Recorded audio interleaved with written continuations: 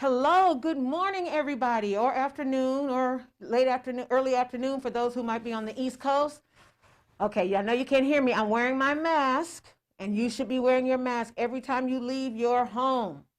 So today is also game day at USC, so I'm all ready for the game. There's no tailgates, but I'm all ready. So I'm gonna take off my mask, but I wanted you to see it. Did you see it? Did you see it? Okay, great. All right, thank you for joining us and welcome to the Caregivers Are Learning More conference, the virtual edition. Yay! This year's conference is particularly momentous because it is the 20th anniversary of this event. We are so delighted and honored to be able to share this milestone with you. My name is Dr. Corliss P. Bennett, and I will be your host/MC for today's program. So welcome, welcome, welcome. We have some exciting things coming up for you. For the first time ever, we have planned a 2-day caregiver conference and topped it off with going viral. So, and live streaming on YouTube. We've got Zoom going. We've got everything happening. So hopefully you're on. Tell your friends, text your friends. We're going to have a lot of great information. Although we are in the middle of a pandemic, we believe strongly that family caregivers still need support, and that's you. Perhaps even more in these trying and stressful times. I can definitely agree to that. I'm just so glad to be out of the house. The walls were caving in, and I'm glad to be here live with you. Our goal is to bridge the gap that COVID has caused in the caregiving community. Social isolation is at an all-time high, and bringing you a virtual event, we hope, will provide family caregivers some support and respite in the comfort and safety of your home. So I'm so glad to be here. I want to say thank you again to everyone here in USC for allowing me to be your host. We're going to have some fun. If you were with us yesterday, make sure you have your tennis shoes and your sweats on because we will be doing Zumba later. And you know how we was grooving yesterday? We were doing it. This year's conference theme, Project Reveal, celebrating the caregiver in you. This is the second year of a 3-year project to reveal the truths of caregiving and identify how we can support family caregivers through the struggles and triumphs. So yesterday we kicked off our 20th anniversary, it is an anniversary, 20th annual conference in a big way. Today we will continue the fun all day till around 4 with discussions, demonstrations on various ways that family caregivers can take care of themselves while tackling the challenges of caregiving. If you don't take care of yourself, you can't take care of your loved ones. So remember to take time out, meditate, sleep. That's a good one. How about that? Sleep, relax, exercise. I know as a caregiver myself, I was a former caregiver. My father passed on March 1st. So this is very special to me and very personal to me to be able to host this year. And I remember that I had to take time and I had to remind my mom to take care of herself and, give her a break. Just like yesterday, we encourage you to interact with us and our family care navigators in the chat. So I'll be checking the chat out and they'll be sending me some messages, and so go ahead and check the chat out. We'll be asking questions throughout the conference and you can answer them in the chat box right there on the right of your screen. Or is this your right? Or maybe this is your right. Both rights. How about that? We will pull out some of your most notable comments and questions during the day and discuss them on our live feed. So don't forget, if you have a question or a comment, go to the chat box. Please note that you must be logged into your YouTube account in order for you to submit the comments. So, okay, I think we're ready. I've got my mask. I've got everything today ready to go. Another great feature we want to draw your attention to are the written testimonies we've included during the breaks. And these are from our caregivers. So please, these written and submitted by real caregivers and community members who want to share their stories with you.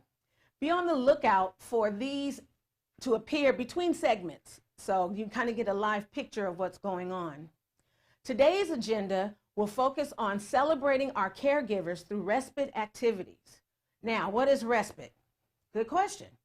Many caregivers may not have heard of this word, Respite is basically taking a break, like I mentioned before, in our case, and then respite would be something that helps the family caregivers take a break from their caregiving.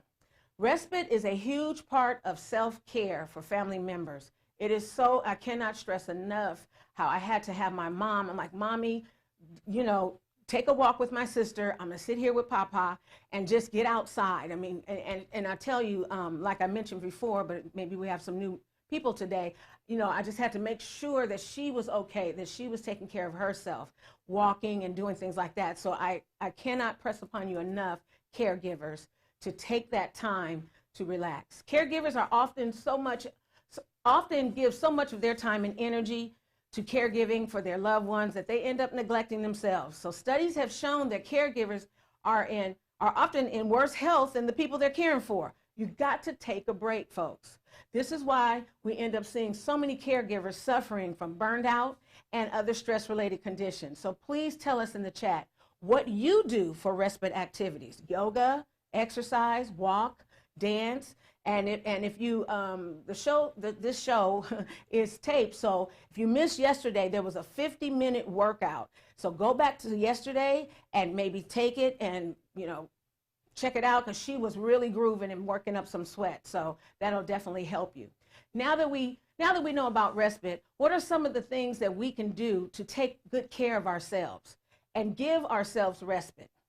With us today is Miss McCrae Mower, who will introduce some ways we can take better care of ourselves and think outside the box for some of those things that may be stressing us out. As some of you may know and remember that Dean Cohen's message, congratulations message yesterday, McCrae is a graduating senior, go on, fight on, girl, in the field of gerontology, working on her bachelor's in lifespan health. She became involved with our center as a clinical intern through the internship program at the School of Gerontology. She originally developed a version of this mindfulness workshop for one of our support groups, but it was such a success that we had to invite her to come and share that with you in today's program. So let's get ready to relax, woosah, breathe. McCrae, take it away. Hello everyone, I hope you're having a wonderful day. Today I'll be presenting on the Golden Rule Workshop. The last semester I spent interning at the Family Caregiver Support Center at USC, and I got to sit in on a support group for caregivers every Wednesday. I learned so much from it, and I was able to send out a survey to the caregivers asking them about their emotions, what they were worried about for the future, and what they were struggling with in their everyday life. The two things that I found that were the most prevalent were affording long-term care and how to take care of themselves while they're caring for other people. And so I made this presentation in honor of that. We're going to go to the next slide. So the whole goal of this presentation is to learn how to treat yourself the way you treat others. It can be super hard to do. I'm the kind of person where I like to please other people and do whatever they need. So sometimes it can be hard to take a step back and really focus on myself, but that's the whole goal of this presentation, and I hope you find it helpful. Next slide. Just to introduce myself and how I got into caregiving and gerontology, my name is McCrae Mower. I'm a senior studying gerontology at USC. My whole journey with gerontology started in 7th grade. I had just moved to Minnesota, and my middle school had a service day. So each homeroom went to different centers. Some went to homeless shelters, food shelves. Mine went to a senior daycare center. And so I got there, and the director had all the students sit in the main room, and he asked, who wants to play bocce ball with the seniors? I'm terrified of ball sports, so I said, no way. I did not raise my hand. And so he said, who wants to play balloon volleyball? Did not raise my hand for that either. And so I was the only person left that hadn't raised their hand. And I felt really embarrassed because I was the new girl and I was also kind of singled out. And so the director came over to me. He said, we have a very special room. It's for our seniors with dementia. It's severe. They may not be verbal. They're not going to remember you most likely, but I think you'll enjoy it. I went in and I fell in love with it. We did music memory. We listened to Frank Sinatra and Perry Como and Dean Martin. We did hand therapy. It was amazing. And I asked the director if I could go back the next weekend. I went back every weekend for 6 years until I graduated to high school. I loved it so much. And when I got to my senior year of high school, I really thought, what do I want to do with my life? And I said, I want to give back to the geriatric population. And so next year, I'm hoping to get my master's in nursing so I can be a geriatric nurse practitioner. I got involved with caregiving when I was in high school and college, and I would go in as a personal care assistant and just kind of help with the laundry, the grooming, the bathing, toileting, everything like that. And so that's kind of how I journeyed into gerontology. Outside of the classroom, as you can see from some of the photos, I love running. My whole family is a big running family, and that's me completing my second marathon in Los Angeles. I love hiking and camping. You'll see me at the Grand Canyon and out and about in the photos. The photo in the middle is of Arkansas. It's about 30 minutes away from where I live right now. I've moved 12 times, and this is our 5th time in Arkansas. So I just wanted you all to see where I'm from. Moving on to the next slide. First off, we're going to be talking about money, thinking outside the box and getting creative with how to afford long-term care. So we're going to go to the next slide. And our first topic for the day will be thinking outside the box, quality time versus gifts. And on to the next slide. Get creative. When you're giving gifts, I know we're coming up on the holiday season. You don't have to spend big. Give someone a memory. I find that with giving gifts, I sometimes like to go a little bit over the top and spend a little bit too much money. And so my Nana did this for me, and I thought it was a great way to save money and put it towards affording long-term care. Last Christmas, my Nana gave me a recipe book of all of her different recipes. She's an amazing cook. And when she was there for the holidays, we made her apple pie recipe. And it's a memory that I'll cherish forever, just being able to cook with her in the kitchen and being able to have her handwriting in her recipes for when I get older and start cooking on my own more often. And so that was something very special to me, and just a way that I thought that people coming up in the holiday season can give to other people. Memories last way longer than a gift ever will. Next slide. For our second, think outside the box, consider new living arrangements. Next slide. If you're asking yourself, do you have too much space? Is housing cost racking up your bills? Consider alternative living arrangements. Look at apartments, a townhouse or condo, or a senior living community. It may be more affordable than trying to do the upkeep of your house. Utility bills may be cheaper. Caregiving, it may be easier to do if you're located closer to family. Transportation costs may decrease if you move somewhere closer into the city, and grocery stores may be closer, just depending on where you go. Next slide. If you ask yourself, do you want to live closer to family, or are you an empty nester that never downsized? You may want to consider moving. If you have several bedrooms with no occupants, too much space, or too much to clean, you may want to consider looking to some different housing options. Next slide. This is all about changing your mindset. Once you become an empty nester, is it really necessary to have a 3 to 5 bedroom home anymore? The answer for most people is probably no.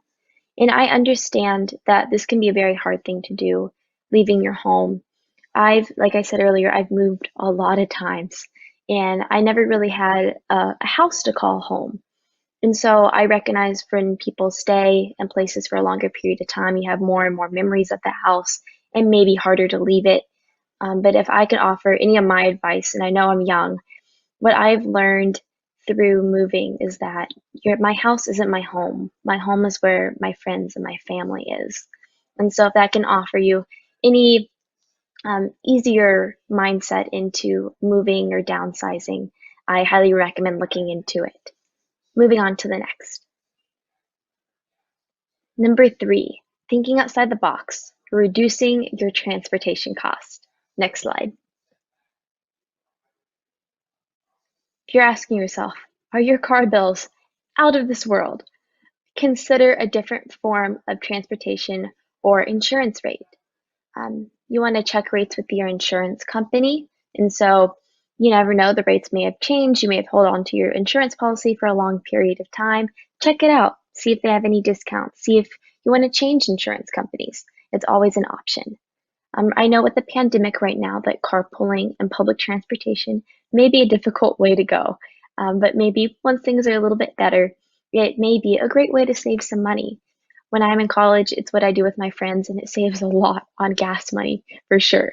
There's also things out there like Uber, Lyft, even GoGo grandparents that can get you to places if you don't need to drive too often. Next slide. Number 4, thinking outside the box, prescription cost. Next slide. Are prescriptions costing you too much?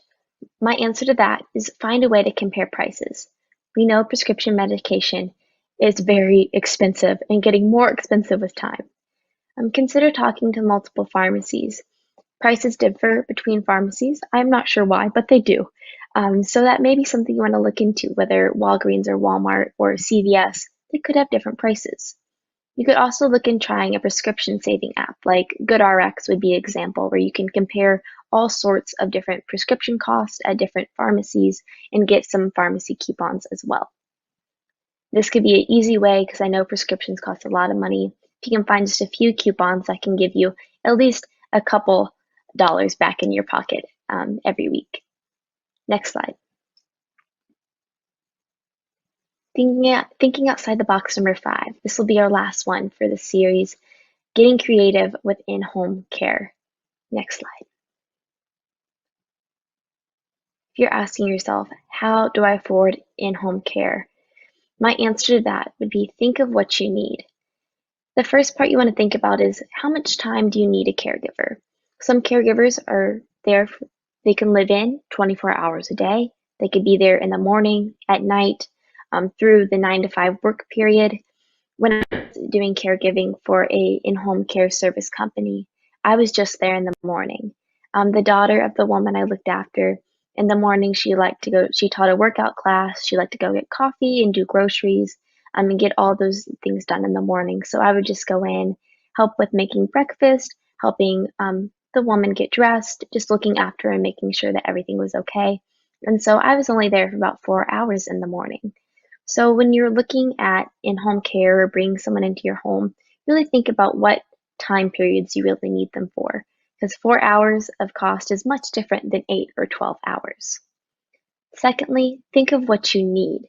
There's a PCA, a CNA, and an RN. So a personal care assistant is the first one.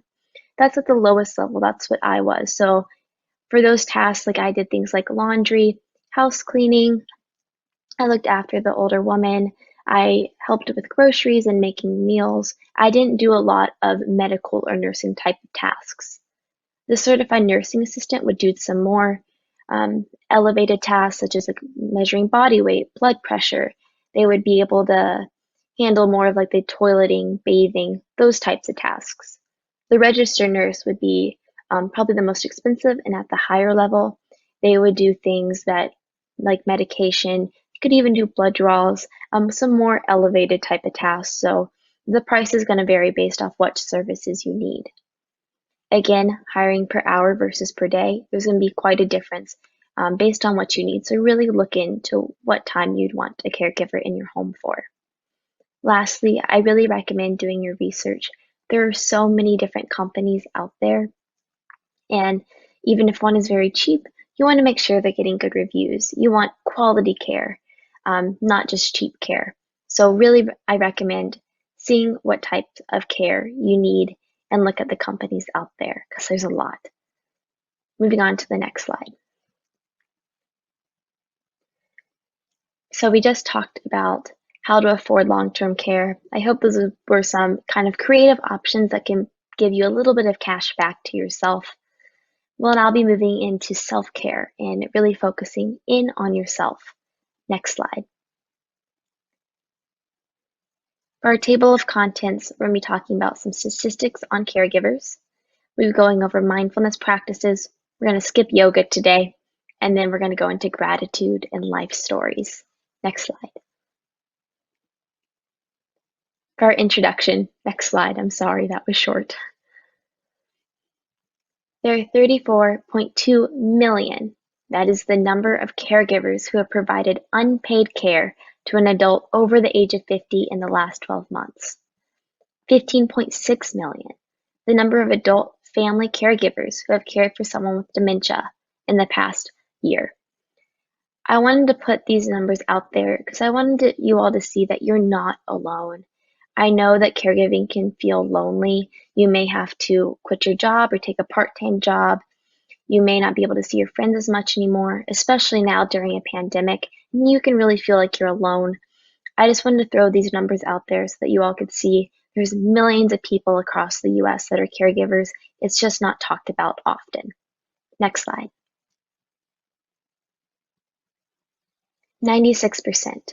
This is the percent of caregivers that provide help with personal hygiene, dressing and undressing, prescribing medication, grocery shopping, and transportation. 46% is the percent of caregivers that provide nursing or medical care. I just wanted to throw these numbers out there so that you all could see, just have a general idea of what you all are doing. You're providing for the daily activities that your loved ones do. You are so needed and necessary, and what you're doing is such a big help to your loved one. I just wanted you all to see that what you're doing is truly phenomenal, and I have so much respect for you all. Next slide. Our first thing we'll be looking into is meditation and relaxing the body. Next slide. Work your mind. I just want to show this out there. Very beautiful picture, kind of get us into the mood of meditation. Next slide. There are many benefits of meditation, and there's a ton of different types of meditation out there. In general, meditation can help with reducing stress, can lower blood pressure, control pain, can give you self-compassion, can help lower your anxiety, and improve your sleep cycle. I wanted to talk about this from my own examples. I am not very good at sitting still. I'm not very good at focusing, and so meditation was always very hard for me. I didn't really get the point of it. Back in August, I started having really bad stomach spasms. I lost 10 pounds in a week. It was a very bad time, and I was in a lot of pain every day when I woke up. And so my mom suggested that I try meditating when I woke up to kind of take my focus away from the pain and onto something else.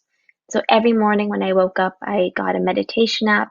I listened to a guided meditation for 15 minutes, and it really helped me control my pain.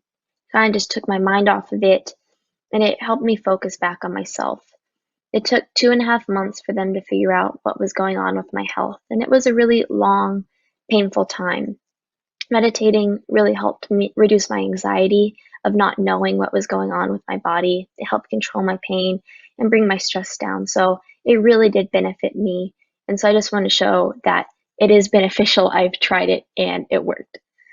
Next slide. We'll be focusing on 2 forms of meditation today. The first one is visualization, and the second is body scan. Visualization is when you focus on something specific. It can be a person, a goal, an event, your happy place. You can imagine your outcome that you're thinking of becoming reality. A body scan is a really great way to start a mindfulness practice or go to sleep for me. The purpose is just to tune into your own body and reconnect with your physical self. If you're asking yourself, I'm always tuned into my body, like it's my body. Try the meditation. You'll see that you're not as tuned in as you think. Next slide. There are 4 basics when it comes to mindfulness. They're very simple. You want to concentrate.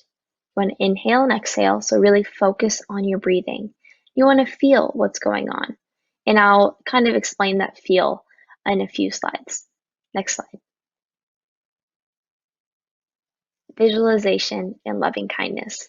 The loving kindness I'll get back to, but visualization, I wanted to give a few more details on this one. Visualization is something you can do on your own, or with the guided meditation app. The guided meditation apps really help me to kind of focus on someone's voice, because when I think in my own head, my thoughts go everywhere. But you can do it guided or by yourself. For this meditation, you want to sit down in a place that's quiet and comfortable. What you would do is close your eyes and you would conjure up an image, whether it's your happy place like the beach or the mountains or a person. And you just sit and you focus on this. So if you're thinking about the beach, let's say, your happy place, you would think of the five senses. Can you hear the seagulls? Do you hear the waves crashing? What does the sand look like? What does it feel like? Is the water cold to the touch? What are you seeing, tasting, hearing? Whatever it might be, you want to really focus on those five senses.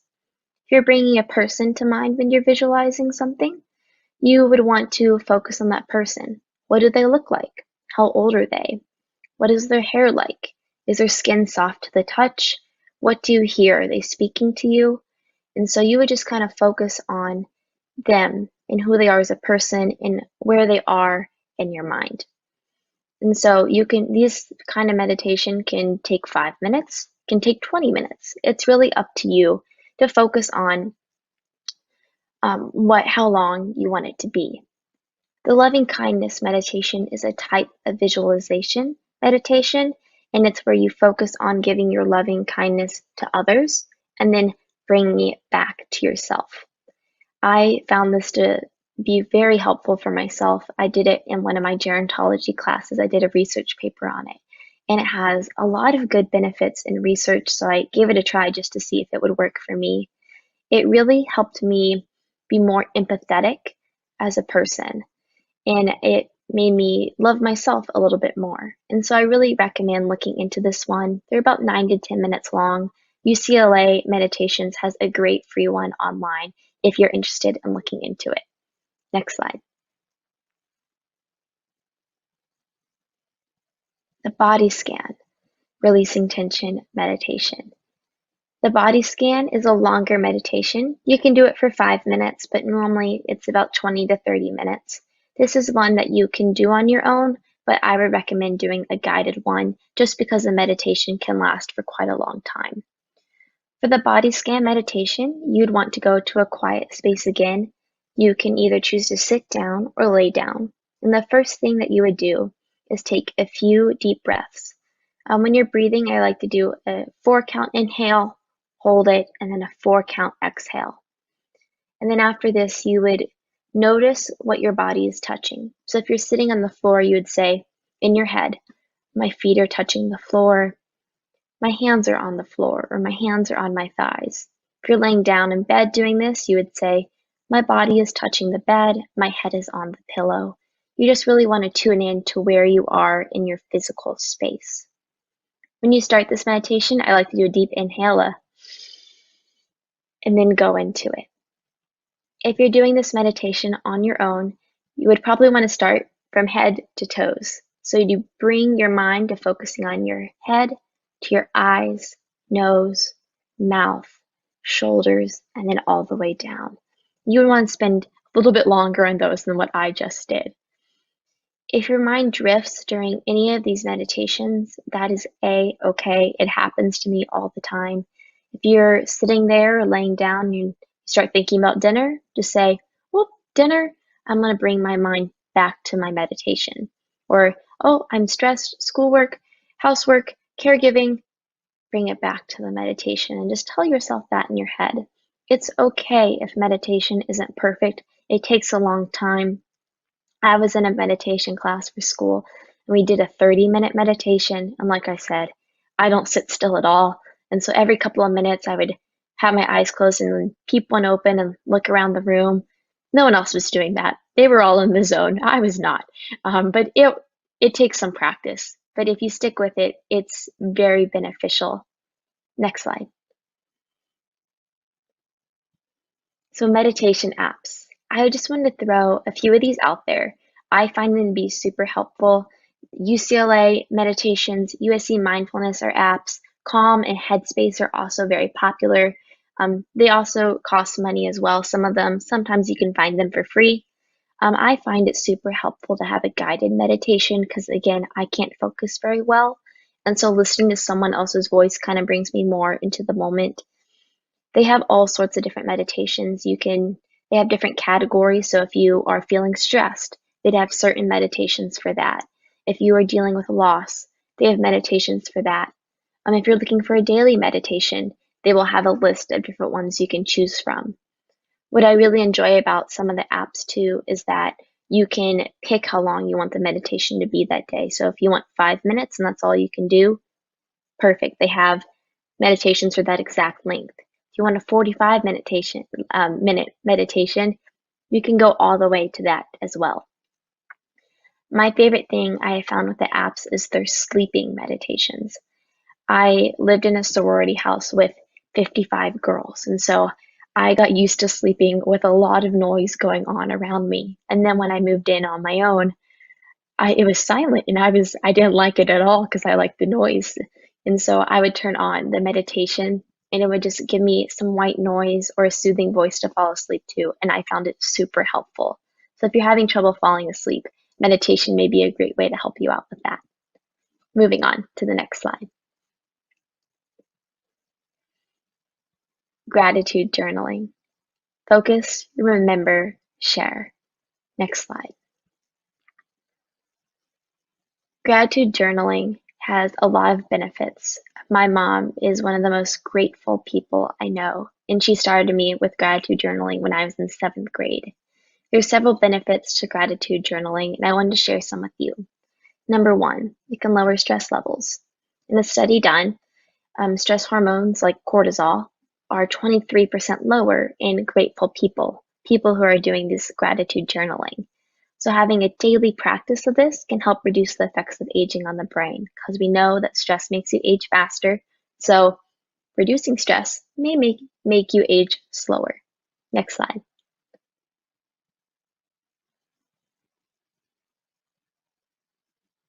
Benefit number 2, improving sleep. So if meditation doesn't work for you, this may help.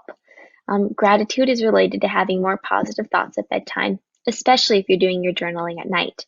So you may doze off faster, sleep better, and longer. Next slide. Benefit number 3, boosting your mental health. Gratitude disconnects us from these toxic, negative emotions that we focus on. So writing will help shift your attention to focus on positive thoughts. I find this super helpful. I tend to be a more negative person. I ruminate a lot on the past and what I could have fixed or done better. And writing down in my gratitude journal what I was grateful for and what I was happy about that occurred in the day really kind of pushed my emotions to the positive and forced me to really think about what positive happened. And it turns out there were a lot. So moving on to the next slide, I'll show you a little bit how to do this. This is how I kept my gratitude journal. In the morning when I woke up, I had my journal by my bed, just a basic journal. You could type it out, write it out, whatever works for you. And I wrote down 3 things I was grateful for. And it's interesting to see how these change over time. In middle school, I was grateful for being in school, probably having some kind of new shoes or something, and having cross-country practice or doing well in a race. Now I'm grateful for bigger things like being able to spend time with my family or friends, being able to have shelter over my head, being able to volunteer with others. And so this I am grateful for in the morning, it can be as simple as you want it to be. It can be as in-depth as you want it to be. At nighttime, I would come back and write what 3 things made my day great. So it could have been whatever. It could be as simple as I had a great lunch today and I ate this. I had time to talk with my mom and dad on the phone, and that really made me feel happy. Whatever it might be, it doesn't have to be elaborate. It can be simple. It can be whatever you would like it to be. If you would like to write a full journal entry on your day and do that every day, fantastic, do that. If you only have a few minutes a day, I know caregivers spend a lot of time and emotion and physical and a lot of their physical energy helping others. And so you may want something short. This is a great way to keep it short. Next slide. If you want prompts, I did want to throw out at Target, I was in the store and I found these different types of journals they have. So if you don't want to write it on your own, if you want a specific page telling you it's Monday, here's where you write, here's a prompt for where you write, there are some options out there. So if you don't want to do it on your own, I just wanted you all to see that there's some other options available to you. Next slide. I found this on mindful.org, and it's their top tips for journaling, and I thought they were super important, and I wanted to share them with you. Be as specific as possible. It is key to fostering gratitude. It can be short, but make it specific. So if you're writing that you're grateful that you had dinner with your family, say, I had dinner with my family and this is what we ate. If you're writing about something at work, I'm grateful that I got a raise at work. Put down how much of the raise was or how long it took you to get the raise. It can be simple. Just make sure that it has some personal emotion in there. You want to go for depth over breadth. That means that you want to go in deep with your thoughts, but it doesn't have to be long. If you have a journal and you see that it's a page, you don't have to write the full page. You can keep it simple and short, in depth, without using all your energy and time to write a whole long journal entry. Number 3, you want to get personal. No one else is reading this journal unless you want them to, so really focus on getting personal with your own thoughts and emotions. Number 4, try subtraction instead of addition. Take out things if you don't need them. Focus on the key highlights from your day. Number 5, see good things as gifts. And this can be hard to do, but thinking of good things in your life as gifts will help guard against taking them for granted, because it can be very easy to take things for granted. The last one is my favorite. It's called Savor Surprises. Try to record events that are unexpected or surprising. They'll elicit more strong feelings of gratitude. An example of this would be, I couldn't go back to school this year. All my classes are online, and I was kind of bummed out because it's my senior year and I didn't get to say goodbye to my friends. And so that was hard to do. And so I savored that surprise, and when I got really sick in August through mid-October, I was home with my family. I was able to see doctors that I trust and that I know. And while originally not being able to go back to LA was kind of upsetting to me, I'm very grateful that I was able to spend time here with people I trust and know, especially when I was not feeling well. Another example would be my job. I'm a tour guide for the university and I absolutely love it. It has changed my college experience for the better. I was upset at first when they had to cancel all the tour programs in person because I love being a tour guide. But I was grateful and surprised when they put them all online. So now we offer virtual tours and panels, and they are so much fun, and it gives me a little sense of normalcy to still be doing my job. So those are just 2 examples of things that may seem negative, but turn out to be wonderful surprises. Next slide. Days of affirmation. I find these to be super helpful and important. Back when I was running cross country and track in middle school and high school, I'd write things like, I am strong, I'm confident, I'm capable on my hand, because I'd get very nervous about the race coming up, and this kind of helped me focus my intentions on something positive. I've divided the affirmations into 2 different types of days, and we'll move on to the first one.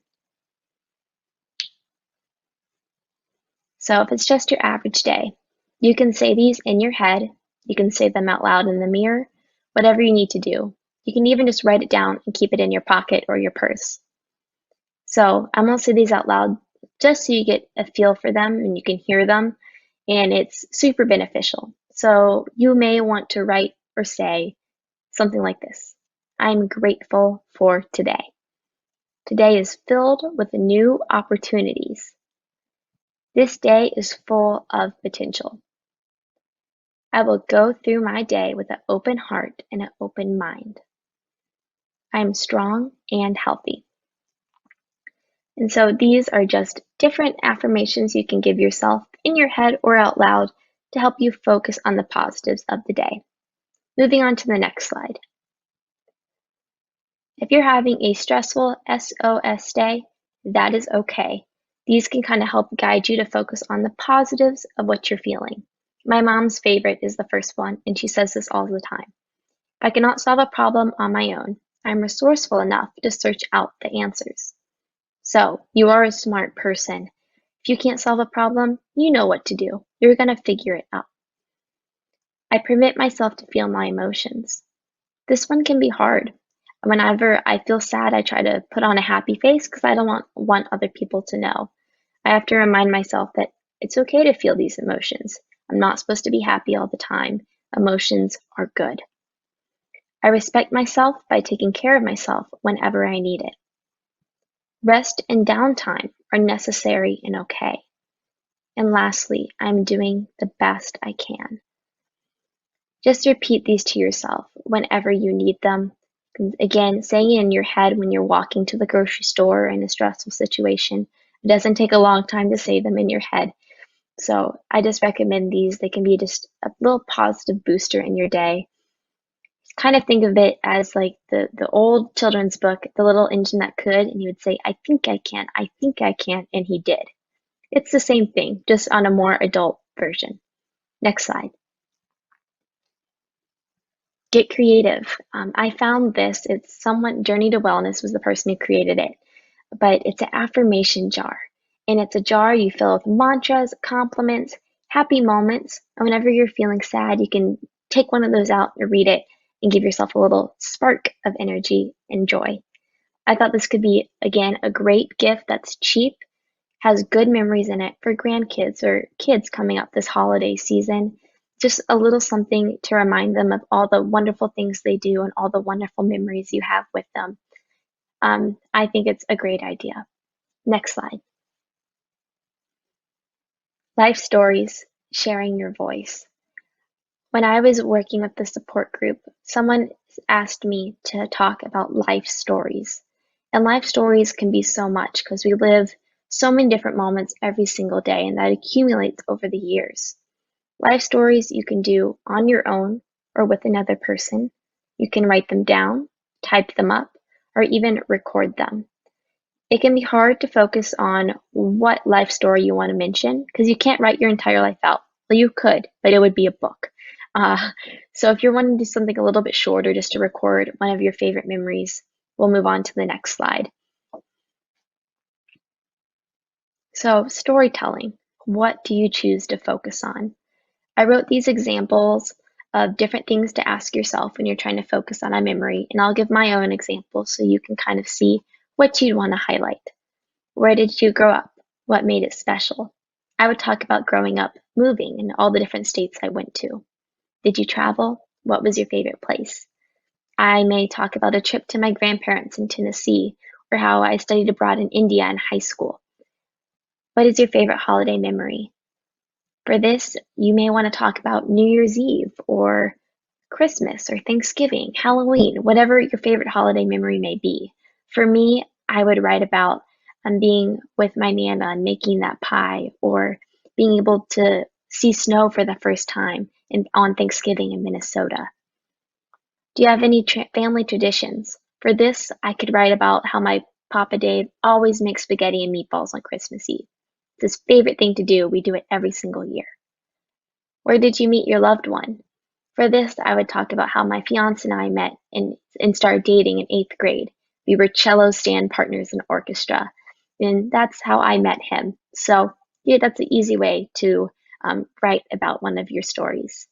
The last one may be your favorite hobby. So what is your favorite hobby?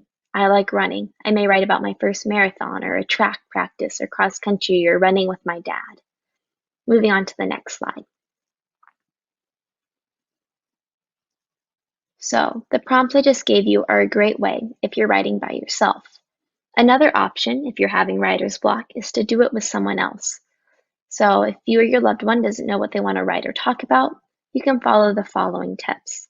So this, as an example, I may interview my mom and write a life story with her.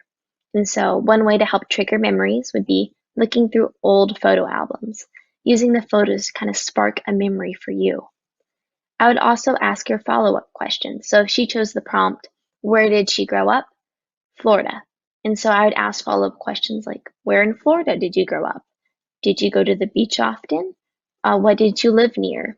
What did you do growing up? Did you do ballet or softball? and just kind of ask those follow-up questions to trigger their memory. If that's still a struggle for them, that is okay. You could talk about one of your favorite memories with them to kind of help trigger their memory, such as, I remember mom when we went to the beach and we watched um, the sunset as the waves were crashing and we had a picnic. That can be a way to trigger a memory for them. There are so many different ways to write life stories, whether it's journaling, typing it up. There's even apps like one called Story Corpse where you can record it and they'll keep it forever. And so you can send it to family members and they can have that memory. There's so many different ways to do it out there. And I thought with the holiday season, it may be a great way to connect with loved ones virtually or in person because you can do it either way. Next slide. Okay, that is the very end of my presentation. I hope you all enjoyed it. If you have any questions, concerns, comments, please reach out to me. I would love to hear from you. I hope you have a wonderful rest of your day and that you found this helpful. Bye. Yes. Can everybody say yes? Oh my God, I'm so relaxed right now. Oh, I appreciate that. Thank you, McCrae, for giving us some tips to consider when we seek self-care and ways to reduce our stressors in life.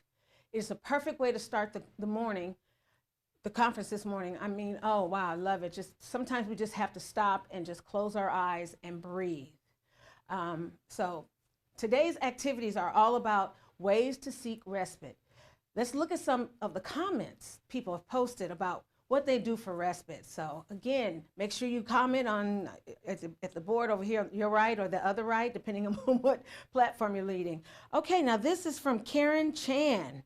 And what she does for respite or, get that stress off. Let's see here. It says Netflix, jazzercise, and read. Eventually, I hope to get back to crafting. All right, Karen. That looks great. Let's see what Norm Stockwell will say. And forgive me if I mess up your name. Norm says, I like to read mysteries, autobiographies, exercise, and want to swim after the virus allows us to get to the Seaside Lagoon, when the Seaside Lagoon reopens. So that looks great. Let's see. B. Joy.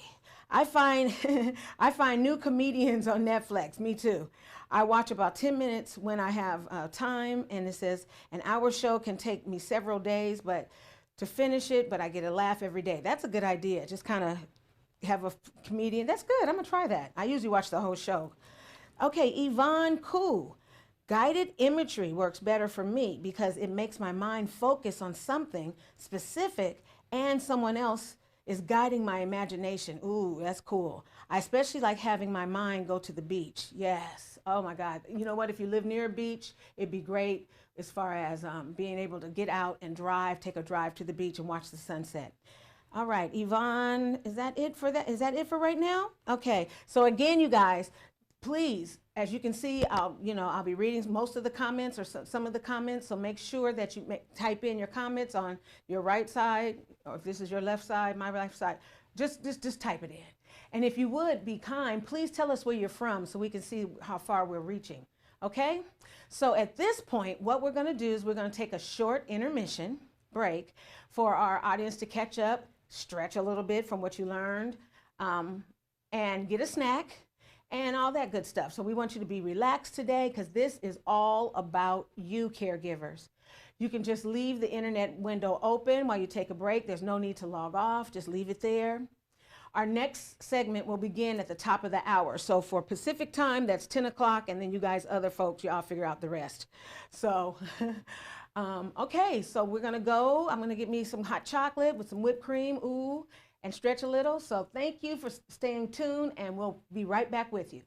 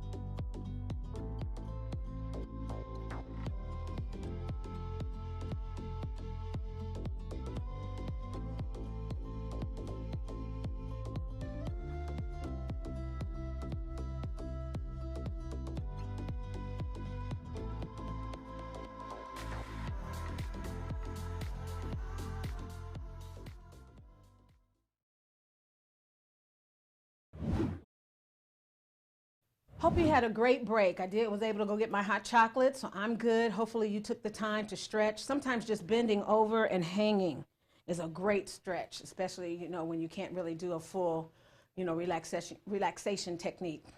So please tell us in the chat what kind of meditation or deep breathing exercise you do on your own. So as you can see, I am reading some of them, so make sure you send them in. Next up is Deedee Mascarena, and a bilingual physical psychotherapist. There we go. Bilingual psychotherapist. She has worked in the mental field with individuals and families for 30 years. She knows what she's doing, y'all. She is Latina, fluent in both English and Spanish, and as a consultant, she's worked with numerous nonprofits and for-profit agencies throughout Northern and Southern California. Deedee is here to tell us about the benefits of using guided meditation as a stress reliever. And she will lead us, I can't wait, through a guided meditation exercise in English and then repeat the exercise in Spanish. So this should be great, you guys. So everybody get in that comfortable chair. Let's get ready for Deedee. And I'll see you when I get back. Go get your tea or coffee.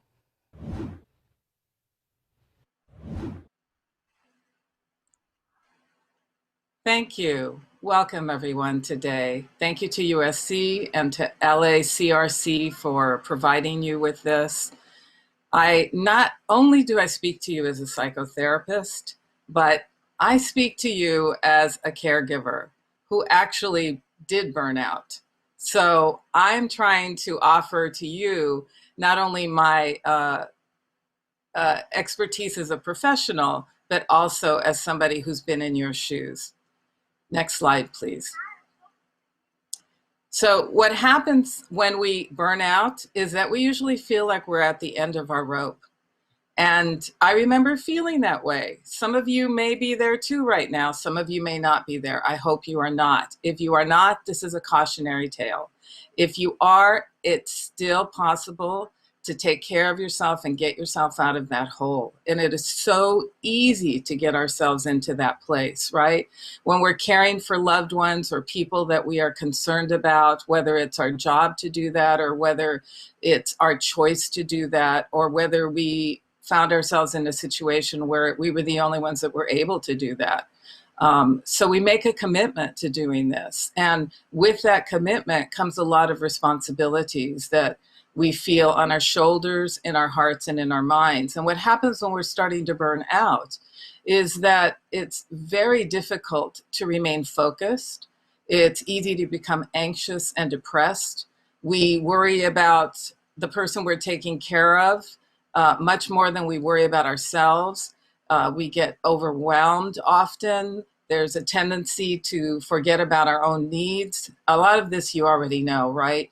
There's a tendency to isolate because we're just so tired. And the things that normally would bring us pleasure, it's really hard to find pleasure in those things. So I was gratified to hear some of you writing in that you do crafting or you do reading.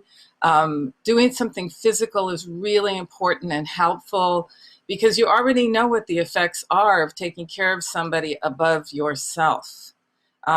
Aches, pains, worries, concerns. And so what we want to do is really make sure that we need to take care of ourselves. If we're not taking care of ourselves, you already have heard this, we cannot take care of anyone else. Next slide, please. When I started to learn how to do relaxation and meditation work, what I learned was that the anxious mind cannot be calm at the same time. You are either calm or anxious. So you have to make a choice. And a lot of times when we're in that state of agitation, it's hard to choose to be calm. But the only way that this will work is if you give yourself permission to let go for just a little bit. The exercise we're going to do today is only going to be about 15 minutes. And when people say, I don't have any time, you can find at least 15 minutes of time in your day. And I also want to say that as little as 10 minutes, that would be helpful if you do this on a regular basis. I'm constantly doing the breathing exercises throughout my day. because I have to listen to people's pain all day long. And in order to be fully present for them and to be able to help them, I need to be present and focused. So we have to make a choice to either focus on remaining to be anxious and worried, or allowing ourselves to let go for just a little bit so that we replenish ourselves. You know, if you were driving your car and you never gassed up, you know, eventually you're going to run out on the side of the road somewhere, and that is not going to be pretty. And it just creates more problems. Next slide, please. I always like to add a little bit of humor. There's a few of you who said that you like to watch comedians or funny shows, and I love that. I need to watch something funny at the end of my day, sometimes at the beginning of my day. It all depends. So I like to always throw in a little bit of humor. So, you know, those of us in the field, whether we're yoga teachers or psychotherapists, what we like to do is think about finding your center, right? And being metaphysical and being spiritual. That I thought we'd throw in a little bit of levity. So part of the work that you do when you are doing relaxation or meditation is that you find your center. I also want to say to those of you who have spiritual beliefs or ideas, when you pray, when you are truly in that state of prayer, that is also very similar to the state that we get into when we do meditation or relaxation. And that's also why we find it beneficial if we have spiritual beliefs and if we do pray on a regular basis. Next slide, please. So meditation benefits us in many, many ways. It helps to reduce the stress and anxiety, clearly. It also helps us to develop physical and emotional awareness.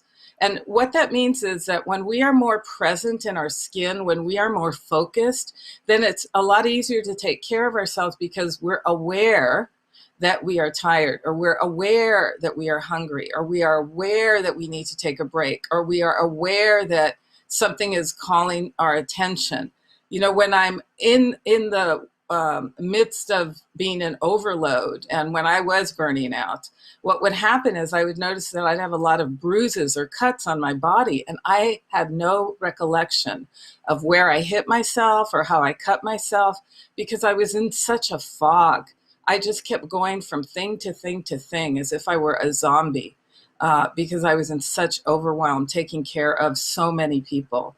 I jokingly told people at a certain point in my life that I had given birth to 3 children and they were all in their 80s because I was taking care of my aunt who had never married or had children, and I was taking care of my parents. And granted, I had people who helped, but I had most of it on my shoulders because I had no living relatives in this country. And, you know, it's tough. Because when you are the only one, you feel that responsibility even more. And I had my own business as well that I was trying to keep afloat in order to pay for the needs of my parents and my auntie. And so I felt everything that we're talking about today, and I had to get myself out of that hole, because eventually what happened is I crashed and burned and ended up in the hospital myself and almost died. And so again, it's a cautionary tale. So when we are able to do this and do self-care, it makes us happier. It promotes empathy because we're not as moody. We're able to be better focused. When we're in stress and anxiety, we age a lot. Just think about what we're going through with the quarantine right now. All of us are under enormous amounts of strain. And most of us have probably aged a good year or two going through this whole situation. And that's not even if you're a caregiver. That's just anybody going through this on our planet right now. So it helps if we have some good tools to help us through this difficult time. It will help improve your eating, your sleeping. It will help you feel less achy and painful. It will also reduce our blood pressure. So there's a lot of benefits to meditation. Next slide, please. There's a lot of chemicals that come out when we're doing things that are good for us. And these are called happiness chemicals for some: dopamine, serotonin, endorphins, oxytocin. Some of you already mentioned the things you do, so keep doing them. Exercising, as we said, laughing, dark chocolate, for those of you who are chocolate lovers. celebrating little things, doing something special for ourselves on a daily basis. So there's a lot of things that we can do naturally that will help increase those happiness hormones. Next slide. The thing that I use to remind myself most easily to help myself get centered and calm and into a better mental and physical state is to stimulate my 5 senses in some way. So think about, what are the things that I can see that help calm me down or bring me joy, the things that I can touch, the things that I can smell, the things that I can feel, the things that I can hear. For everyone, it's going to be different, but for many people, what you see may be, you can look at flowers, you can look at your favorite color, you can look at a beautiful picture, or you can just close your eyes and imagine that you're somewhere beautiful. Thinking of something that you can feel or touch. Oh, I have my little teddy bear. Sometimes I just need to hug my little teddy bear, even though I'm a grown-up. And it feels so soft. So anything that feels good to you and brings you comfort. The things that you hear, classical music, ambient music. Maybe you just want silence. Maybe the sound of water, a fountain. The things that you smell. What's a beautiful smell that's calming or joyous to you? For many of us, it's lavender. And then the things that you taste. And I don't want to advocate that you eat a lot to calm yourself down, because we don't want to create a whole nother problem. But when you're really being mindful and you taste that piece of dark chocolate, or you taste that piece of mango that you love so much, or a little bit of your favorite ice cream, and you really savor it and it brings us joy, there goes those happiness hormones and we start to feel better. Next slide, please. So a lot of things that happen when we are trying to take care of others is we end up feeling guilty sometimes and uncomfortable with taking care of ourselves. And we get into that crazy trap of feeling like a hamster in a hamster wheel, right? And we think that it's indulgent or selfish, and it is not. If we do not take care of ourselves, we will run out of gas eventually, and then we cannot take care of those that we want to take care of. When we take care of ourselves, it helps us be more focused and make better decisions. When we take care of ourselves, it is more loving, because then we are more available for ourselves and for others. And in a weird paradoxical way, when we take care of ourselves, it gives us more time. And that's what we think we don't have when we are on the verge of burning out, is we don't have enough time. And when you just do simple little stretching exercises, a breathing exercise in the morning before you get out of bed, think of yourself first. And at the end of your day, what do you have to release and let go of so that you can rest, truly rest throughout the night? Those things are important. Next slide, please. So you have got to nourish to flourish. You have to take care of yourself or you will crash and burn. And we don't want that for you. I don't want that for you. Having been there for myself, it was a long road to get there. It was a painful road to get there. And it was a difficult road to get out. But I did, thank God. Let people be there for you, for the things that they can be there for you. For some things they cannot, because you have to make serious decisions where you have to talk to doctors or order medications or things that only you can do. But for the things you don't have to do, let others pick up groceries for you. Let others get the cleaners for you. Let others, when they need to, when you can't do it, take your loved one to an appointment. Even in the midst of our quarantine, I know that we're ordering a lot of things in, but there's a lot of things you cannot order online. So let others be there for you and reach out and ask for help. Remember, there's some people who will not be able to, not because they don't love you and don't care about you, but they're in their own stress and anxiety. So let that go. I know it's exasperating and hurtful, but move on to who can help, move on to what will help. Even with family members, you've just got to let go. Later on, when you have some time, maybe you can think about how to talk to them. And also remember, your loved one is going through a lot of grief and loss as well. They've lost their lives. They've lost the ability to do certain things. And they may be moody and irritable sometimes, or demanding. And we have to let go of thinking that we have to take care of them first. It's like if the house is on fire and your father's calling out for something, you've got to take care of the house, because If he dies in the fire, it doesn't matter if he's calling for something. So it helps us prioritize when we take better care of ourselves. And also, when we don't take care of ourselves, we end up feeling more guilty and more stressed, and we don't need that. So now I would like to move into the meditation part of our exercise for just a few minutes. And I want you to just get as comfortable as you possibly can, whether you're sitting or laying down.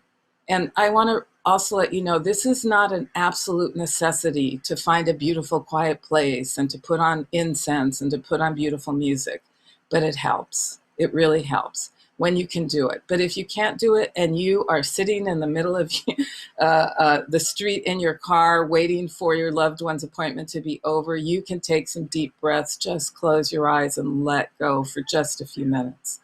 So for now, I'm going to start with a gong.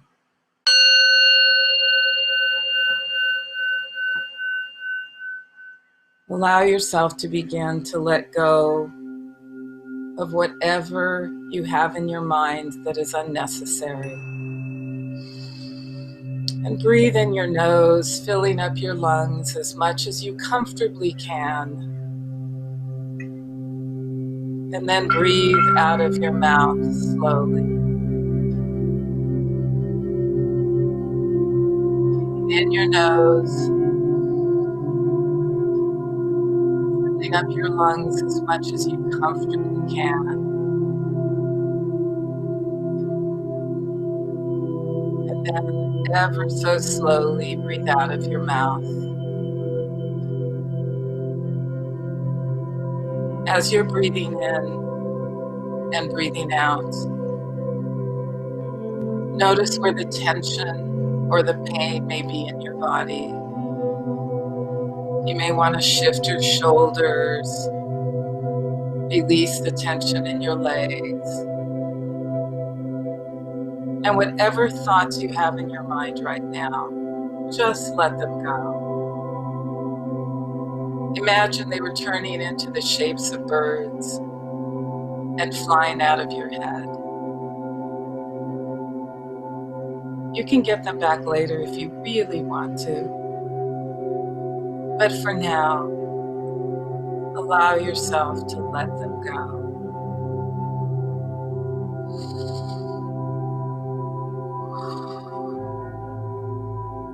And with every breath that you take, silently say to yourself, I now let go.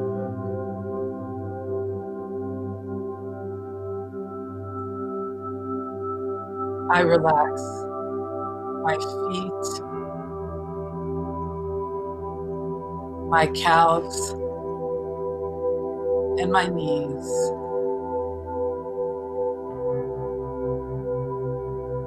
My feet, calves, and knees are relaxing more and more as I let go.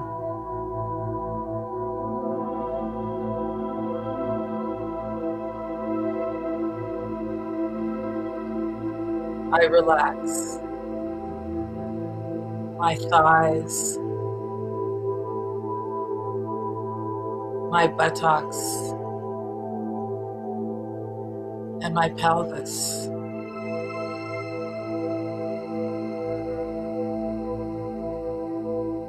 As I exhale, my thighs, my buttocks, and my pelvis are relaxing more and more.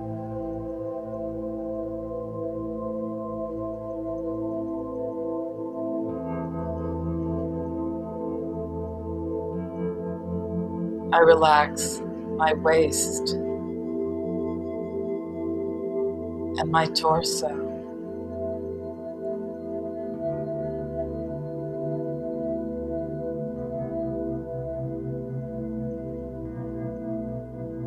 As I exhale, I let go of all tension or pain in my upper chest,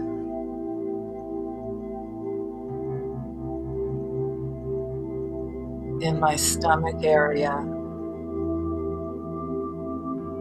and in my back.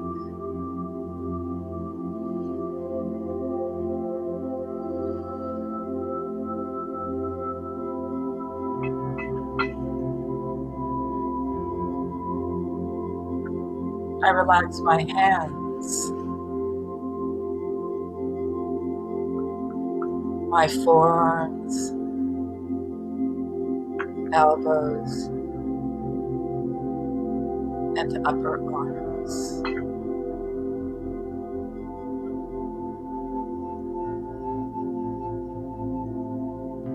With every breath that I take,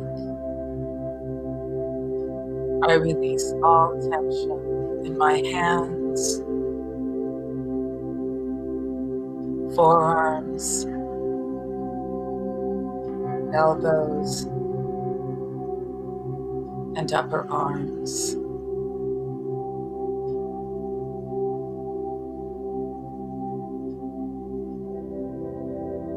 I relax my shoulders,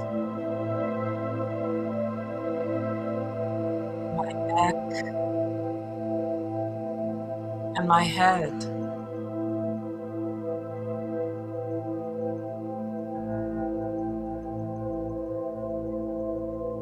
As I exhale, I release all tension in my shoulders,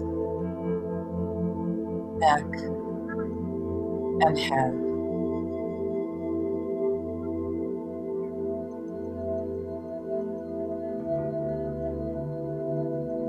I relax my face.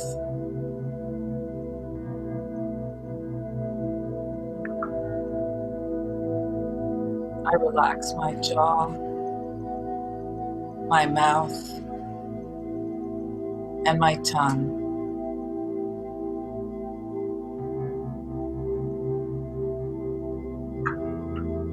I relax my cheeks, my ears, and my nose.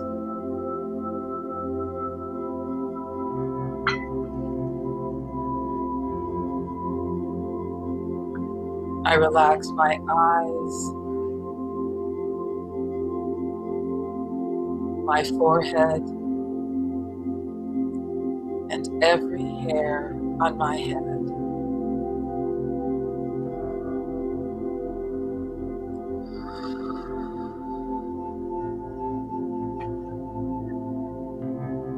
I relax all my internal organs.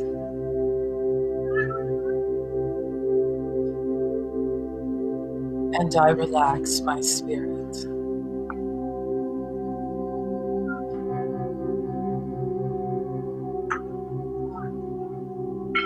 As I exhale, I release all guilt,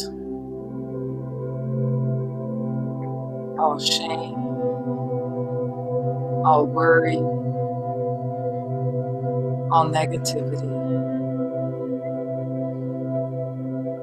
As I inhale, I breathe in love, peace, patience, and understanding.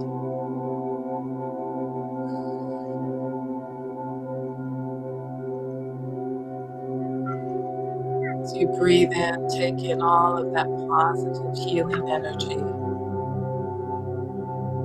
that exists in all things in nature.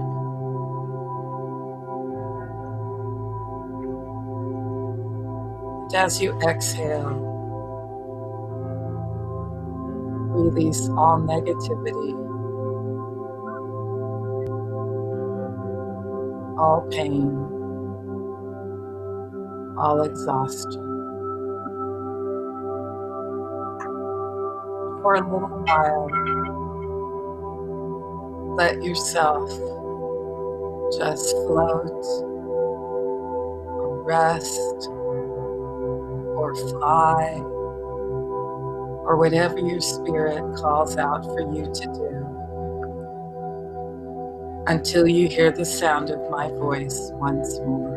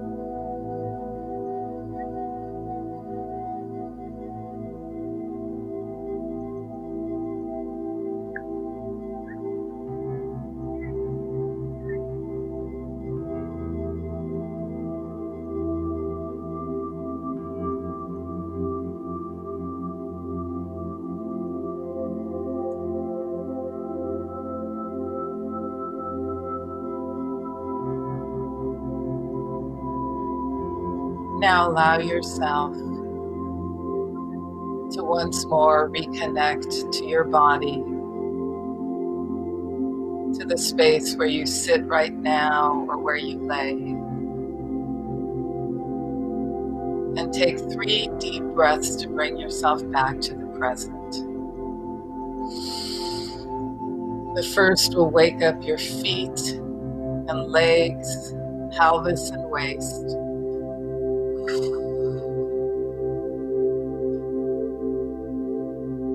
The second will wake up your hands and arms, chest and back.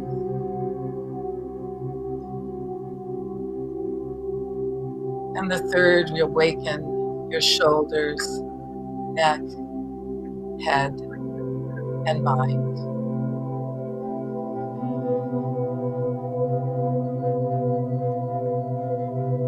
And then just let yourself take some natural breaths before you open your eyes and return to the present moment.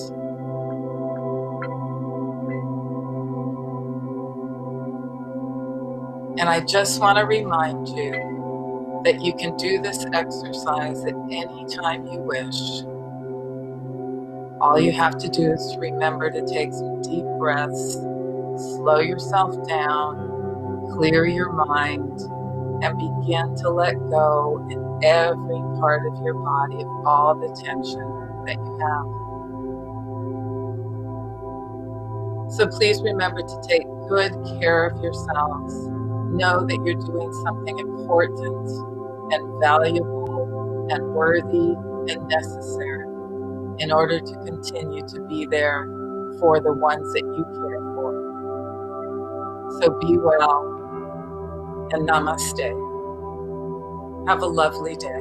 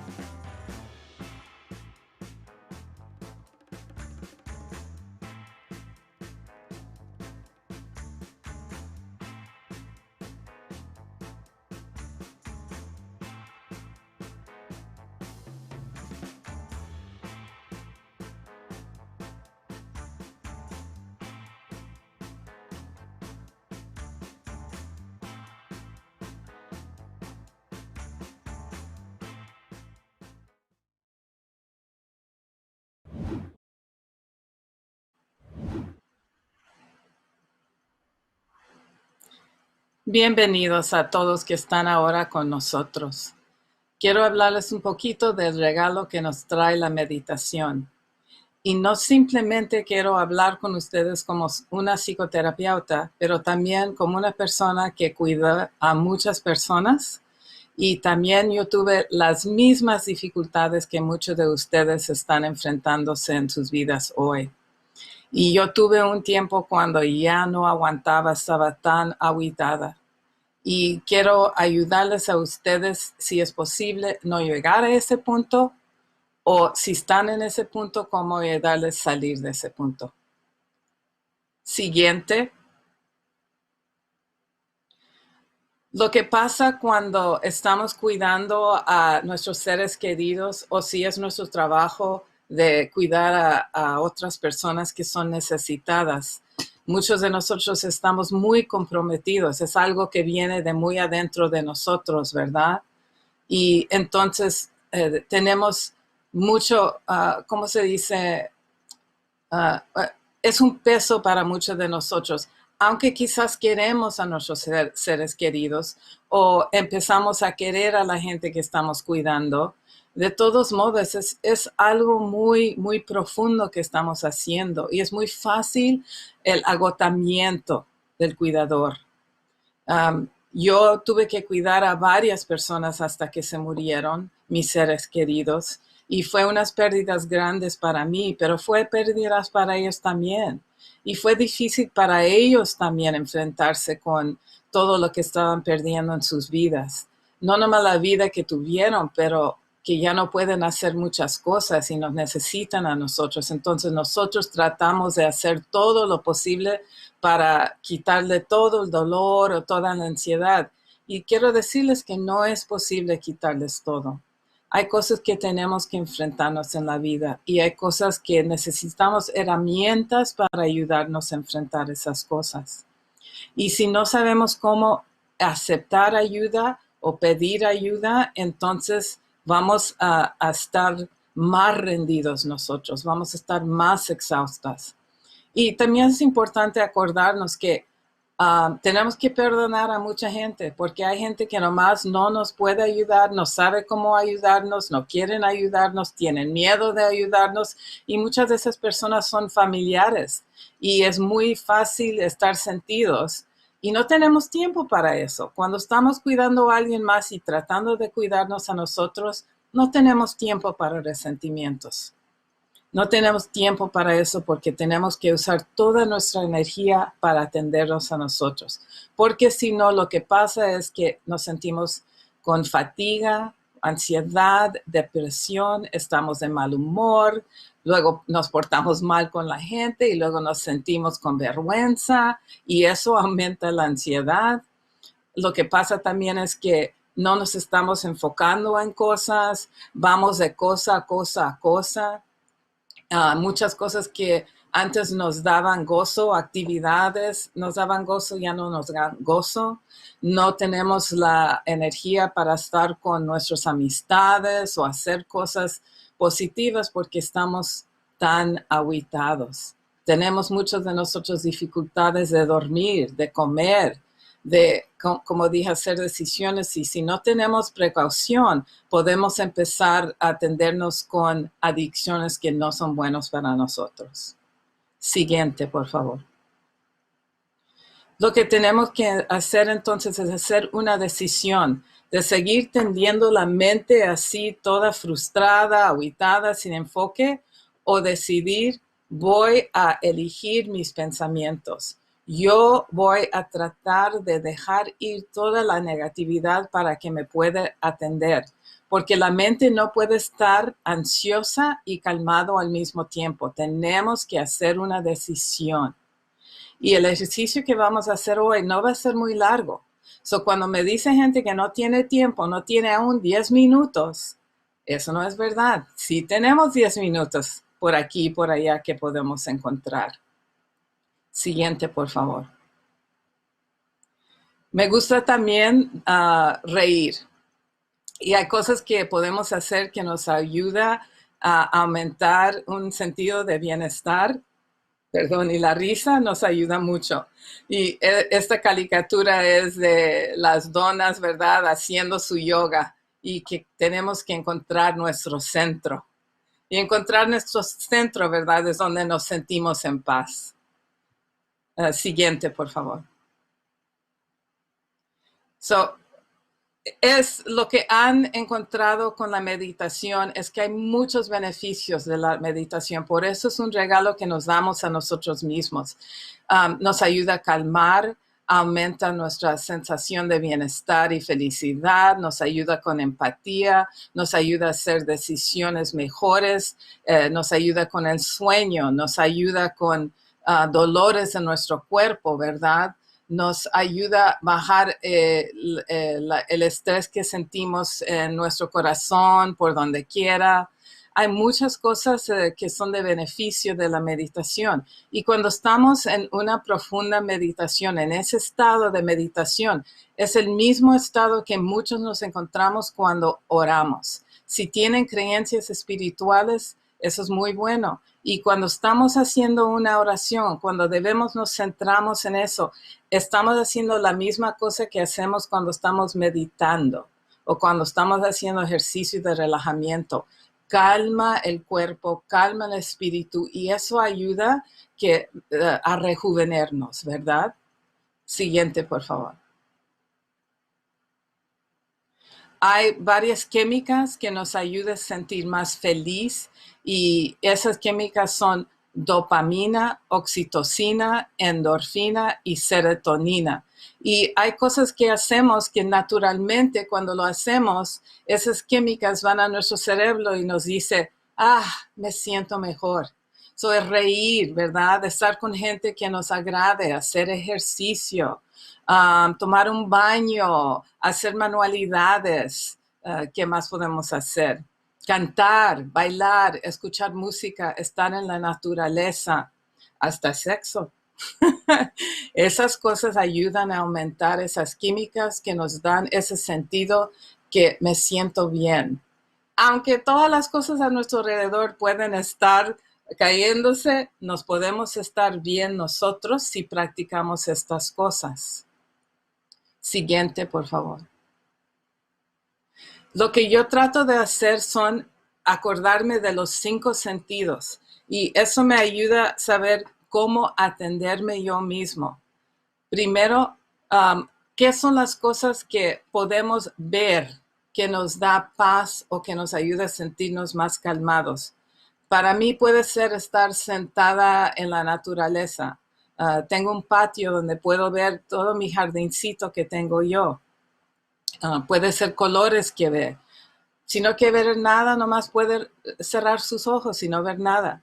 Puede ver escenas de vacaciones que les dio gozo antes. ¿Qué son las cosas que puedo ver que me dan gozo o que me relajan? ¿Qué son las cosas que puedo oír o escuchar? A una gente le gusta el silencio, a otra gente le gusta música clásico. O también para mí me gusta el sonido de agua. Puede ser la tormenta, puede ser en el mar, puede ser una fuente. Pero el sonido de agua me ayuda a sentirme calmada. ¿Qué son las cosas que podemos oler que nos ayuda a sentir más calmados o más con gozo? Y puede ser para mucha gente lavanda. Lavanda nos ayuda a sentirnos más calmados. También lo que pasa en la mañana y también en la noche es que yo siempre antes de salir de la cama es que me tengo que preguntar qué está pasando ahorita conmigo, con mi espíritu, con mi mente, cómo quiero empezar mi día, qué necesito para empezar mi día mejor. Cuando me levanto, tengo que preguntarme, ¿necesito lavanda hoy porque me siento frágil? ¿O necesito eucalipto porque estoy cansada? ¿O necesito oler naranja porque eso me ayuda a enfocar? Yo he estudiado los diferentes olores, esencias, ¿verdad?, que tienen y he encontrado las que me ayudan a mí, pueden encontrar las que le ayudan a usted. O hay cosas que nomás les gusta el olor de mango, o le gusta el olor de canela. ¿Qué son las cosas que podemos sentir, tentear? Tengo mi osito que cuando me siento solita, lo estoy tocando, abrazando, pero también se siente bonito el piel, ¿verdad? So, quizás una almohada que le gusta, una cobija que le gusta, algo que puede sentir que le hace sentir bien, que son las cosas que puedo saborear. Y no quiero que pongan peso, ¿verdad? Pero que se den permiso de tomar algo y saborearlo de veras. Como tengo mi tecito en una taza bonita, ¿verdad? Y luego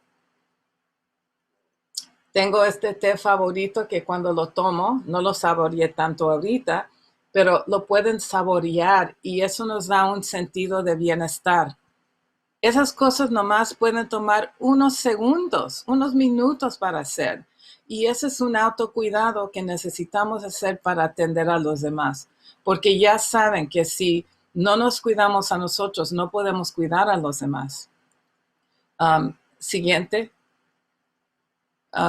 Lo que pasa entonces es que mucha gente cree que el autocuidado es ser egoísmo o es indulgencia o que es algo que tiene que ser nomás una vez, que consume mucho tiempo y eso no es verdad. Ya les he dicho varias veces ahorita que nomás necesitan unos minutitos para darse, aún 10 minutos cada día. Yo sé que pueden encontrar 10 minutos cada día. No es algo que tienen que hacer nomás una vez, tienen que hacerlo cada día. Hay veces cuando tenemos que hacerlo varias veces al día. Hay veces cuando no puedo pensar en cómo voy a superar este día, nomás tengo que pensar cómo voy a superar esta hora, ¿verdad?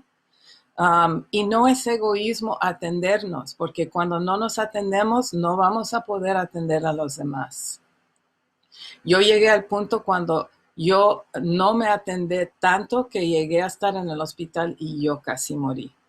Entonces, es verdad que sí podemos llegar al punto que ya no podemos hacer más. Y entonces toda la gente que dijeron que no podían hacer nada, a fuerzas tienen que hacer algo. So, tenemos que pedir ayuda y recibir ayuda. Y acordar que hay una gente que, aunque nos duele mucho, que pedimos ayuda y nos dicen que no, ok, síguele adelante porque no tengo tiempo para enfocarme en eso. Tengo que buscar la ayuda donde lo pueda encontrar. Que te ayudan a lavar ropa, que te ayudan a ir al mercado, que te ayudan a dar un aventón a tu ser querido para ir al doctor porque tú tienes que descansar o tú tienes que hacer algo. Pide ayuda, búscalo y déjatelo recibir. Siguiente, por favor. So, es importante que necesitamos nutritarnos para florecer. So, quiero ahora empezar nuestros momentos de relajamiento y voy a empezar con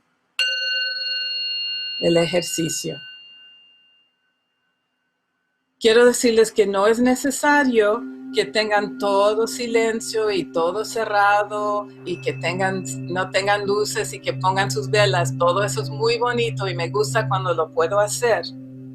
Pero cuando no se puede hacer está bien. Nomás encuentran un rinconcito o hay veces cuando quizás están en el coche esperando que su ser querido termine una entrevista.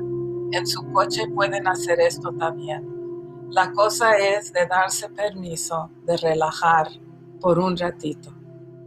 So vamos a empezar con relajando nuestro cuerpo poco a poco.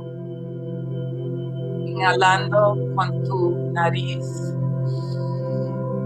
llenando tus pulmones y luego exhalando despacio con tu boca.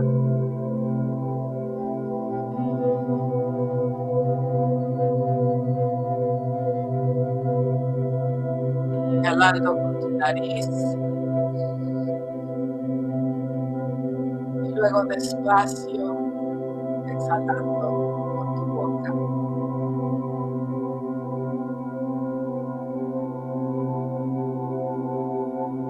Mientras que estás inhalando y exhalando,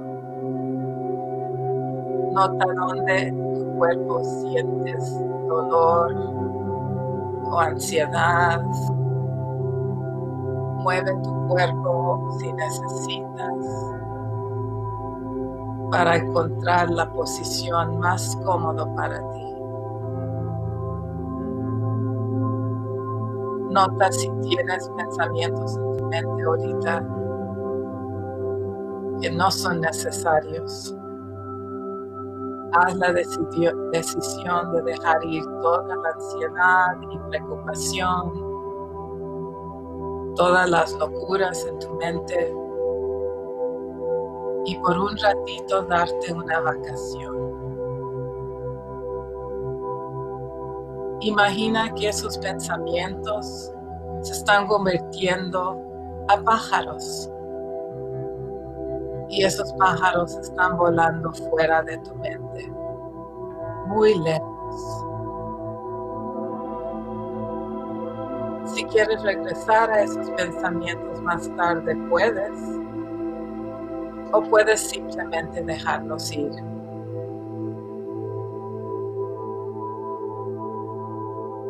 Ahora relaja todo tu cuerpo.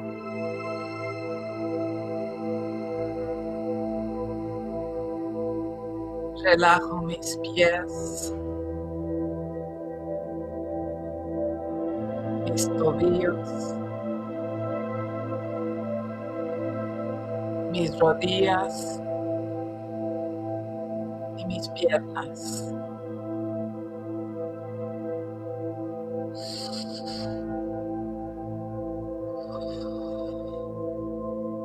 Con cada respiración que doy, estoy relajando mis pies,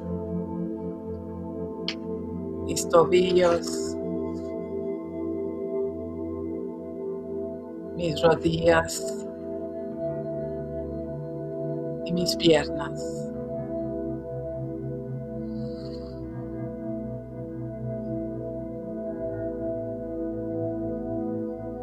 Relajo mis asentaderas, mi cintura, mi pecho y mi espalda.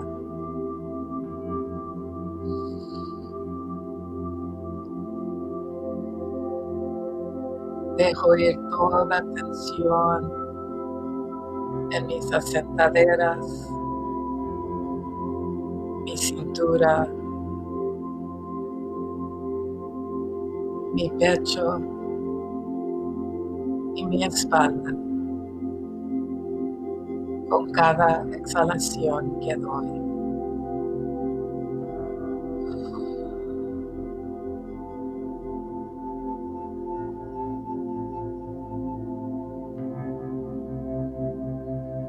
Relajo mis manos,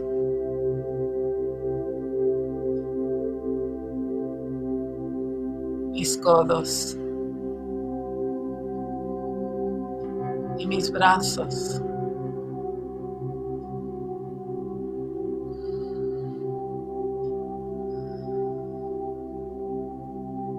Con cada exhalación que doy, se sienten más livianos mis manos, mis codos y mis brazos.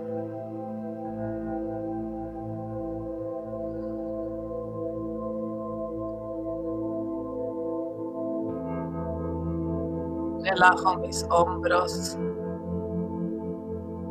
mi cuello y mi cabeza.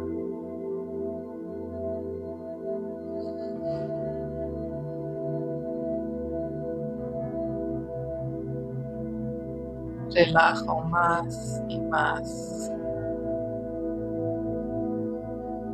mis hombros, mi cuello y mi cabeza cuando exhalo.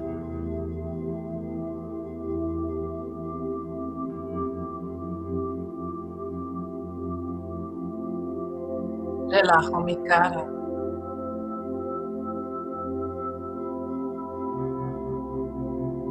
relajo mi mandíbula, mi lengua y mi boca.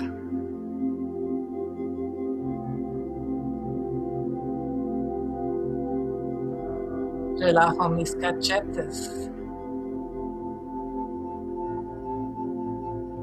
mis oídos y mi nariz.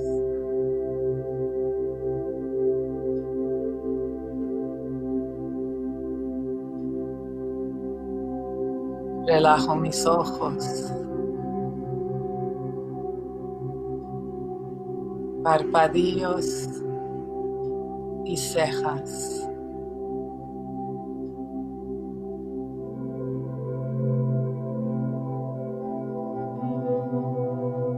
Relajo mi frente y relajo cada de mis pelos en mi cabeza.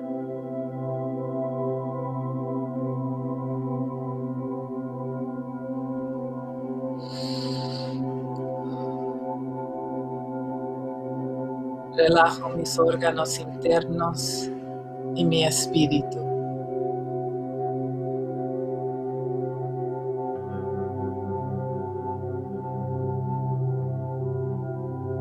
Inhalo amor, paciencia, perdón, sabiduría y paz.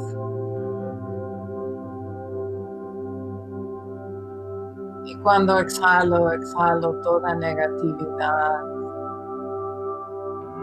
dolor, resentimiento, confuso.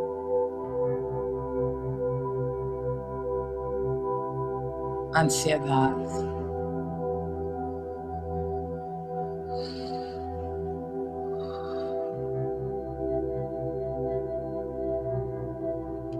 Y por unos minutos, déjase relajarse de cualquier manera que necesita,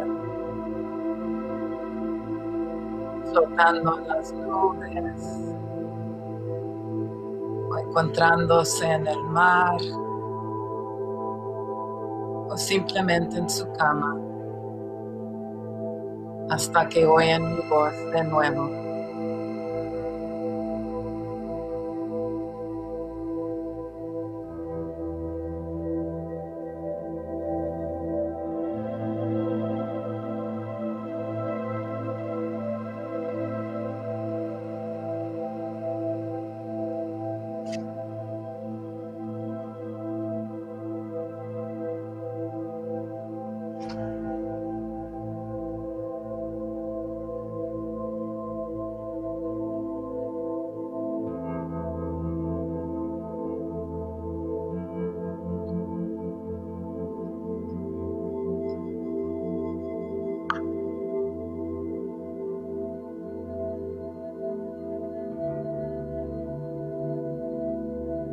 Y ahora, antes de regresar al momento presente, darles 3 respiraciones profundas para despertarse.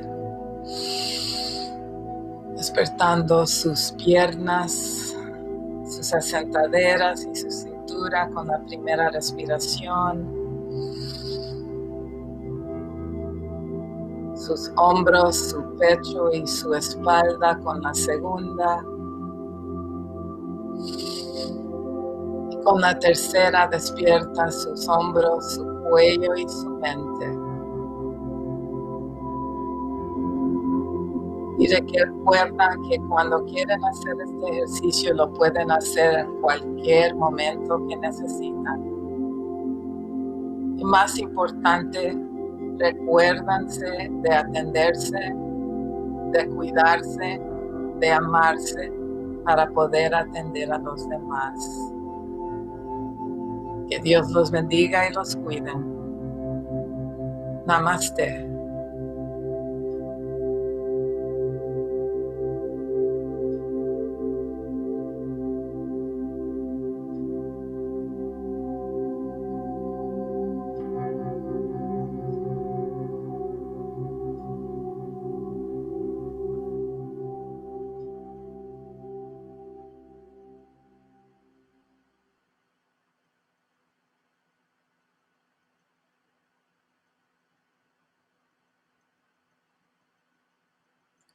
Gracias por estar con nosotros hoy.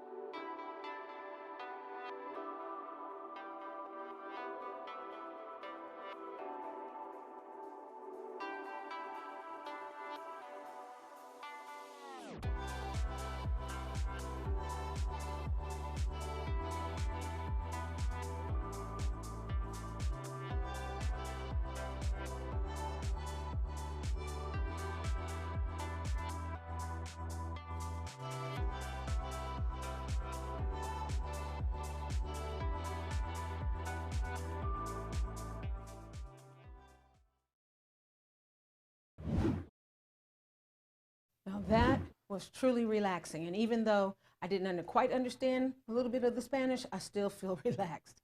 So Deedee, what a wonderful tool for family caregivers to try out. Guided meditation can be such a soothing activity to calm us down and recenter our lives, especially in this crazy time. Sometimes we just need to be present, be still and present in the moment. Just stop sometimes. And I cannot press upon you enough.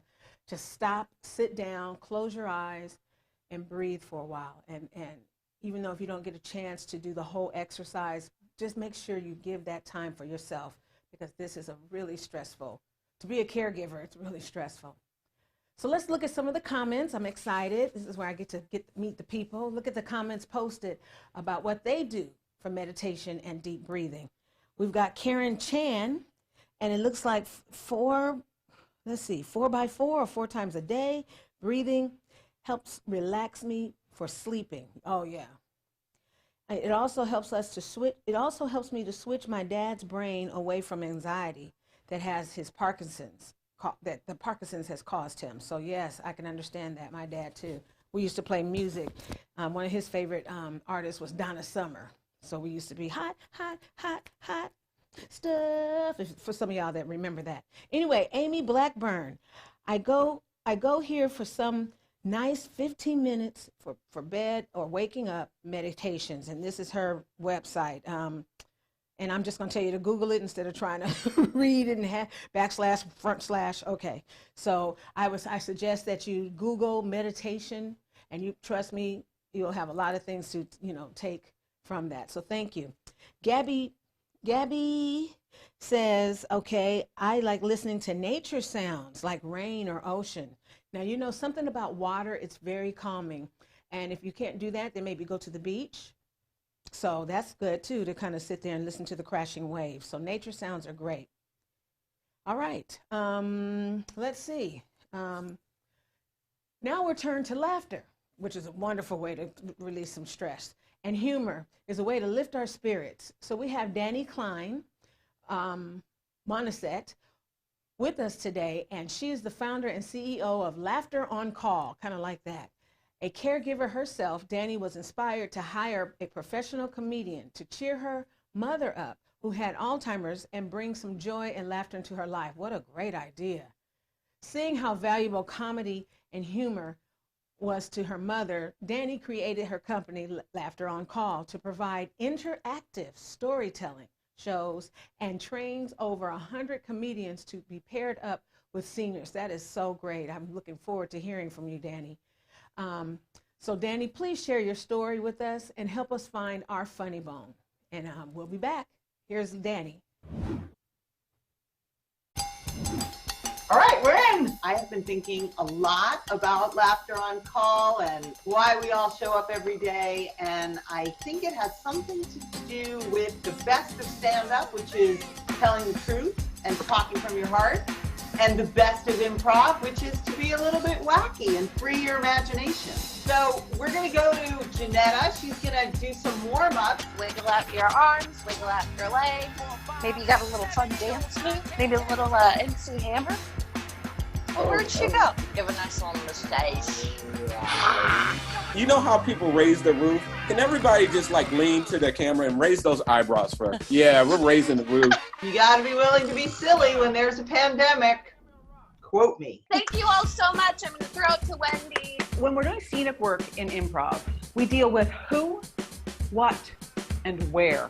People are dancing. There are some golfers. We see lawn and people dressed way too scantily than they should be. Let's get into it because it is show and tell today. I want to show what kind of books I read. I don't know if you can see. I didn't have time to change my shirt. I just got back. I went to the podiatrist this morning. I thought if they don't take me as a walk-in, I'm going to the zoo. That was worth getting out of bed for today, Rosie.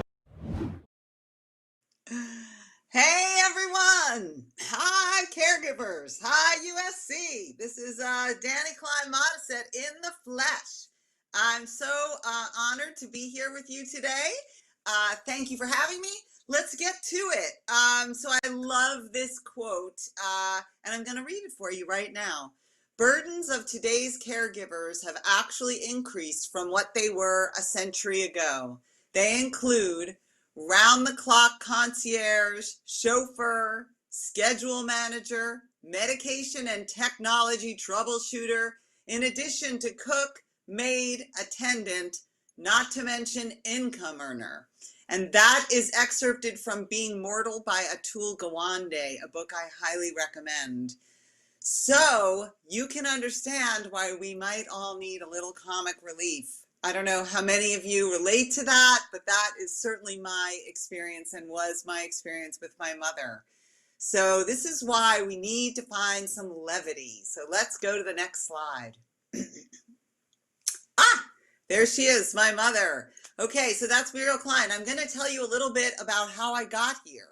So my mother was diagnosed with Alzheimer's disease about 8 years ago, and she was living in New York City, and I was living in Los Angeles with my family. And I got a call from one of her friends saying, your mother is arguing with waiters, and she doesn't know how to fill out a deposit slip anymore.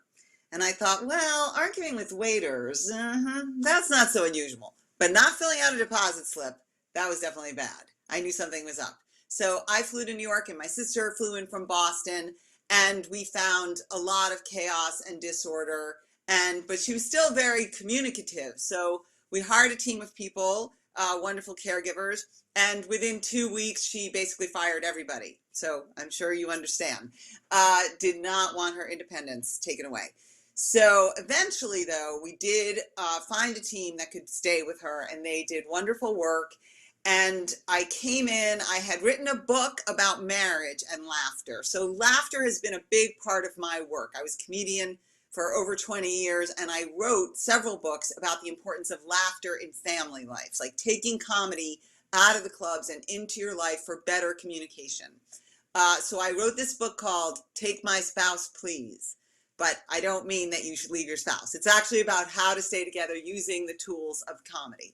And it was when I was on tour with this book that this call came in.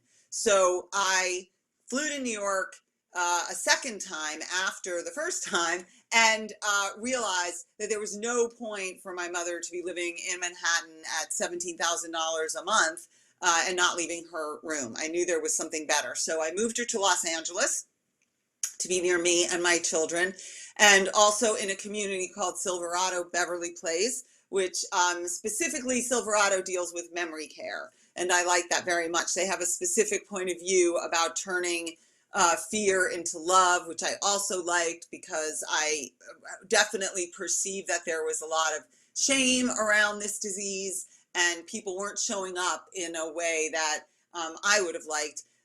One example that I give of this is my father had died of cancer like 20 something years before, and it was ugly and painful and morphine drip and the whole 9 yards with the cancer. But then actually people came to see him until the day before he died. And when my mother was diagnosed with Alzheimer's disease, basically within 6 months, she was down to one friend. So that really was a big red flag for me, that something was wrong in how we are managing and responding to this particular disease. So I love the fact that Silverado had this point of view of acceptance and engagement. In any event, within about a month, while she was at Silverado, which, you know, it looked like an Upper East Side apartment building. It had a chandelier in the front and it was very bright and lovely. But she quickly figured out that she was not leaving. And she became depressed and withdrawn.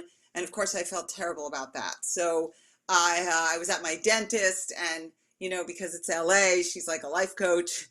And I said, you know, and I was crying, and I said, oh, I just feel so bad for my mother. I just wish I could hire a comedian to cheer her up. And she said, well, why don't you? You should do that. That's a great idea.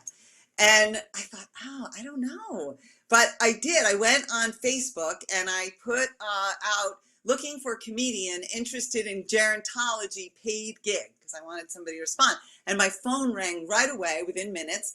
And it was a friend of mine in New York. And she said, wait, I know someone. I know a comedian in Los Angeles. She's really wants to work with seniors. She's sitting on park benches. You should call her. So I called the woman over, and she came and met with my mother. And of course, she did instinctively what I'm sure all of you know and what we now train.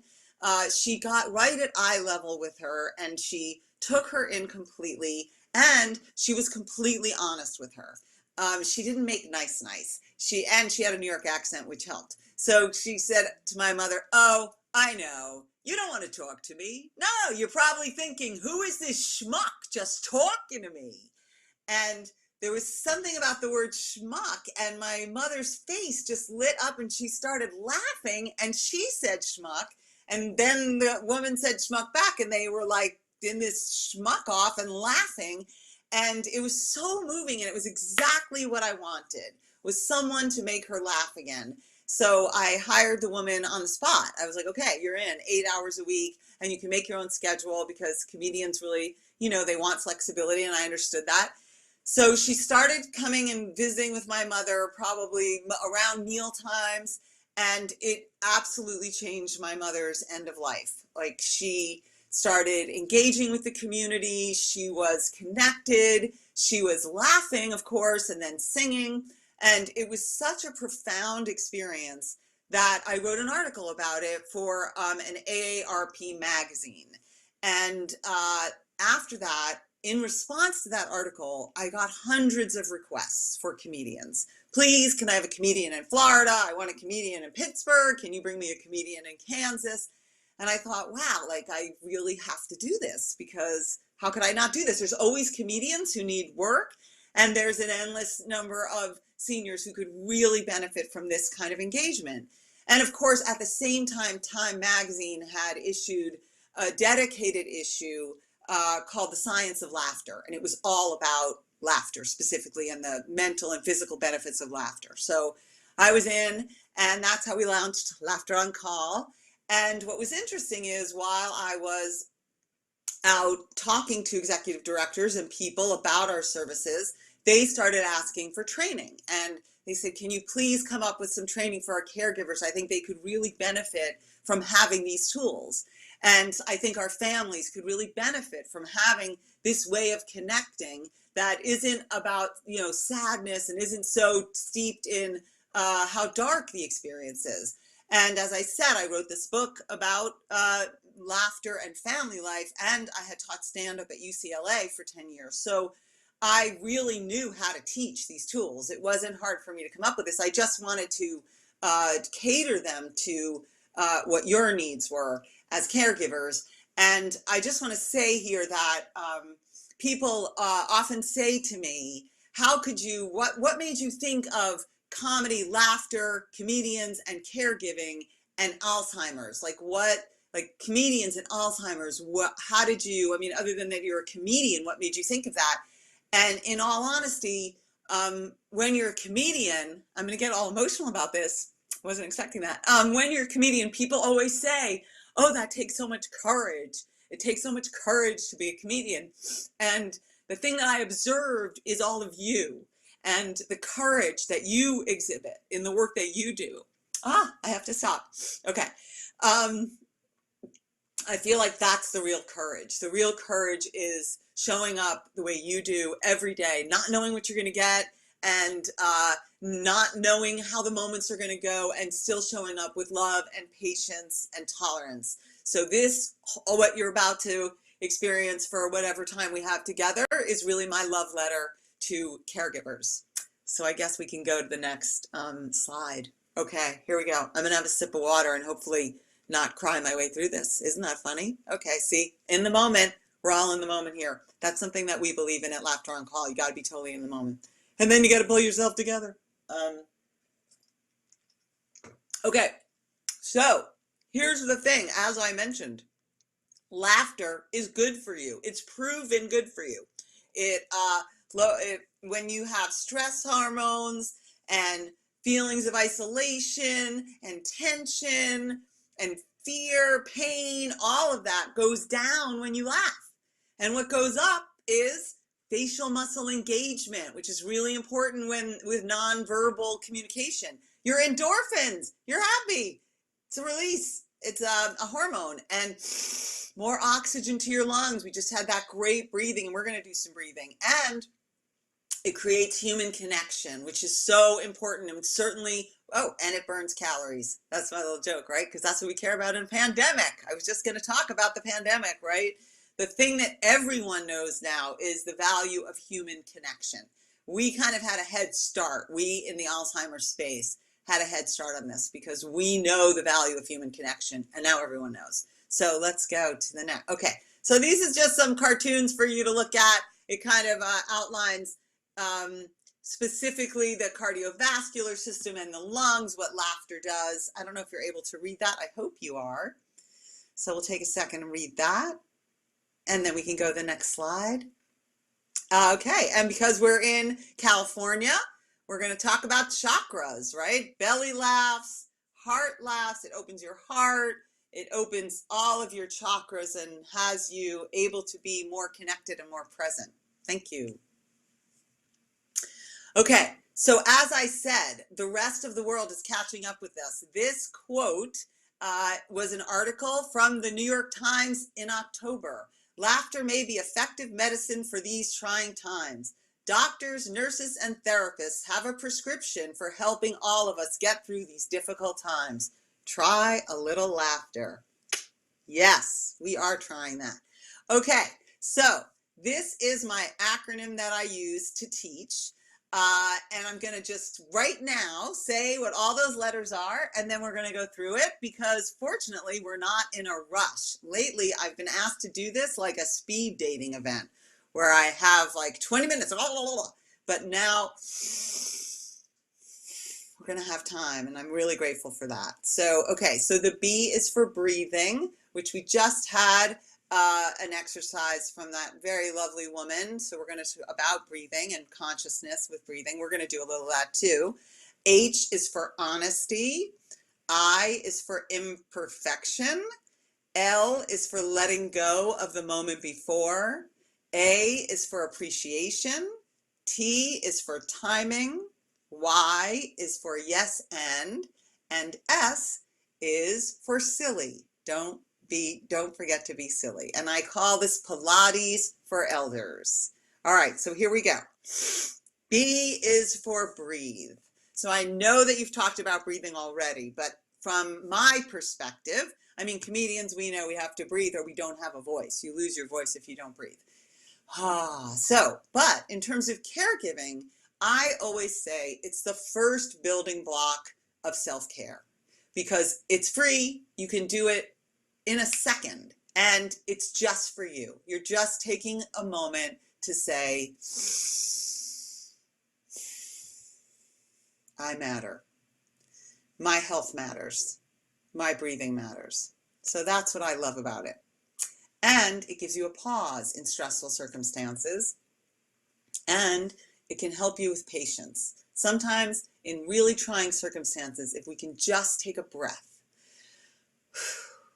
it gives us fortification to move forward, maybe with a little less frustration and anger.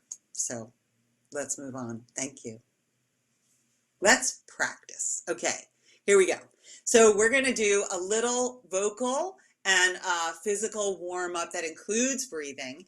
And in that video that you saw at the top, that is from a program that I've created since COVID with Laughter on Call. It's called Lunchtime Laughter. It meets every Monday through Friday from 12 to 12:30, and you are all welcome. It's free. You can find it on our website, the link, and we do breathing and we do some physical exercises, and then we just play games and laugh together. So the first thing we always do is we take some time to breathe and to warm up our bodies and get fully present. And this is something that you can do on your own every day before you go to work. You can do it in the parking lot, or we're not going to work really, so you can do it in your outside where whoever you're caring for. You can take these few minutes and do it. So I highly recommend that. All right. So everyone, let's get up. Or if you can't get up, you can just sit with your feet. These are feet. Louis always stay like this. These are your feet. Put your feet firmly planted on the ground.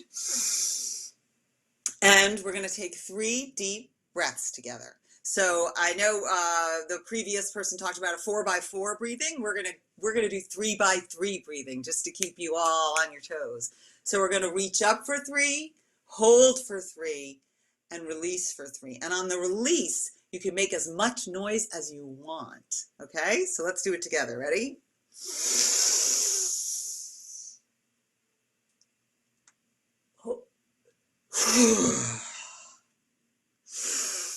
Ready? One more.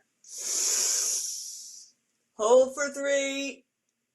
And release for 3.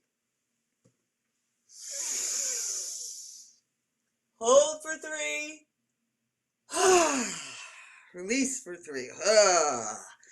All right, now we're just gonna warm up our shoulders a little bit. Can you roll your shoulders? Let's take 3 rolls back, all the way back. Oh, that feels good. All the way back, and then 3 front. Woo! All the way front. Just roll them out. We do a lot of stagnant. Okay, and then let's just try reaching. Right, left, reach. Right, left.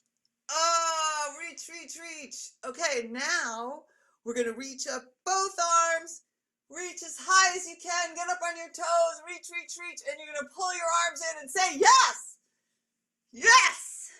Oh, that's such a good one. Do it. I'm telling you, it's great. It brings up lots of positive energy. Just lift your arms up, up, up, up, up, and yes.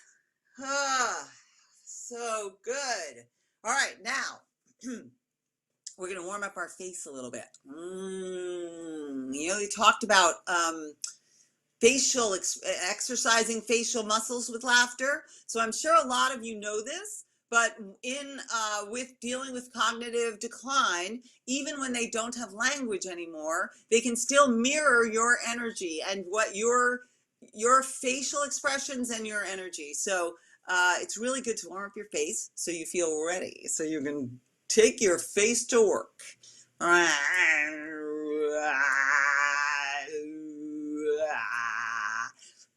You can blow your lips out a little. Okay, and then we're just gonna do 1 tongue twister. Ready? She sells seashells by the seashore. 5 times, right? This is just to get you present, talking really fast, no wrong answers. Here we go. She sells seashells by the seashore. She sells seashells by the seashore. She sells seashells. See, it's hard. It's not by the seashore. She sells seashells by the seashore. She sells seashells by the seashore. Yes. All right, and you can have some water. Water's really good. Water's not a tool in my acronym, and yet I would always have some. See?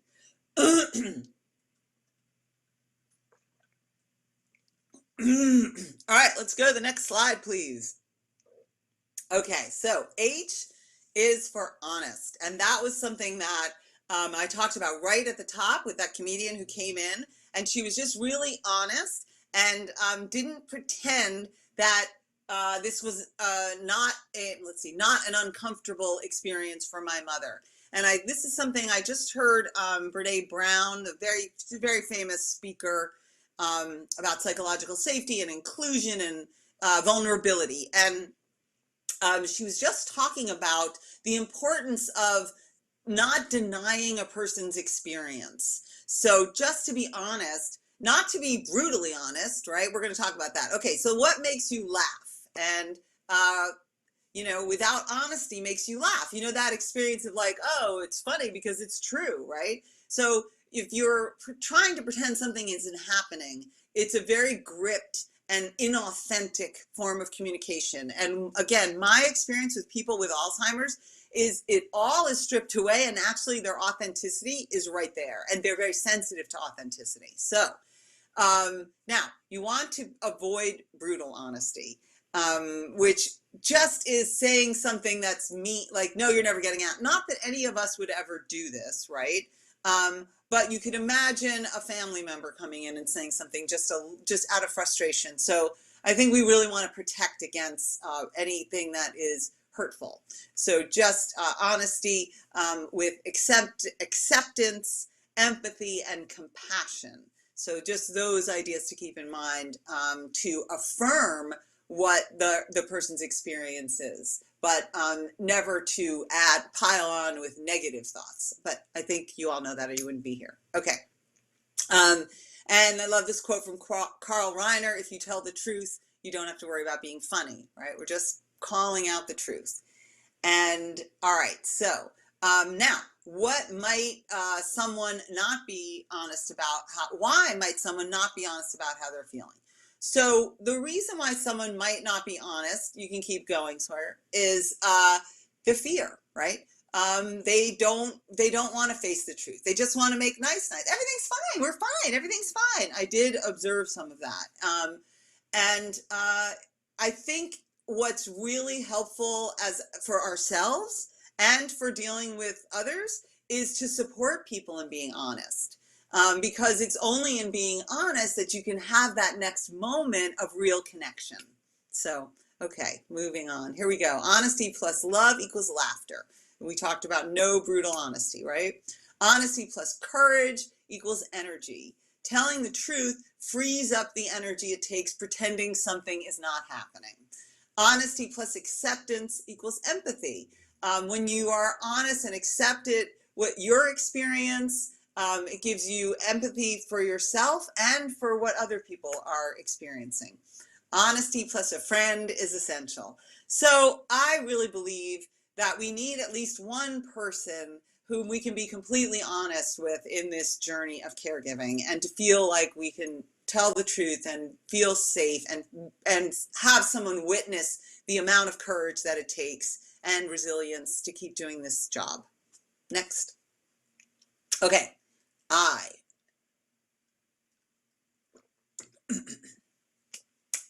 is for imperfect. So I love this one. We use it a lot on Zoom, in the Zoom world and in the webinar world, where we're all learning as we go and trying to connect as best we can. There's lots of things that can go wrong, and that's okay. And I love it in the case of caregiving, because we all have an idea. This is how I want the day to go, and then there's what really happens. So imperfection is really key. And it's for comedians, of course, it's always where the really funny stuff is when the joke doesn't work and you're able to work off of that. So why is imperfect great? Because we relate to it, we identify with the humanity of it, and again, we create connection from it. And it also allows us to be fully present. So, I talked earlier about the difference between my experience with my father and his cancer and my mother and I never know what, Alzheimer's, right? I don't know why I'm stuttering on that word. And my observation is that there are always people who will say, oh, I just want to remember her the way she was, you know, ew, I don't like that. But there are equal, if not more people who would love to show up in some way, but really are so afraid, and they don't know what to do. They're afraid it's not going to be perfect. They're afraid they're not going to do it right, and so they don't come at all. And so this is why this tool in particular is so important, that we all just accept that it's not going to be perfect. It's not going to be the best visit ever. You're not going to have like music swelling and, the greatest cinematic. It's just going to be what it is. But the fact that you show up and are present is beautiful. That's what it's about. Okay, so imperfect. So ask yourself, am I trying to be the perfect caregiver, daughter, wife, have the perfect visit, the perfect interaction, right? Am I trying to compensate for how imperfect the situation is by trying to make everything look perfect?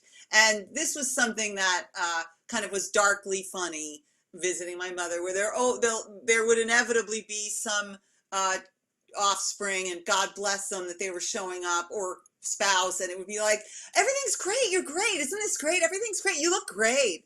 And it was unfortunate, I felt, because it was a missed opportunity to take in what really was there, and it didn't need to be perfect. They just needed to bring their humanity and truth to the experience. So, okay, we're going to move on. Thank you. Oh, this is just an interesting observation I had, because as comedians, we have a routine, we have a set list. We're going to do the car bit, the shopping bit, the mom bit, the marriage, we're going to close. And then there's actually what happens when you back when we used to walk into clubs, and something happens and you don't acknowledge it. And so you've actually missed that. And I found out that for caregivers, we all have a routine as well. Like, which one you're going to have breakfast, you're going to go for a walk, you're going to have bathe, maybe whatever. And then there's actually like what happens that day. Like, the person is in whatever mood they're in, they're preoccupied, they're, as every day, every moment is different. I read somewhere, if you know an Alzheimer's person, if you know one Alzheimer's person, you know one Alzheimer's person, or whatever that phrase is. If you know someone, it's that every moment, you only know one person, you only know that moment. And so you can have a plan. It's great to have a plan. And then there's just, accepting that this moment is exactly right. And to be flexible and to stay present and to give yourself permission for that. So we're going to move on. Thank you. So what to expect if you're expecting perfection, frustration, disappointment in yourself and your loved ones, and probably excessive binging on chocolate, caffeine, and cheap wine. Or maybe that's just me. So you want to embrace your imperfect self and imperfect everything. It's all good. You're showing up. You're human with a human. And this actually dovetails perfectly into the next tool, L. L is for letting go of the moment before. So hold on one sec.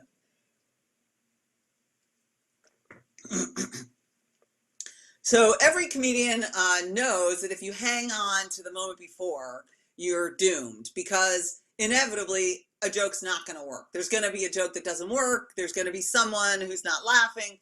And so you really have to train your mind to let it go and move on. And I found this to be so true working with people with Alzheimer's as well, because as I just said, every moment is different.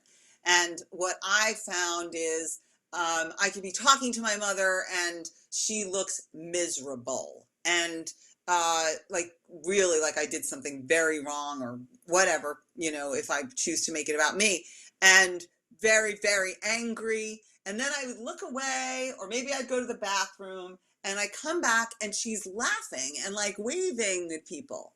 And what I realized is, like, I cannot stay invested in a dark moment, because then I would miss the next moment, which was actually joyful and, you know, singing or sharing a cookie or whatever. So it's really important, and a discipline actually, to just let go and be open to the next moment. As bad as one moment is, the next moment could be that moment where you really connect and feel like you're making a positive difference.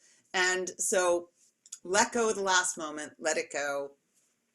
Okay, so I just want to check the time. Okay, we do have time. So I like to practice this because one of the best ways to exercise the letting go muscle is meditation, right? Because meditation truly is about letting the thoughts float past you and being open. So we're going to do a 5-minute meditation, which I'm super excited about, and I will lead you through it.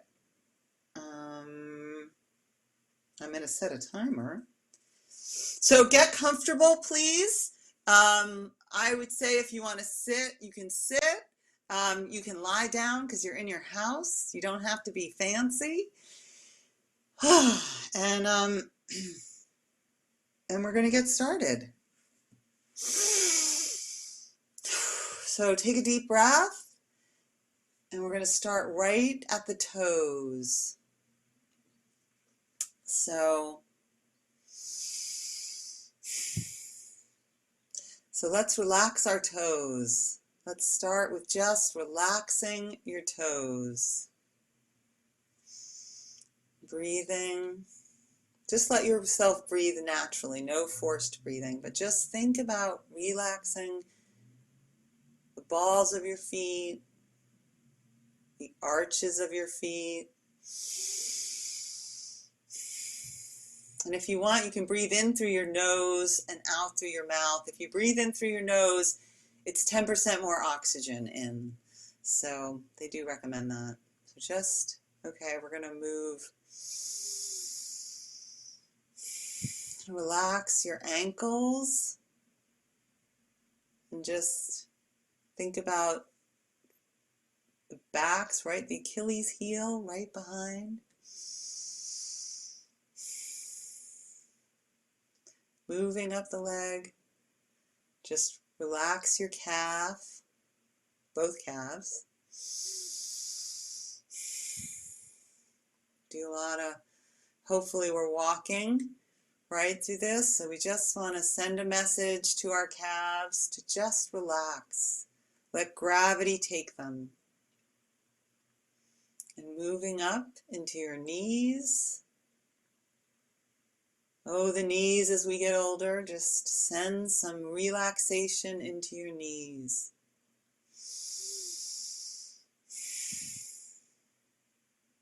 Then we're going to move up the leg and into our thighs. You can release your knees and release, just let gravity take them. Just sending relaxing thoughts, and any other thoughts that come through your mind, just let them float like clouds. Let them float past, just notice them and let them float. Our only intention is to relax right now. Just relax every part of our body.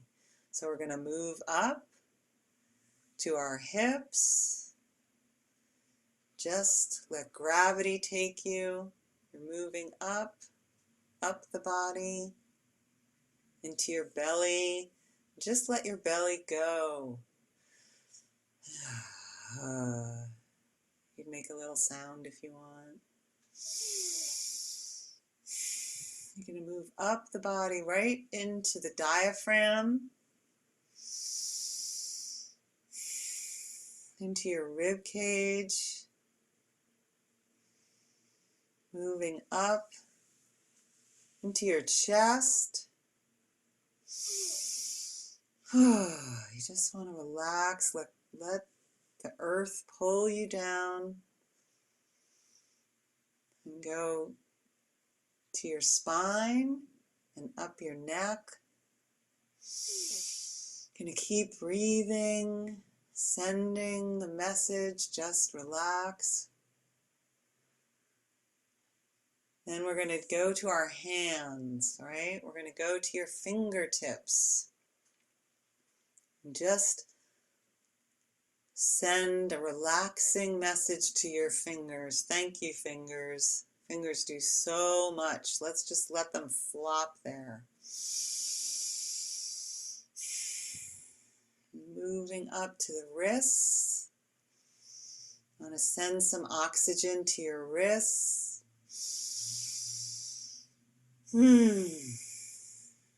Moving up to your forearms, to your elbows.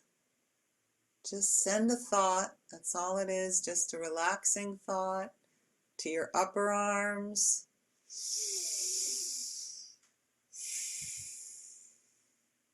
To your shoulders.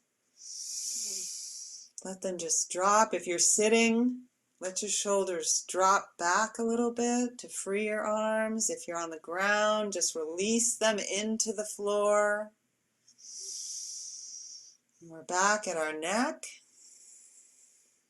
Send another relaxing to your neck.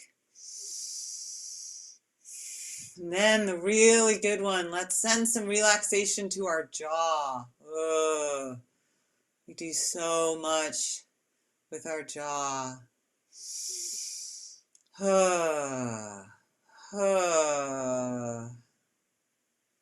Then we're going to keep going up to our eyes and our eyelids. And then just to the top of your head. Send some oxygen into that brain. We're going to take one big deep breath and sigh it out. Ready? 1, 2, 3.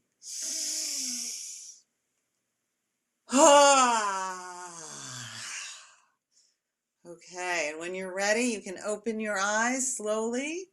Blink a little bit. All right, we are back. All right. That was wonderful. I hope that was helpful for you. One other warm-up that I didn't mention earlier is you can actually massage your jaw. So we can do that now just quickly. Just massage your jaw. Okay, great. So now we are fully present for my favorite tool, which is A for appreciate. And, you know, we talked about courage at the very top, and it takes courage to express appreciation. And I'm wondering if anyone has a guess why, not that we're able to be interactive right now, but it's vulnerability. When you thank someone, you're expressing that they did something that has meaning for you and that was helpful for you and that you needed the help. So vulnerability. So important for the people that you're working with and for being able to express it to each other. Psychological safety, really, really important, especially now.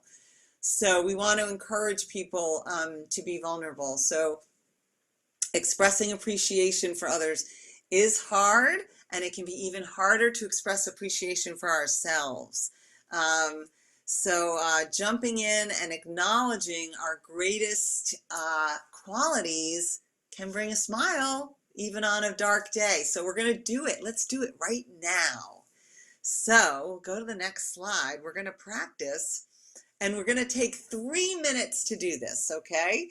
So hopefully you have a pen and a pad or a crayon or a writing utensil nearby and something to write on.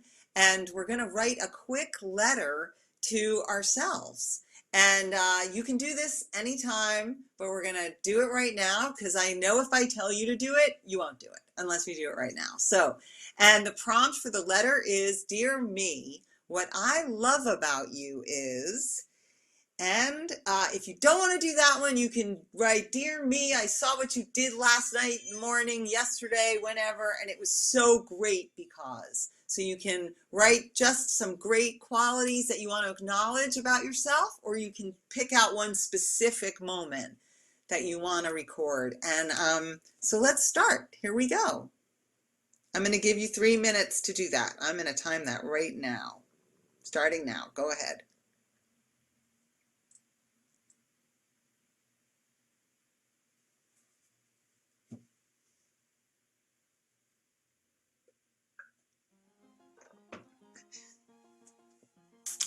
Don't just stare at me, do it. Ooh, we got some background music. Thank you.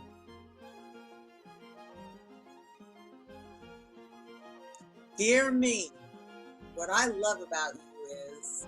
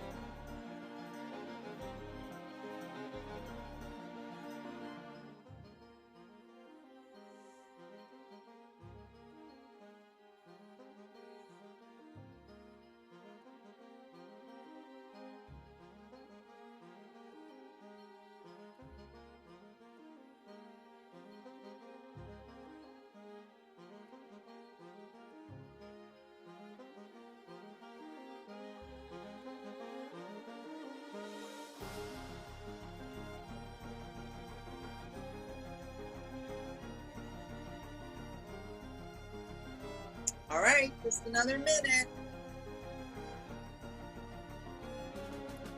And you can have it hanging on your computer, or you can keep it.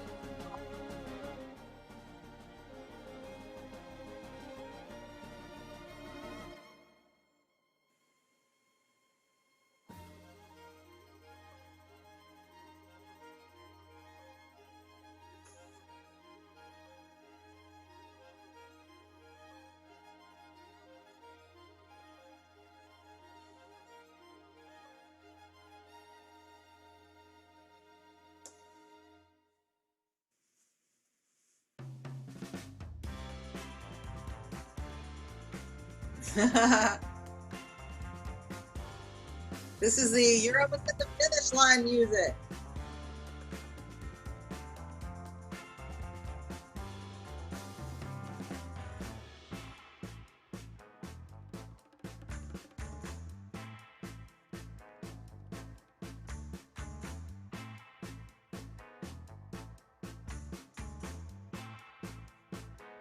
Great!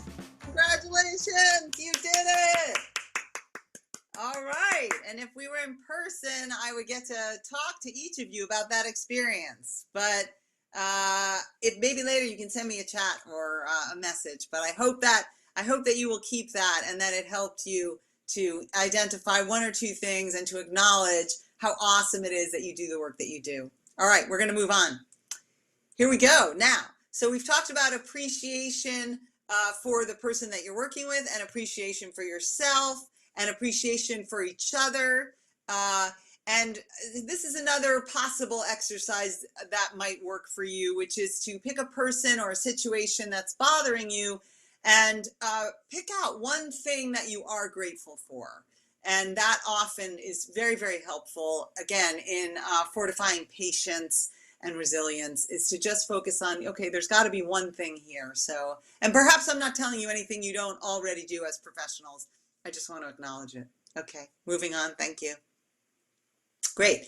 Appreciation working with elders helps you focus on and express the best of who the person was, fill those sometimes very long pauses, feel less alone in your struggle, exercise a muscle that will improve all your relationships. Very, very true. I can't think of a relationship that that wouldn't benefit by saying, I appreciate you for XYZ. It's free and it makes people feel seen, which is so important.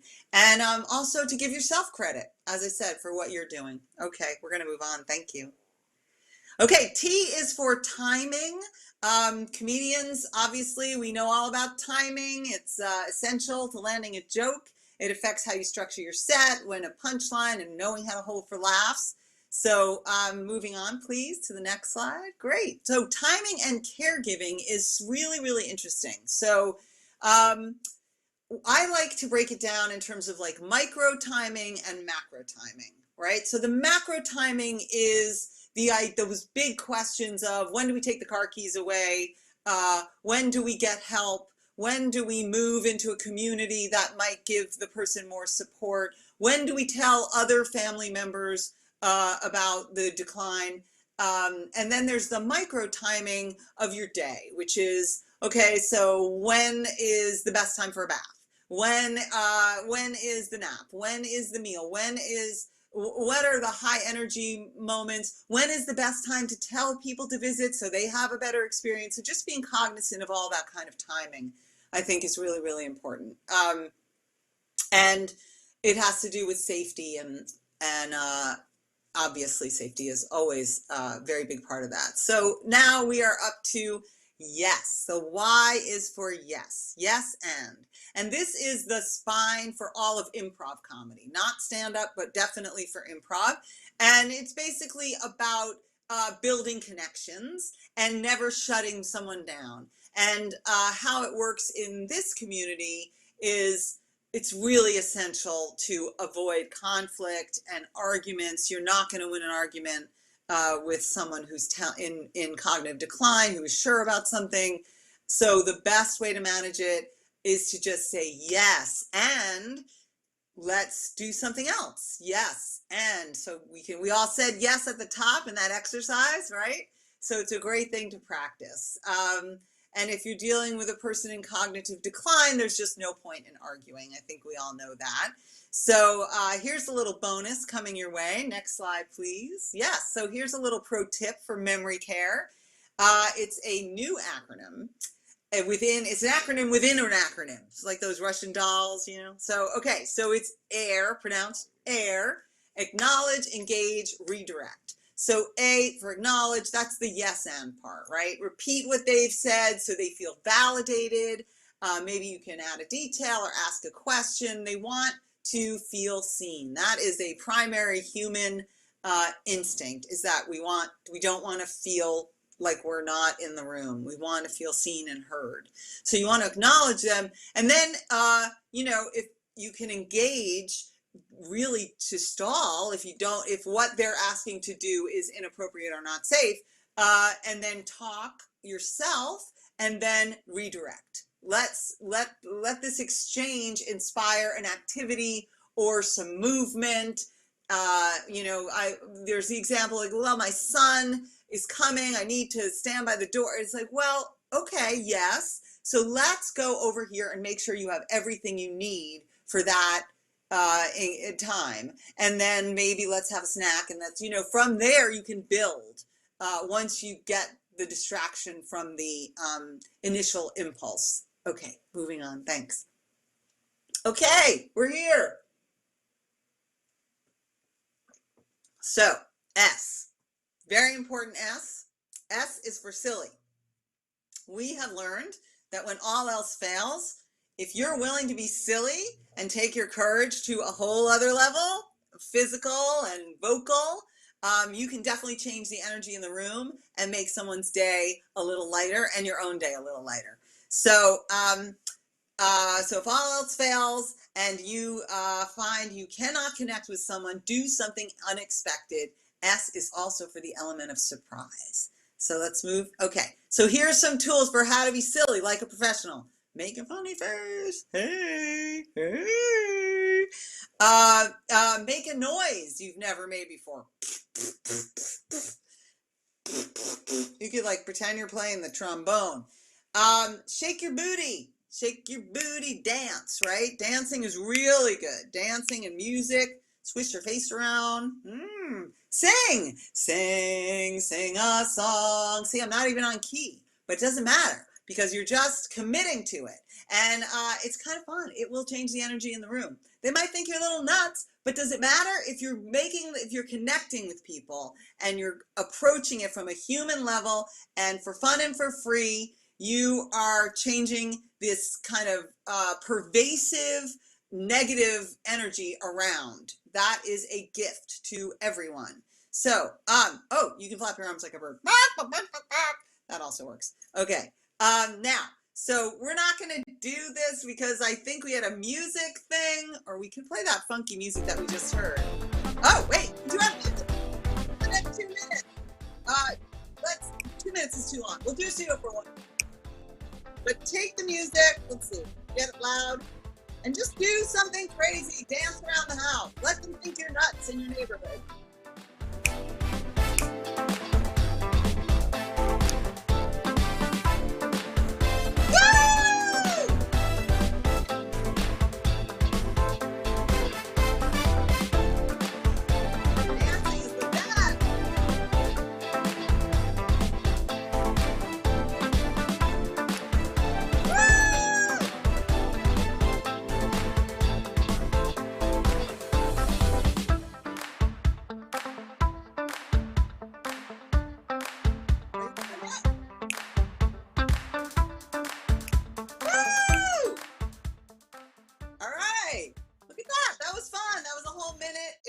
Exciting.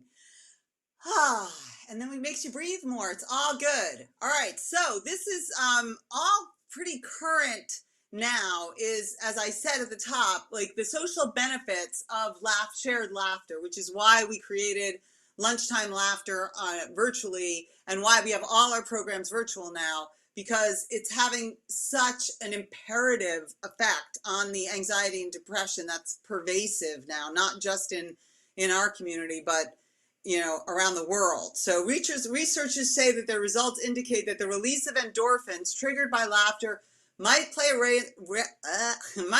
a role in social bonding, which is, of course, what's so important in cognitive decline, is for people to feel not so isolated alone. The pleasurable and calming effects of the endorphin release might signal safety and promote feelings of togetherness. Of course, which is what we all want, is feelings of togetherness. So here we go. This is what we've learned today. We're going to be imperfect. Yay, us, imperfect. We're going to be silly when we can. We're going to make someone laugh, even if it's just yourself. And we are going to create connection. That's what it's all about. So that's what I have to share with you. Again, I'm so grateful for each and every one of you, and to USC for having this amazing day. And I'm love to answer any questions. I don't know if we're set up to do that, but I'm happy if you want to email me, Dani at laughterOnCall.com. Thank you.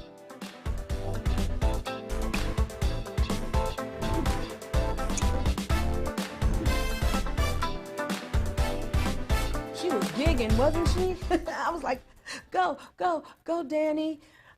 So yeah, I guess we'll have to go out, once the social distancing and everything gets in place from this pandemic, which won't be for about 2 or 3 years. So you got a date with me to go out dancing in about 2 years.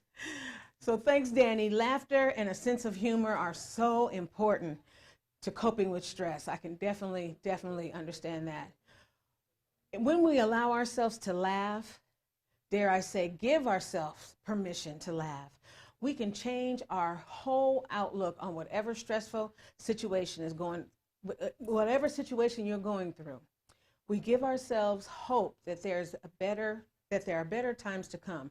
Just that laughter is just, it really helps. So I'm with you. So everybody, Netflix has a whole bunch of comedians on there. If you like BET, there's a segment on BET where you can click on the, or BET Plus, let's be clear, they have a whole comedian section, BET Plus you pay for. But anyway, let me get my shout outs in. Yes, I'm gonna give a shout out to Kathy Shirley, who is an alum of USC. I know she's out there listening. I want to give a shout out to my mommy. Hey, mommy, she's there listening. I got it hooked up. You know, we got to get our parents into the new millennium, so I got to hook her up, and she's got an iPhone now, so she can lay in bed and click on YouTube. So hi, mommy, good to see you. Of course, my sister Kathy. I know she's out there in Torrance with my family. Hey, Kathy, and friends and family. Ariel, Les, Leah. Let's see. Oh, my girlfriend Carlene. I want to thank Carlene because she hooked me up. Someone called her and asked her about an MC, and she was the one that referred me. So I'm so excited. Who else do I have? Oh, the Black Alumni Association. If you're a part of the Black Alumni Association, I know they sent out an email for this program, so I want to send a shout out and a fight on to you. Who else I have here? My girl Monica L. She's out there listening. Appreciate that, and I know she's taking care of her mom, so this was just for you. I hope you had a chance to do all these exercises. And then last but not least, Miss Terry. I know she's out there listening, so I just wanted to give a shout out. So if you want me to shout you out, make sure you make your comments in the comment box, either on wherever it is on your side of the computer, and I will definitely send you some wonderful wishes. So I appreciate being here. But guess what, y'all? It's lunchtime, so that we can all take a break and have some good food. So hopefully you have some lunch there, you're ready to go. And so don't worry, we are going to keep this live. So remember, do not log off, just step away from your computer or laptop, and then just grab some food. And then the next hour, we're gonna be calling all caregivers to share their opinions with us. We'll be running 7 live survey questions for all of the viewers to answer. So the fun part about this is that we'll be doing it live, and the survey results will come in, and so I'll be reading the questions, and we'll be popping the questions on the screen, and then we'll be reading the questions and the answers for you, because I'm sure people have the same questions most likely. So please click on the link below in the description box, or type in the link poll, well, let me read it. POLLEV as in Victor.com/FCSC694. Okay, so hopefully it's right there. Okay, it's right there on your screen. So join us for our live poll. So I think that's it, or am I doing the survey questions? Am I going to review the survey questions? Okay, why not? Okay, I'm getting the nods from my production. I have my own production team, y'all. I feel important. Okay, hey. Anyway, so here are the questions that we're going to be asking so that you can start with your answers. Number 1, what kind of events or activities do you already participate in? Okay, so that's question number 1. Type in your answers.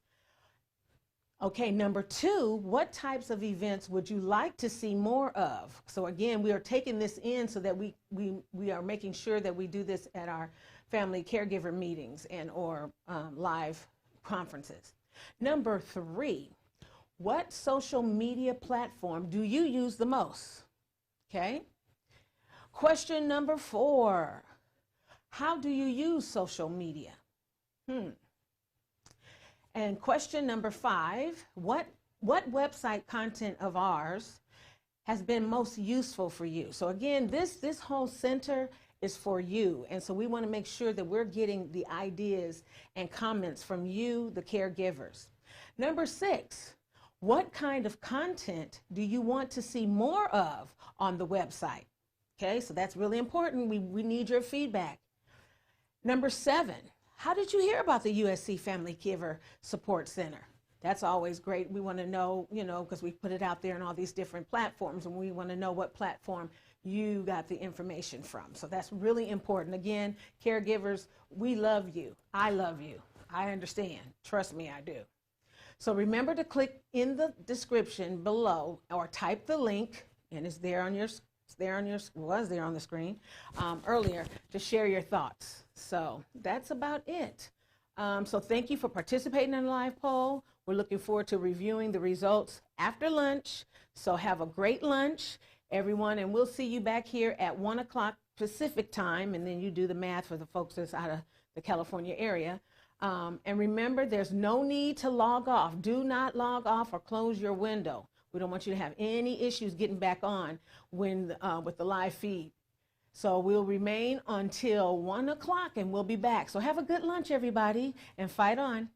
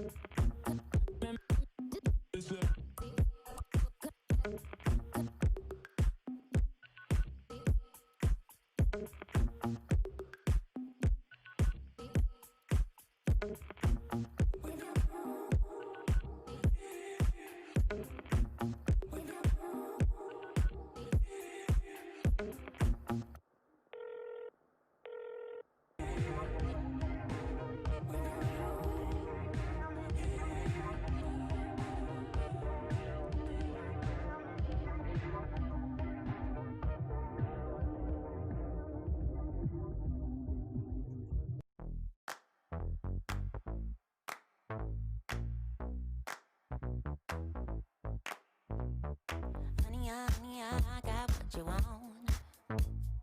Give me all of your love, 'cause it's burning hot. It's what you do to me, babe, I can guarantee. Honey, I got what you need. Under the night sky, I want your eyes all on me. Don't tell me lies now, I always get mine. Don't play with me. Do you want it?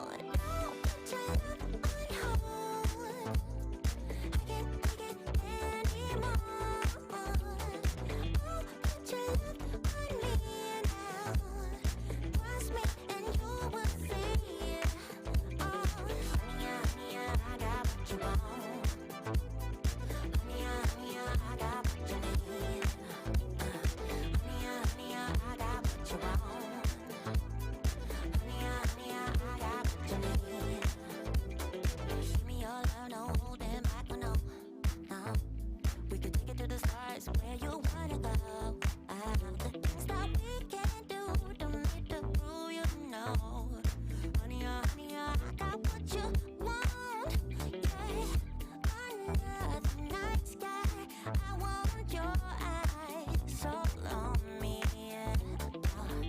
Don't tell me no lies. I always get mine. Don't play with me. So do you want it? Do you want it? Can you feel me? Can you feel me now? Can you handle it? Alright. So do you want it? Don't treat you unholy.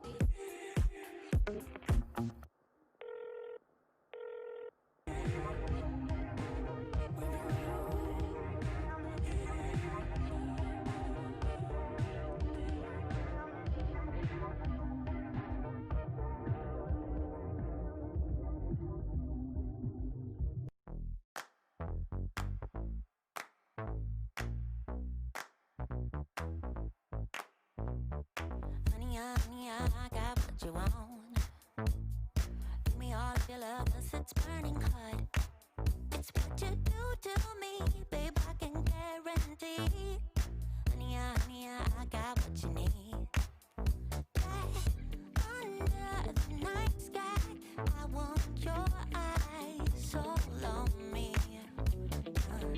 Don't tell me lies now, I always get mine. Don't play with me. Do you want it? Can't feel me? No, can't handle it. Right? Do you want it?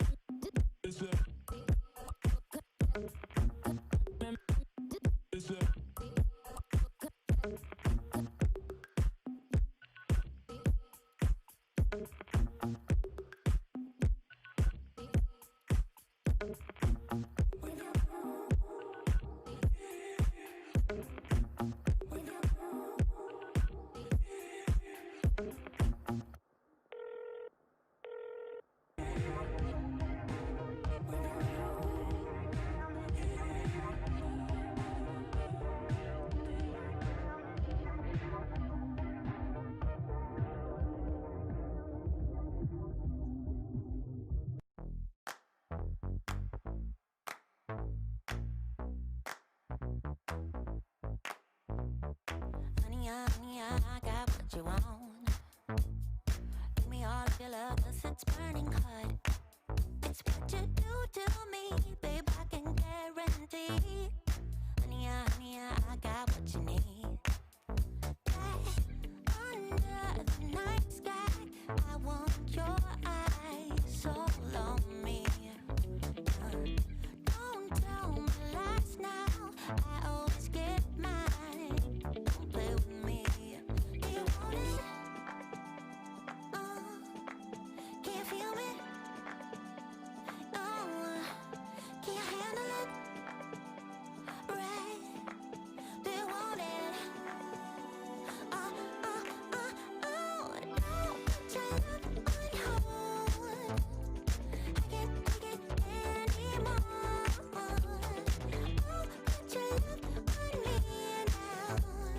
Trust me and you will see. Honey, I got what you want. Honey, I got what you need. Honey, I got what you want. Honey, I got what you need. Give me your love, no holding back, no. We could take it to the stars, where you wanna go. The things that we can do, don't need to prove you know. Honey, I got what you want. Yeah, under the night sky, I want your eyes all on me.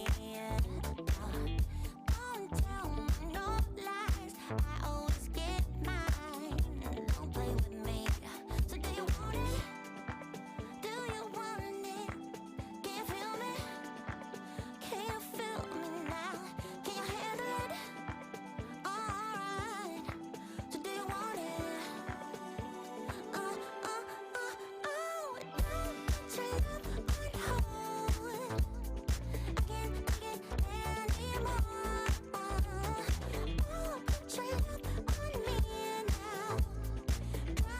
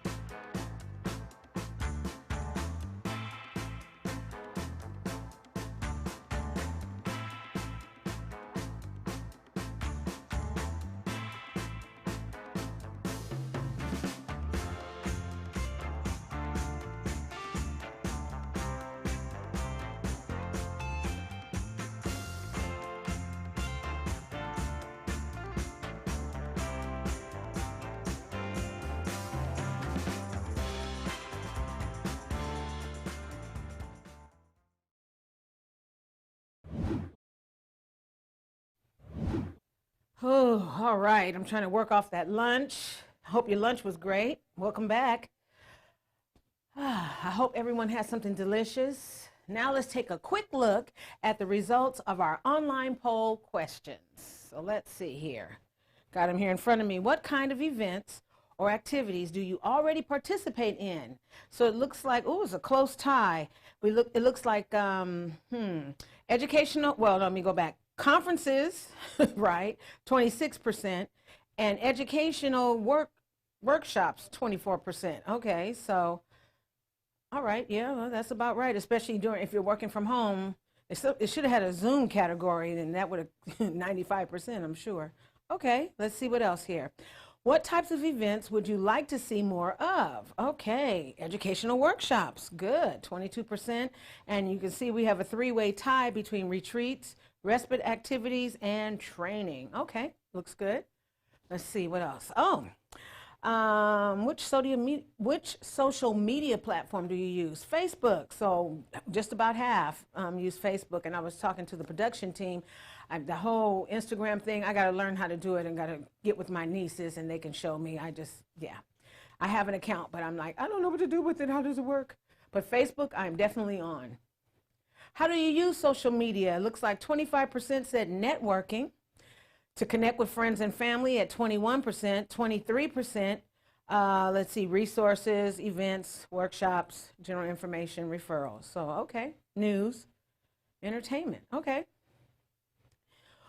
What website content of ours has been the most useful for you? It looks like caregiver news and stories. Yes, it's important that, and what I like about the caregiver group, especially here at USC, is that you're with like-minded individuals, and something that they may say that they tried with their loved ones, you can use that for your loved ones. And so I know personally I've done that, and I know my mom and sister were going I think it's like the second and fourth, please go online, but I know last time I did it was like 4 years ago, second and fourth Tuesdays or something, but go online to see when they meet. It is totally free.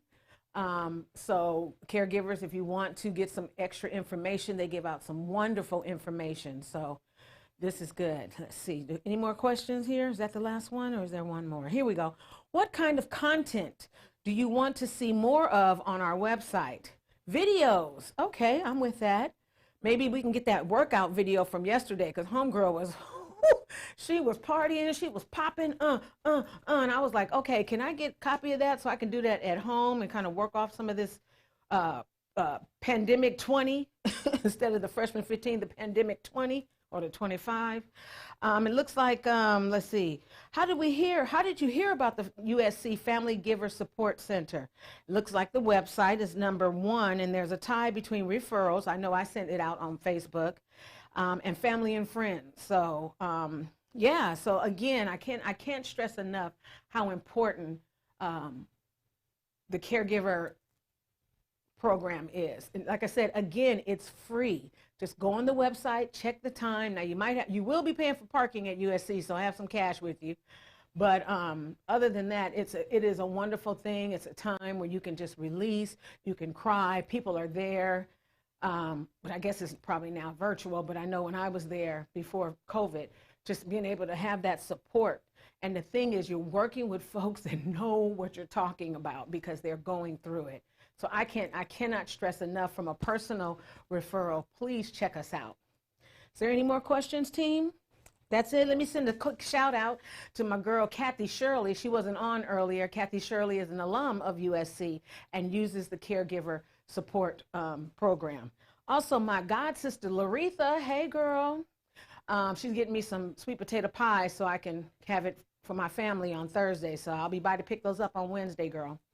And then my friend, Joyce. Joyce is from Be the Match, which is a program for that finds donors for bone marrow. And me and her, we just met, and me and her just kind of clicked. And when I had my bone marrow transplant last March, we've just clicked since last January, and it's a wonderful program. So sign up to be a donor, because the life you may save might be mine if I need another transplant. So let me get back to today's stuff. Thank you for participating in our live poll. It's great to be able to hear your opinions about what you want to see from our program in the future. So that's very important. Please tell us in the chat, what is your favorite healthy eating tip or recipe? Yeah, I may need to know that myself. So please put that in the chat box wherever, or here on the right or on the left, whichever platform you're on right now, to listen to this presentation or listen to this conference. All right, we're going to move on. Now, don't forget, we are going to dance later, so hurry up and go change. You should have changed after lunch, put on something loose, because we're going to get our groove on later. But in this segment, we're going to focus on simple, healthy dish you can cook for yourselves and the person you're caring for. Chef Dusko from our community partner, the Kingston in Sierra Madre, and that's near Pasadena, if I'm correct, will show us how to make chicken pesto with a chopped vegetable salad. Now that sounds healthy. That sounds healthier than what I've been eating for the last 6 months. So we're going to switch over to him and let's check it out and take notes, okay? Take it away. Hello, my name is Dusko and I'm Culinary Service Director at Kensington Sierra Madre. Today we will make very simple and easy dish what can easily be made at your home. We will make today pesto chicken bake with some vegetable salad, and we will toast some sourdough bread. But let's start with our pesto sauce. I already blended pesto sauce because our blender is a little bit too loud, but it's basically just 2 cups of the fresh basil leaves, 1/3 of the cup of the pine nuts, 1/2 cup of the Parmesan cheese, 3 cloves of the garlic, and approximately 1/2 cup of the extra virgin olive oil. I blended just in the bullet because we need just a little bit sauce, but you can do it in the blender or the food processor, wherever you have. You can leave a little bit chunky, or you can blend like to be like super smooth. Pesto sauce is very easy to make sauce. It's Italian classic, and it's very healthy. Okay, we can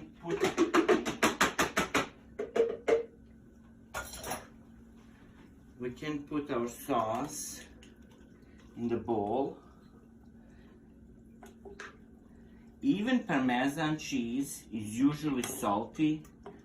You always should try your sauce, and then you can add just simply like salt and pepper. Okay.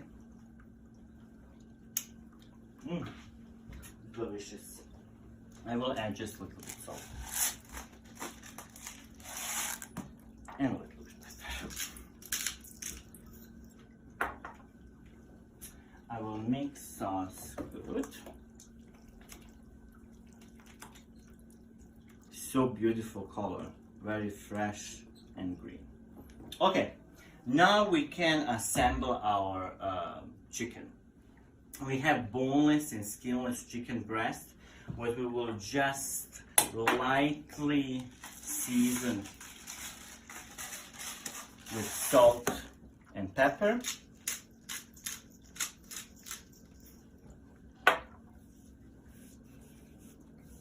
We will put on the greased baking pan. Just snuggle them together. We will top chicken with our sauce, what we already made. Spread around. If you like more, you can put more, but I think that is enough. We will add fresh mozzarella cheese, some sliced tomato,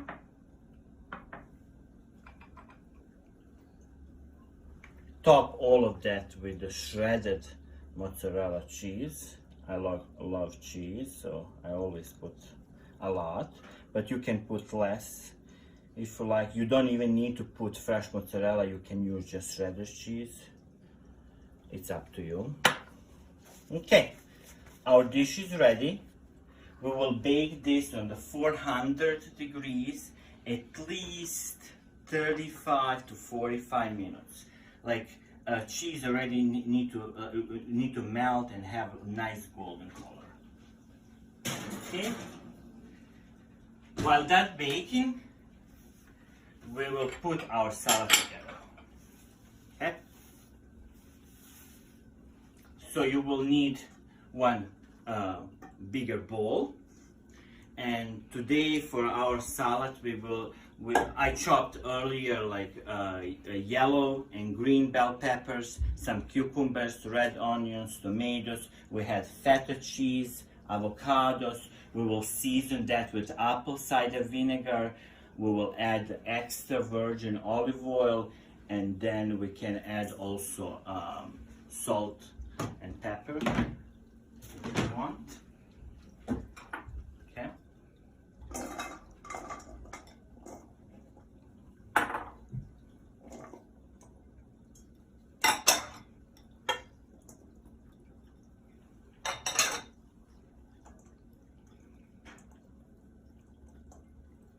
I chop a lot of vegetable, but you can make like just depends like for how many people you're cooking. You can make for one person or for 10. Oops.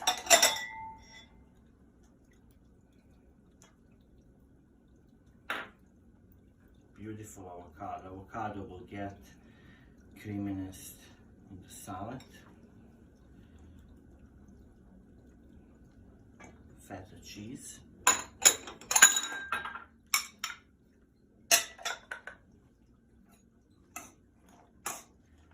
Mix that very well.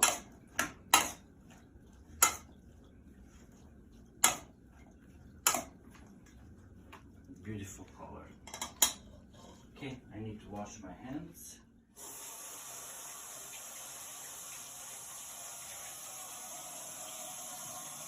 Salad is almost done. Chicken is baking. I will now start to grill my bread. I actually earlier bake already chicken so we can like plate it. I will turn on grill.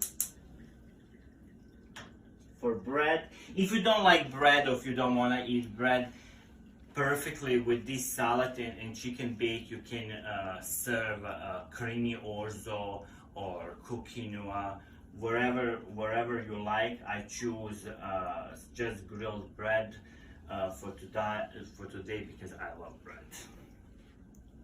Okay, our chicken is cooking. Grill is almost ready. Let's season our salad while we're waiting for grill. Okay, apple cider vinegar, just a little bit.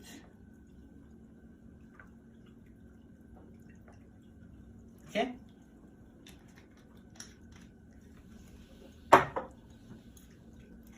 Some extra virgin olive oil.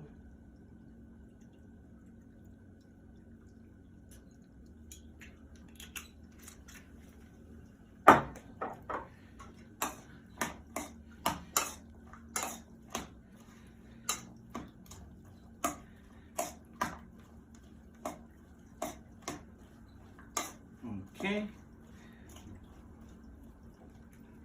I will add a little bit of salt. But again, feta cheese is salty. We will add more Parmesan cheese on the top too. So it's just up to you. Perfect. This is done. Grill is also ready.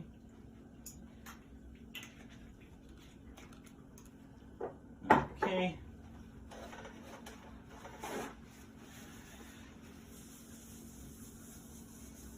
Perfect. Let's do our bread.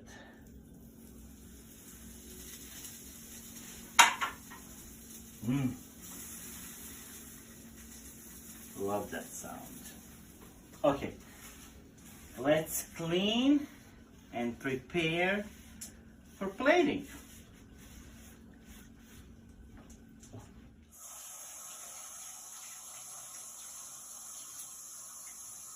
Chicken is still baking, but how I said earlier, we have already chicken done, so we can plate right away. Okay. We have our plate.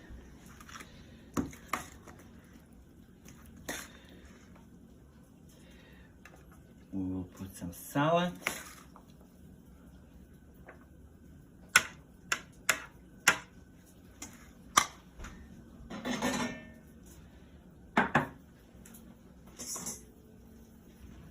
Our chicken is perfectly cooked. Look at that.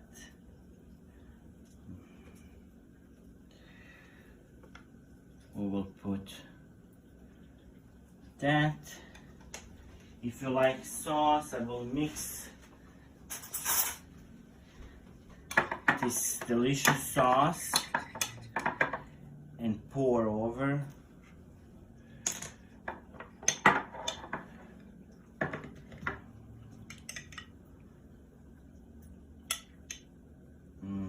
Beautiful.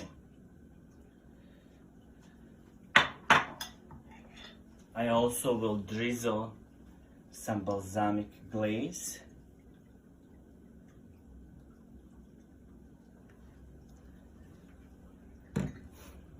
And top all that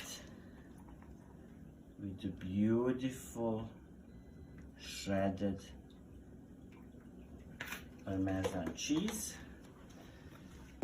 Okay, let's now check on our bread. Almost done. Ooh, look at that, beautiful.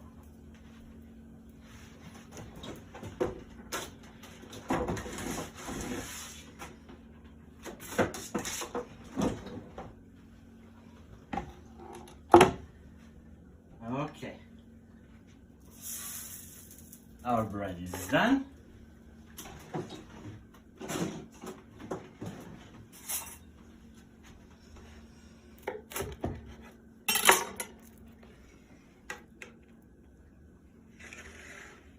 Here you go. Beautiful and simple and healthy lunch. I hope so that you will enjoy in this video, and I hope so that you will enjoy in our food. Thank you. Okay, y'all, that looked real good and it looked real healthy. The only problem is I have a peanut allergy. And so that means I found out, unfortunately, that pine nuts are cousin to peanuts, and I got sick. So if anybody has a recipe or what nut I could use or not at all for this pesto, please put that in the comments. I'd be interested to know what that's about. So Chef Dusko, thank you for this wonderful idea. It looks like it's quick. This is just proof that healthy living doesn't necessarily mean tasteless. So you know I'm gonna have to add my little Lowry seasoned salt if I'm doing it, just to give a little need some you know. The vibrant colors of the salad are also beautiful. I'm gonna have to try to make that dinner. Yeah, that sounds good. Maybe after Thanksgiving, after I done porked out on everything, I probably need to have some kind of chicken and something, you know. So let's see here. Oh, my girl Joyce. Hey, Joyce. That's my girl. She said ground turkey or ground chicken and spinach is always my go-to, my healthy go-to dish. So easy. Okay, that sounds good. What else we got? Okay, from Jet, I'm not going to even attempt to botch up your name. I like using my air fry to cook food rather than frying it. Okay, that's going to take me a while, but all right, more power to you, but I'm sure it's good. Microwave frozen spinach in a bowl, then put your cooked spaghetti or macaroni or potatoes on top of the cooked spinach. Oh, interesting. A one-dish bowl, very healthy. Yeah, that sounds healthy. Norm, thank you. Amy Blackburn says, still cut oatmeal. Ooh, love me some oatmeal. I have a bowl of oatmeal every morning with Ceylon cinnamon. I'm not quite sure if I've heard of that. Dried cranberries, yes. And flaxseed. That's great for every breakfast. Yes, I love oatmeal, you guys. Let's see what else we got. Jenny Peterson, brown rice instead of white rice, even though I love white rice. Yes, you're right. And sometimes when I see it, I have to force myself, okay, get the brown rice. I have switched to cauliflower rice. Good vibes. And I know they make cauliflower pizza crust too. So unless somebody tells you, just kind of sneak it on your family and just say, wasn't that good? Guess what? That was cauliflower. That's how you do that. And so hopefully the rest of the family is not watching this, but you see it, switch it to cauliflower. So that sounds good. All right. Now to go with that beautiful dish Chef Dusko just made, our next guest will teach you how to make sangria. Oh, I'm all over it. Yes. We're pleased to welcome Sami Reed, the founder of Elevate Community Wellness. For today's conference, she is combining her passion for emotional health and wellness with the vibrant spirit of sangria for this festive occasion celebrating our 20th conference year. Sami will show us how to make that sangria. Okay, so take notes. I can't be in front of the kitchen now, but I'm gonna take notes. So it sounds like it's gonna be great. All righty, take it away. Hi, welcome to USC Family Caregiver Center, and we are celebrating the 20th Annual C.A.L.M Conference. I am so honored to be a part of this conference for all of the caregivers that are helping their family or their friends live through challenging times. I can't tell you how much respect I have for each and every one of you. You are the unsung heroes. And I know that because I was going to go into nursing, so I became a CNA.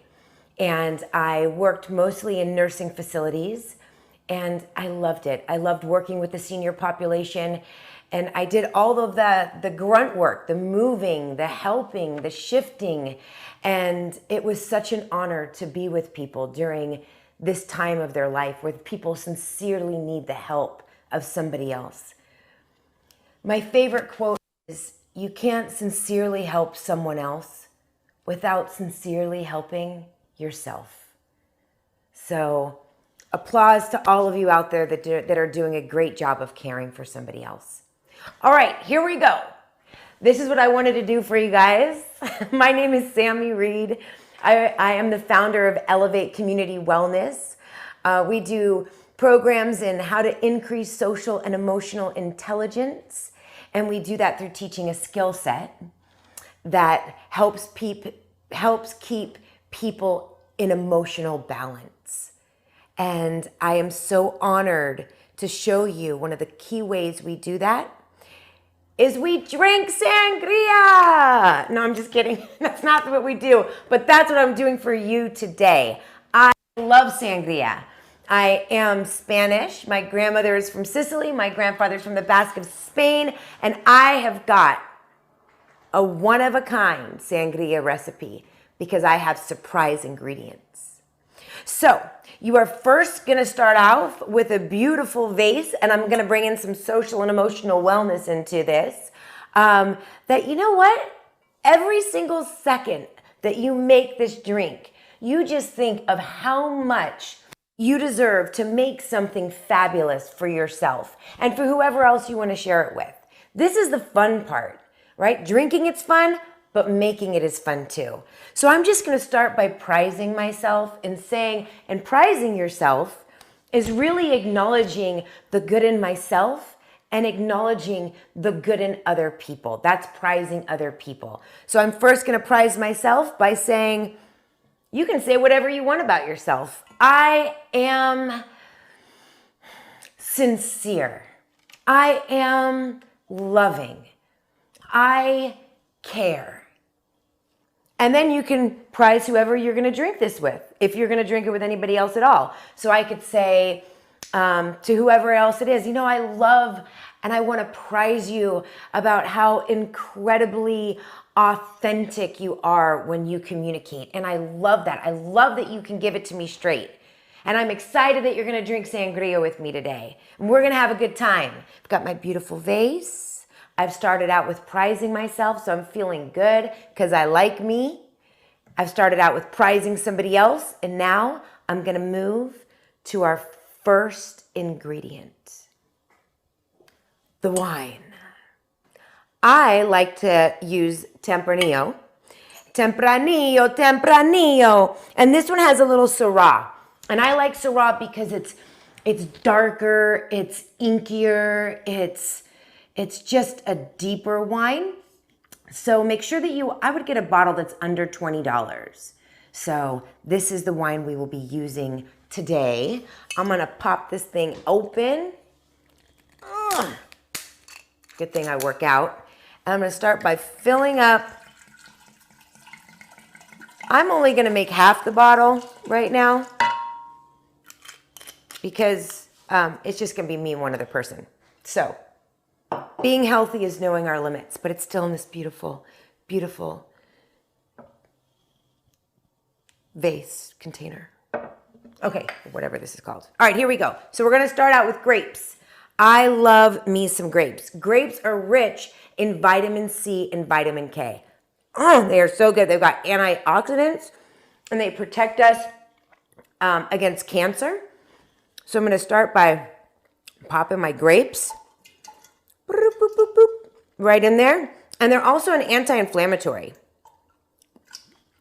So, and the fruits make it so good. There we are. Next, we're gonna go to strawberries. Antioxidants, vitamin C, fiber, and these lower blood pressure. So good, so good. And you know what else I like to do? I mean, it might sound silly, but why not say as many positive things as we can, right? I mean, caregiving is not easy. It can definitely take a toll on you. So I'm gonna even say and put some positive energy into my strawberries. I love their color, I love the red, I love the little seeds, I love the texture, I love that they have fiber, and I love, love, love that they are good for my body. So we might be drinking a little bit of alcohol, but you know what? It's gonna be healthy because we're adding fruits in it. Boom, boom, boom, boom. Strawberries in. All right, next we are gonna go to raspberry. Fiber, vitamin C, vitamin A, vitamin B6, antioxidants, of course, anti-inflammatory, and raspberries protect against cell damage. So they actually help in helping us look beautiful. So I'd love to prize my beautiful raspberries. I grew these myself and they are amazing. If you have the opportunity to grow your own fruits and vegetables, it becomes farm to table sangria. You know what I'm saying? So let's go ahead and add those in there. And again, as we're doing it, you know, this is self-love. This is me caring for myself. I'm taking a break. I'm doing things that are making me happy. I'm using my fruits and vegetables for my own garden. All right, so there we go.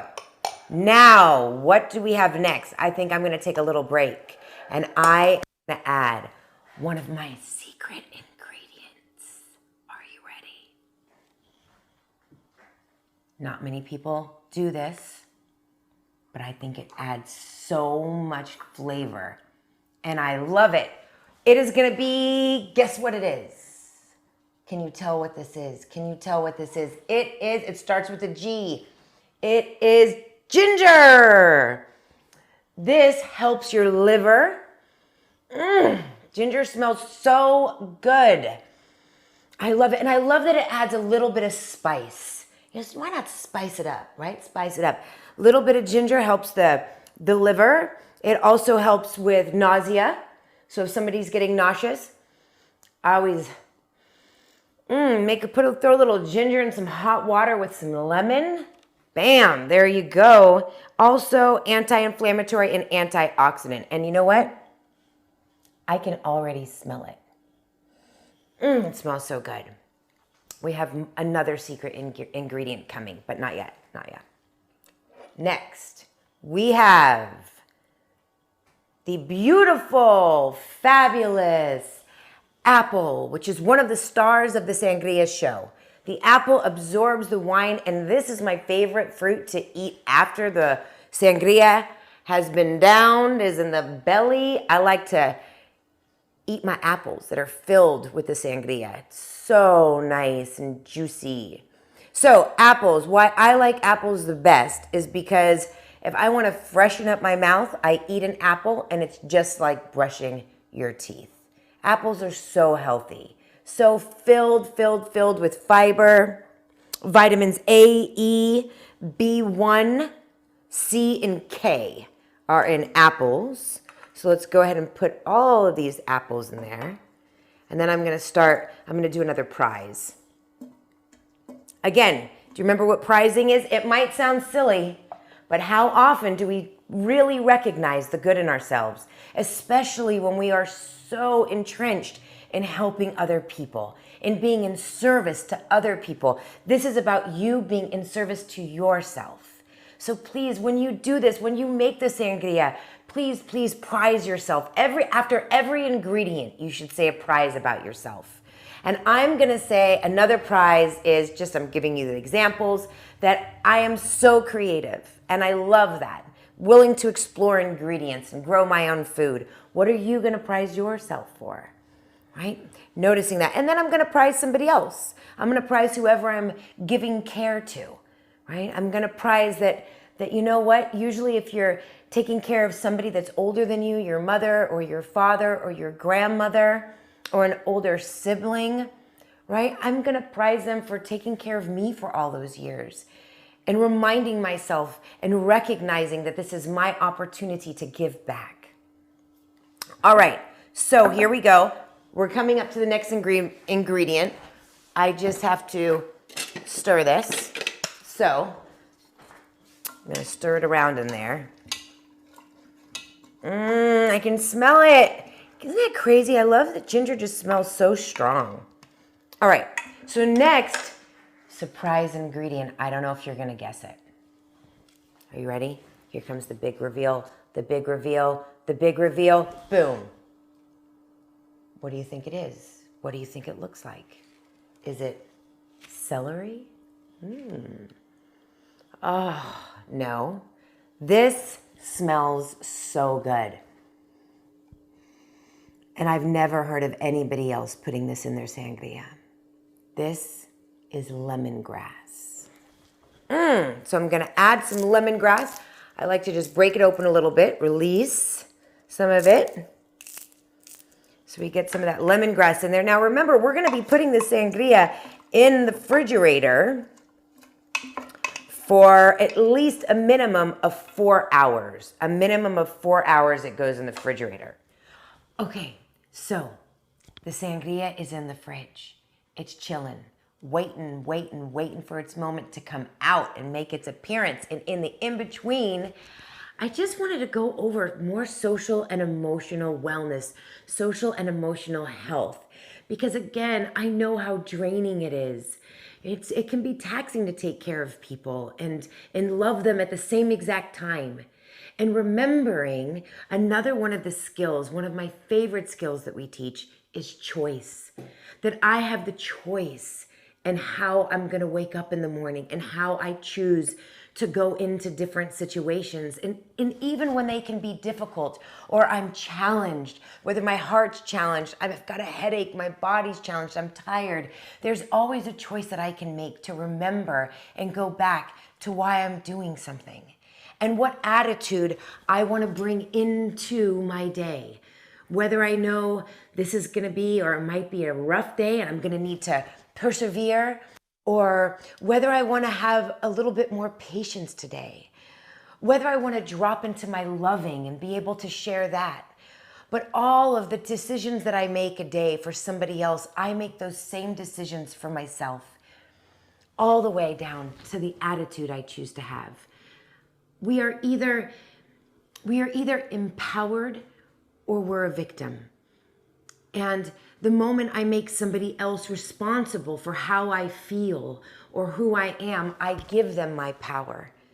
So it's a choice to be empowered. It's a choice to be in a situation and to choose the best parts of me to bring forward. So I hope that that helps as you move through your days and caring for that somebody special in your life And yeah. And the next part that I wanted to talk about, besides the choice of my attitude, is the choice of what I'm going to put in my body. So we are making sangria today, and we're making healthy choices. We're putting lots of fruits in it, and you can either dilute it a little bit with the soda water or add another beverage, which we're going to go over. I'll go over with that. I'll go over that. But we really get to also make a choice about what I'm going to be eating the rest of the day. How much water am I drinking? Really, are you taking care of yourself? Right? Because that's the key. I've gotten so lost in taking care of other people that literally I've forgot about myself. Right? Going days without brushing your hair or feeling pretty or handsome or whatever it is that you want to feel. It's so nice to feel the magic of who we truly are. So to me, this moment of making sangria is about dropping into the magic of who I am. So I decided to wear this fabulous green shirt, which I love this shirt. It always makes me feel so spunky and alive. And it also makes me feel lucky because the other half of me is Irish. So drop into the color that you want to wear when you make your sangria. And I love my hat. Oh my goodness. I just feel so styling when I put on this hat and some lipstick and freshen up and my jewelry. And I just feel present in feeling good and in honoring me. So I'm hoping that you take this moment when you make this sangria to really honor yourself. So if you're not wearing something that makes you feel good, that makes you feel you, that makes you feel put together, then press pause and go get that something good on your body so you can sparkle and feel fancy while you make your sangria. So self-care is how we feel about ourselves on a daily basis, how I feel about other people, which is what I talked about at first, which is the skill of prizing, feeling good about me and feeling good about somebody else and honoring us both. Then we went over choice, right? That I have choices. I can choose my attitude.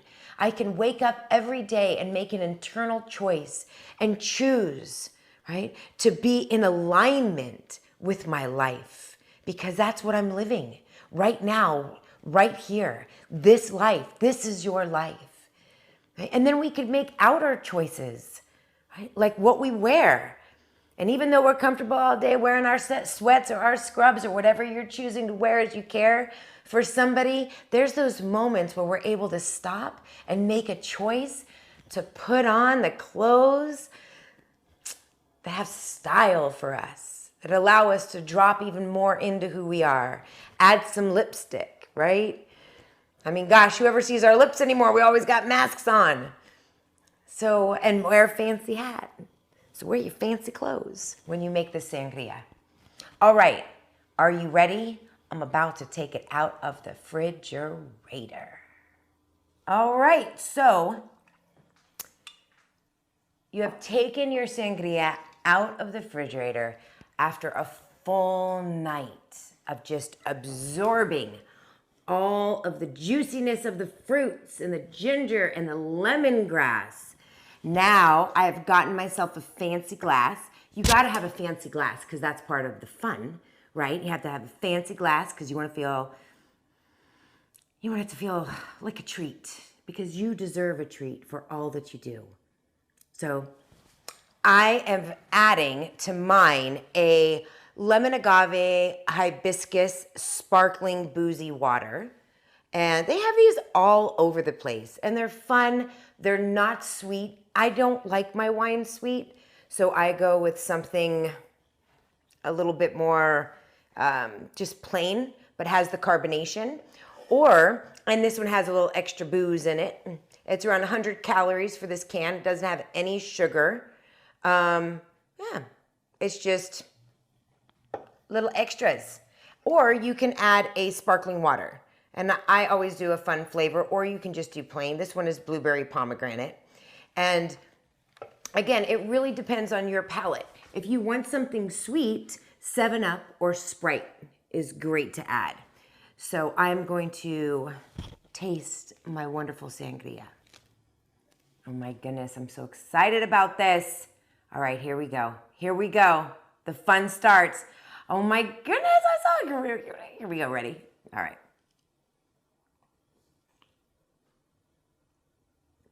That is a partay in my mouth. That is so good.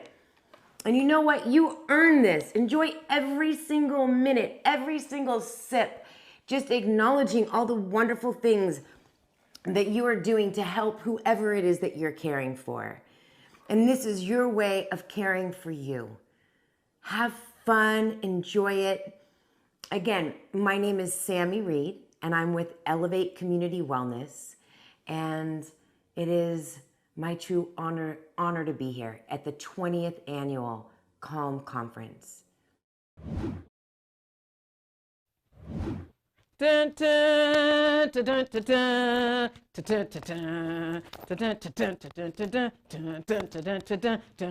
dun, dun.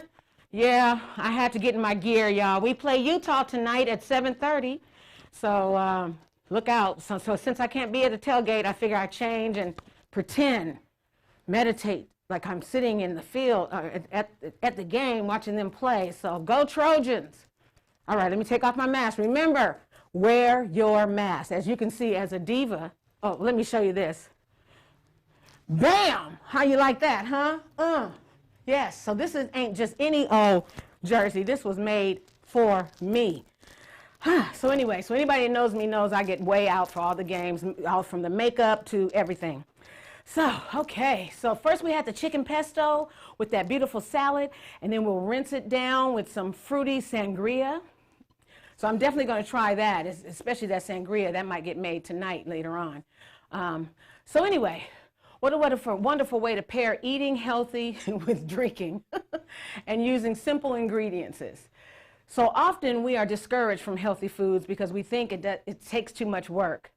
What we just saw is that it's not as complicated as we make it to be at all. So it's inspiring to know that both Chef Dusko and Sami Reed have come up with something that we can all work with. So again, working off the pandemic, 25, because I've been eating.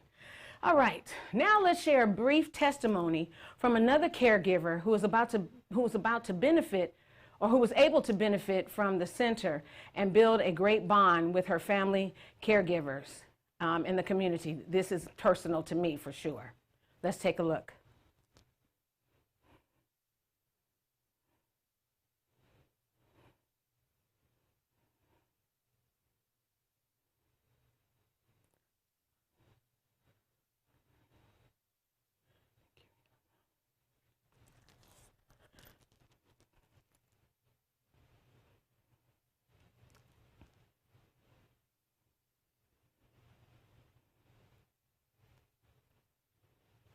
They can hear me. Oh, I'm sorry. I didn't realize you guys could hear me. Kathy Kuriyama is my baby sister. I always say that. She hates when I call her my baby sister, but she is younger than me, so she's my baby sister. Thank you so much, Kathy, for sending that testimonial. Again, this center has been a godsend for my family and has really helped us through taking care of my papa when he was here. So again, please tell us in the chat what kind of exercises that you do and activities and why. For me, especially during this pandemic, I've always wanted to keep walking as just a sense of being healthy for years. But once those walls started caving in on me with this pandemic, I was like, okay, I can't do this anymore. So in April, actually April 15th, I started walking 2 miles twice a week. So now I'm up to 4 miles twice a week. And it really is helpful, caregivers, if you get away from where you are, if you can, get some, hopefully somebody can relieve you for 5 or 20 hours, 2 hours, so that you can get out and just walk. First of all, it's healthy, and it helps to take that stress off. So speaking of taking the stress off, we're going to take a quick intermission. This will give you a chance to change clothes, because it's time, y'all. It's time, y'all. Get your living room ready or your office ready, wherever you are, because we're about to Zumba. Dun, dun, dun, dun, dun. Come on, get your mama, get you do that Zumba any longer. Doom, doom, doom, doom. Okay, so I'm ready. So, you know, I'm loose now. I already have my tennis shoes on. So Zumba is coming up when we get back. So hurry up and set up your place. And we'll see you at the top of the hour in 15 minutes or so. So come on, y'all, work it.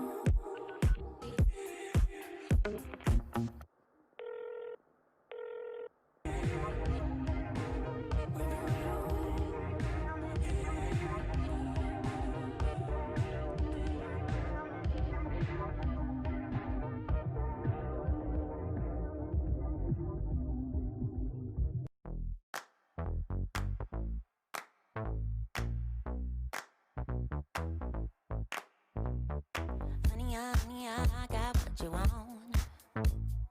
Give me all of your love, 'cause it's burning hot. It's what you do to me, babe, I can guarantee. Honey, I got what you need. Under the night sky, I want your eyes all on me. Don't tell me lies now, I always get mine. Don't play with me. Do you wanna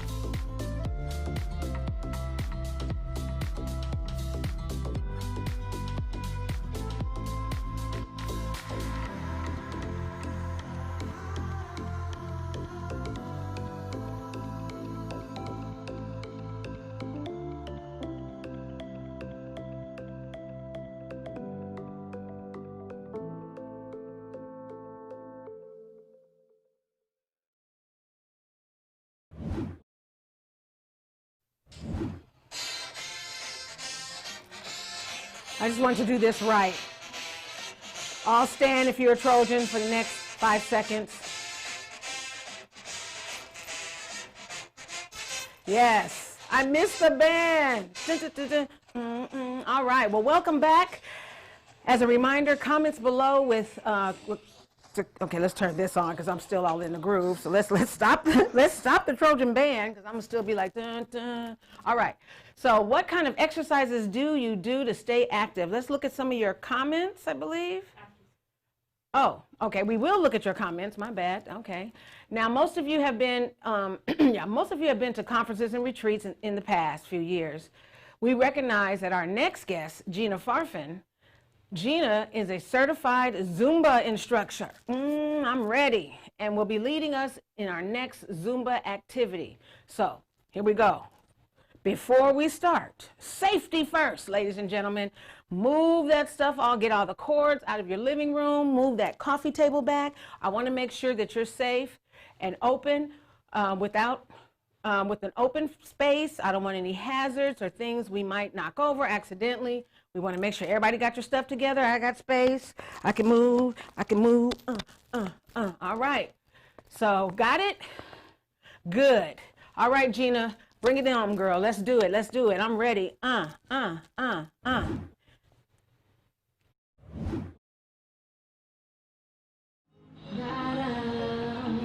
Hola.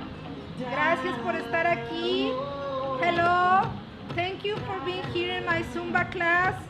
Esta clase es por la conferencia anual para los Family Caregivers. This class is for the annual conference for the Family Caregivers. Gracias, espero que lo disfruten y vamos a empezar a bailar. Okay, let's start dancing with Zumba, okay?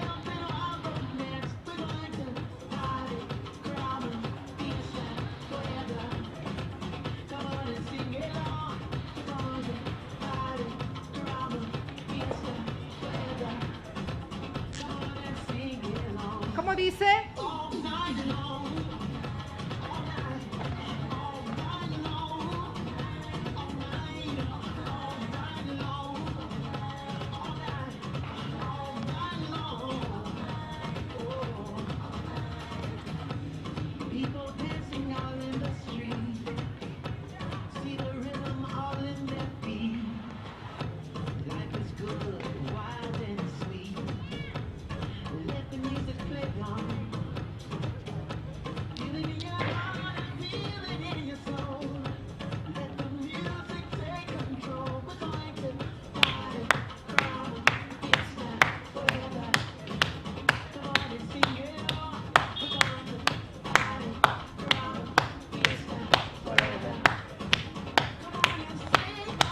Dice all night long.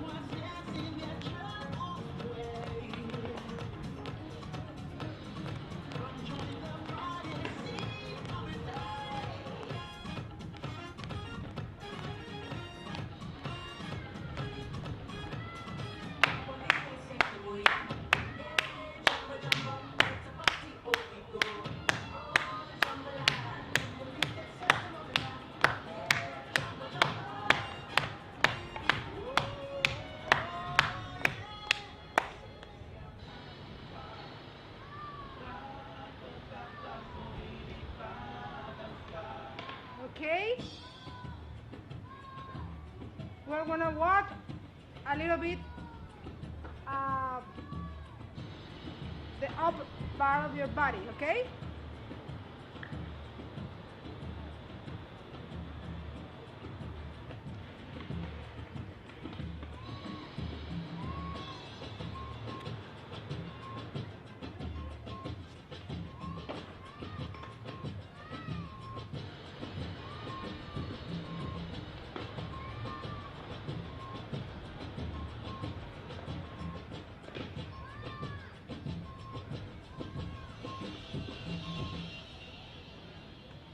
Respiro.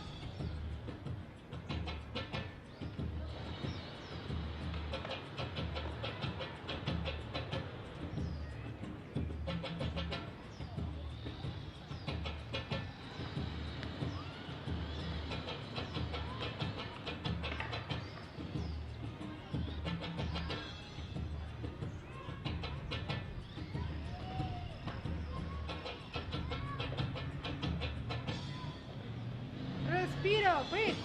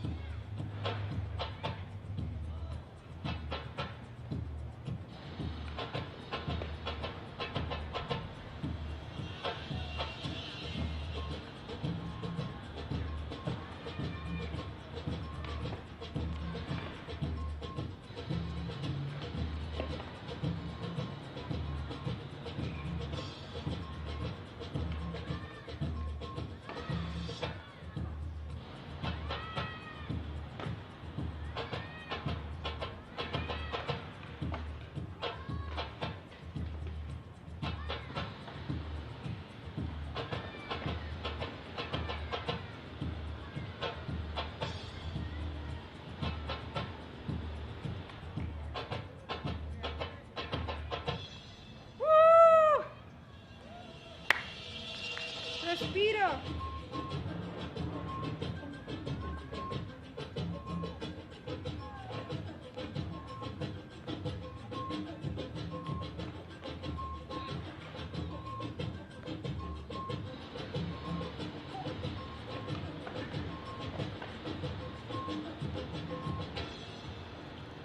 Bravo! I hope you feel good doing Zumba, okay? The class is for relaxing, okay? Don't feel pressure, okay?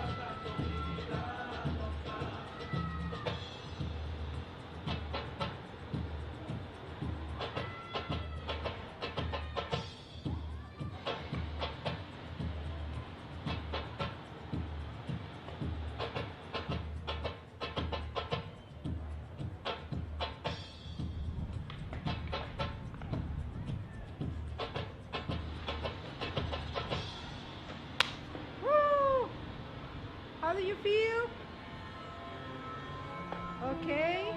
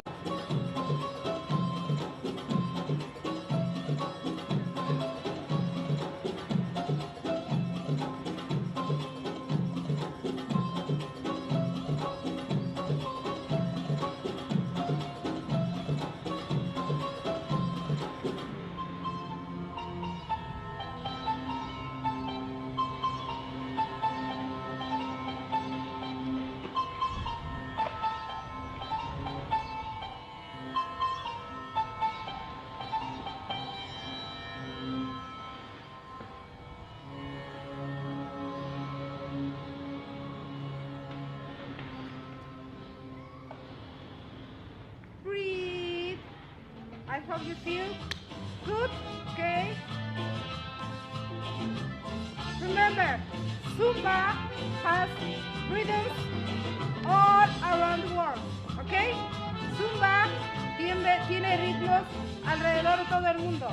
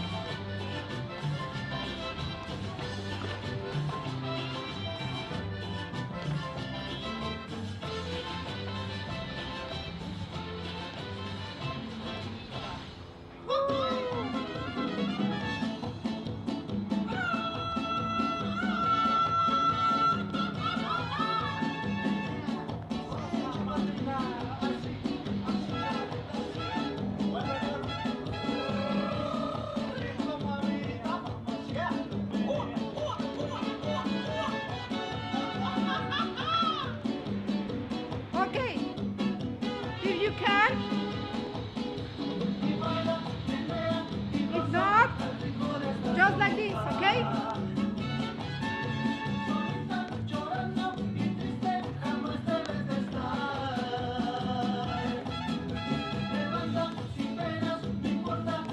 If you can, okay? If not, please, low impact.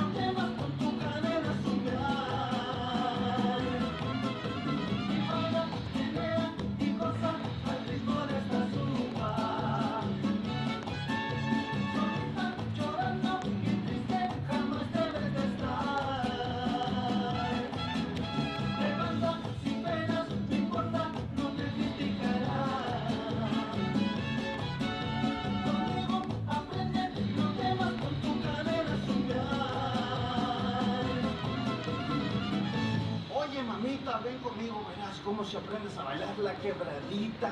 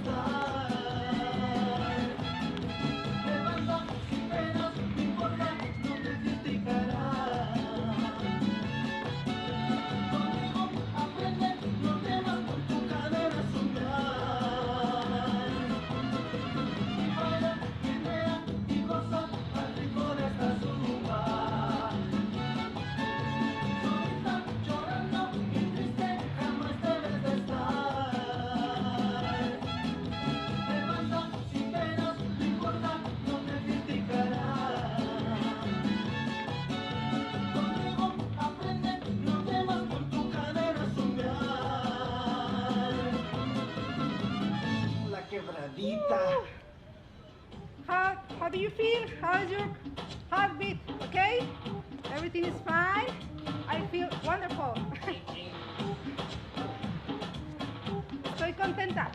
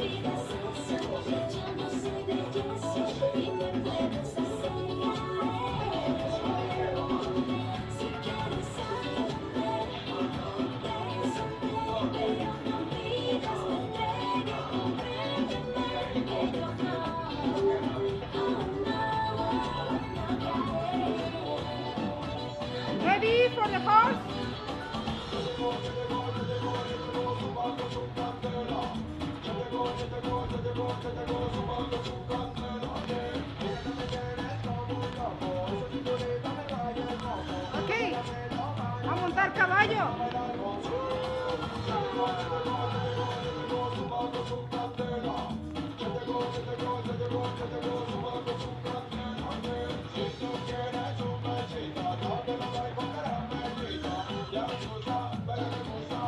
¿Cómo dice?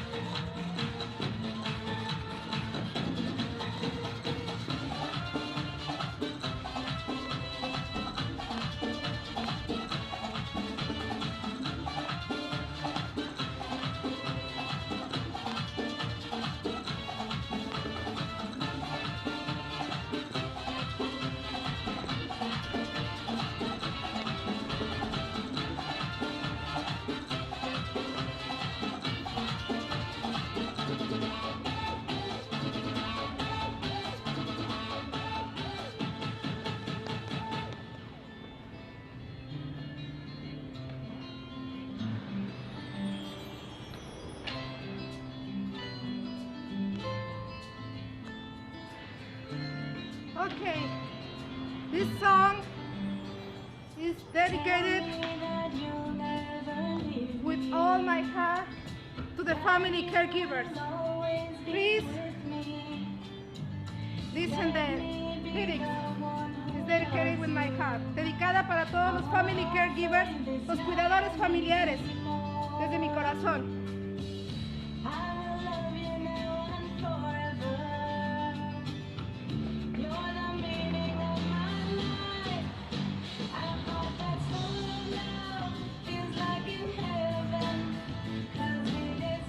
Please say that words to the person you are taking care, okay?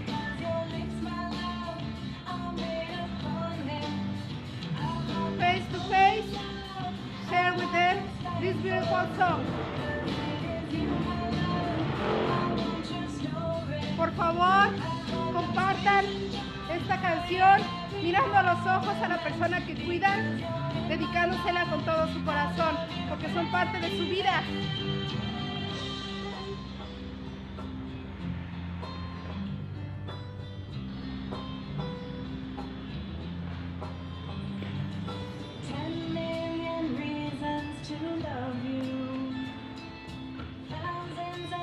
In one night, loving you is all I ever wanted. You bring me peace, my soul is empty when you're not. I will love you now and forever. You're the meaning of my life. I hope that's full of love, feels like in heaven. 'Cause it is you, my love, my one and only. I hope that's full of love, a heart that kisses. Because your lips, my love, are made of honey. I hope that's full of love, a heart that's thankful. 'Cause it is you, my love, my one true story. I hope that's brings and joy in every moment. Because you're in my life, I love you, baby.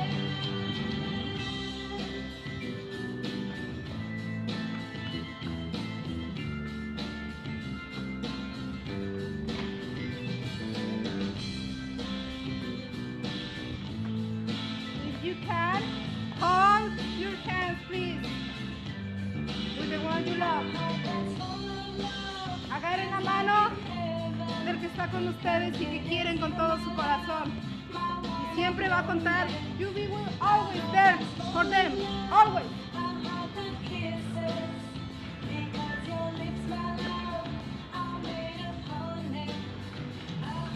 Thank you for joining my Zumba class. With all my heart for you, family caregivers. Con todo mi corazón para los cuidadores familiares.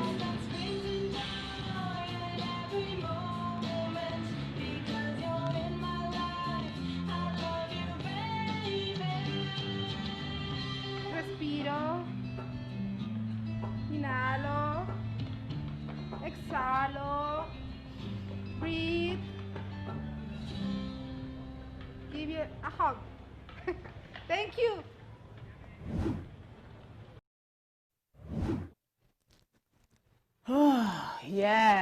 Yes. Are you feeling it? Yeah, this was a little bit more calmer than yesterday, but I was ready for her, for girlfriend yesterday, because she was rocking it. So thank you, Gina. That was fun. Whoo, you guys just don't even know with this little bit, if you just stand up and do this for like 5 seconds, it just takes your mind off of things and releases you. Ooh, I think that was one of my favorite parts, anything that has dancing involved. So that was cool. I could follow along easy, and I'm sure most of us could follow along easy this time. So yeah, anyway, okay, I had so much fun. It doesn't even seem like exercise, especially when the music is really popping and things. So I want to thank both artists for bringing that to us from yesterday and today. All right, you guys, let's look at some comments that people posted about their favorite type of exercise or their way of staying active. Let's see what we got here. We got Karen Chan, jazzercise, gym, softball. when it's softball season. In between, I try to walk and stretch whenever I can. Stretching, you guys, if you get up in the morning and stretch, it'll really help your day. Just a side note for me. From Yvonne Koo, I've been doing a lot of walking in the mornings to exercise, and Zumba on YT, I'm not sure what that stands for, with the family. So I don't know if that's a channel, but hey, Zumba. Chiomo, I hope I didn't say it too bad. My family and I play Just Dance on the Wii, and other dance games together, which helps us stay active. Oh, that must be fun. Or you can play tennis on the Wii. You know, that's always fun. I did that once with someone. Amy Blackburn says, resistance training weights. At the gym for 30 years, the best type of exercise for muscles, bone density, heart, and flexibility. So Amy, I hope you have some dumbbells at home since we can't be in the gym. And now we really can't be nowhere near the gym with this new restrictions in LA County at least. All right. Whew. Okay, so we've gathered some caregivers together to sit with our staff and talk to them about their stories. So let's watch and listen to see what the caregivers, or these caregivers, have to tell us, okay? So stay tuned, here we go, and I'll be right back.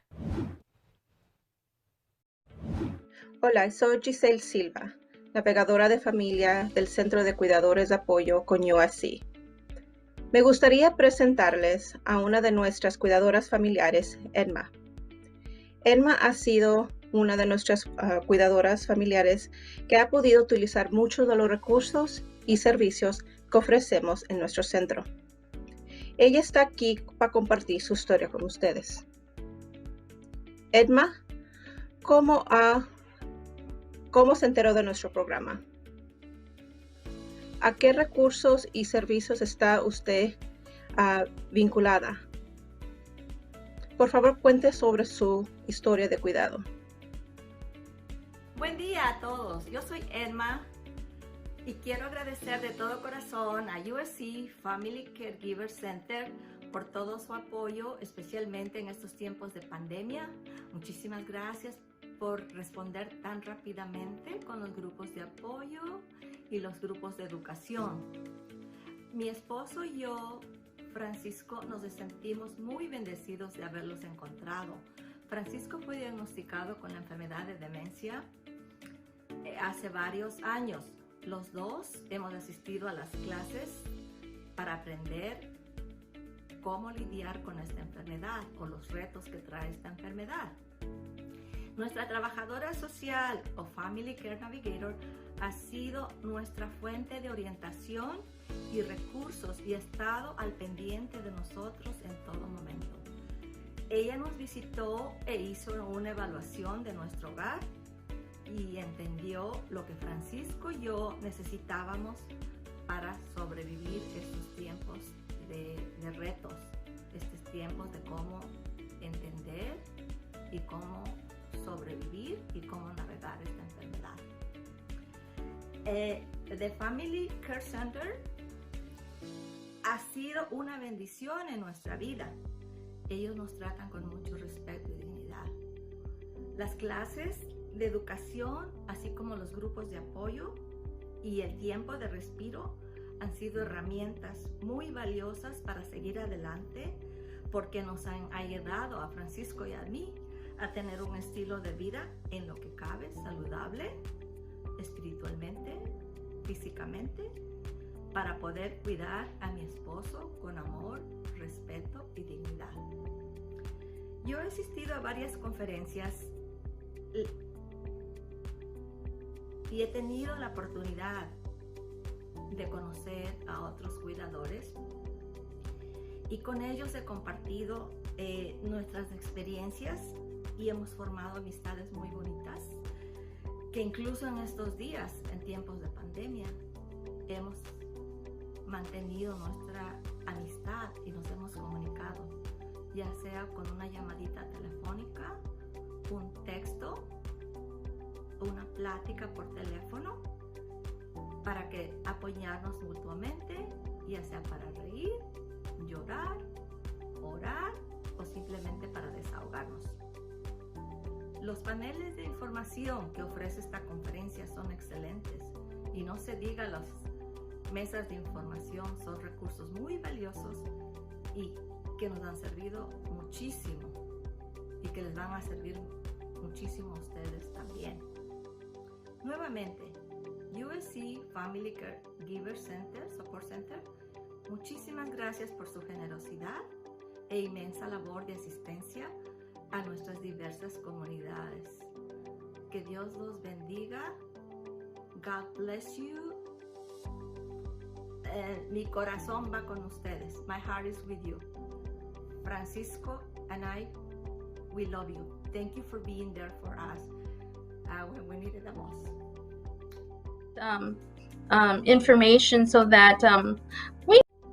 Hello, I'm Yvonne Kuo. I'm one of the family care navigators with the USC Family Caregiver Support Center.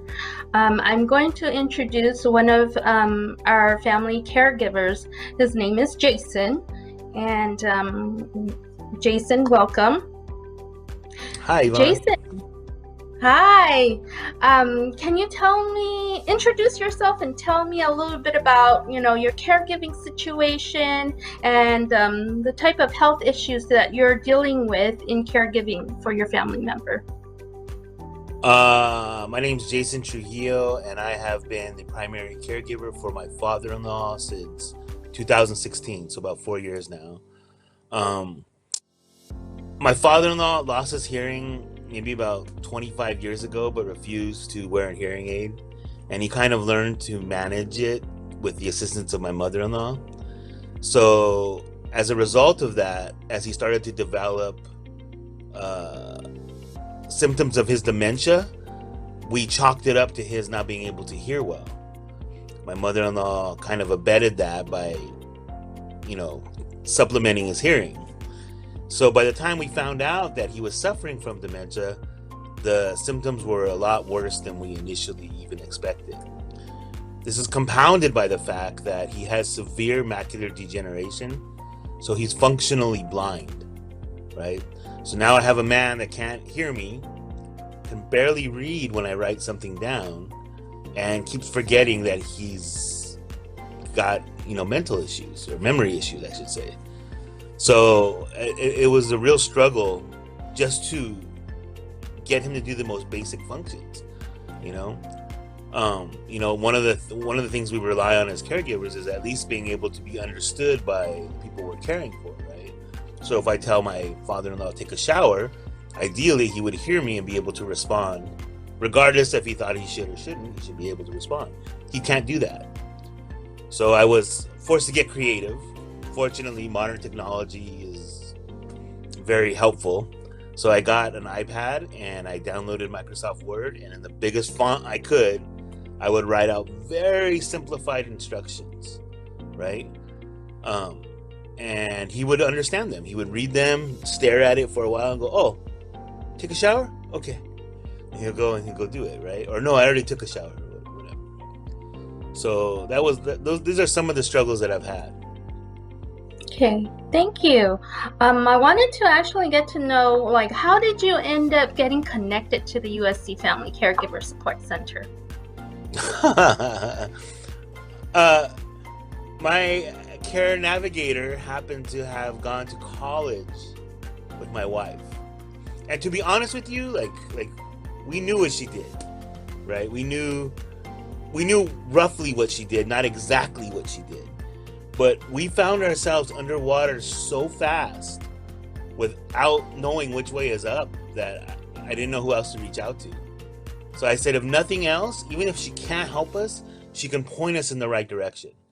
She can tell you up is that way, and she's done that and more. I mean, I really would be lost without the Family Caregiver Center. I mean, they've provided me with so many wonderful benefits, from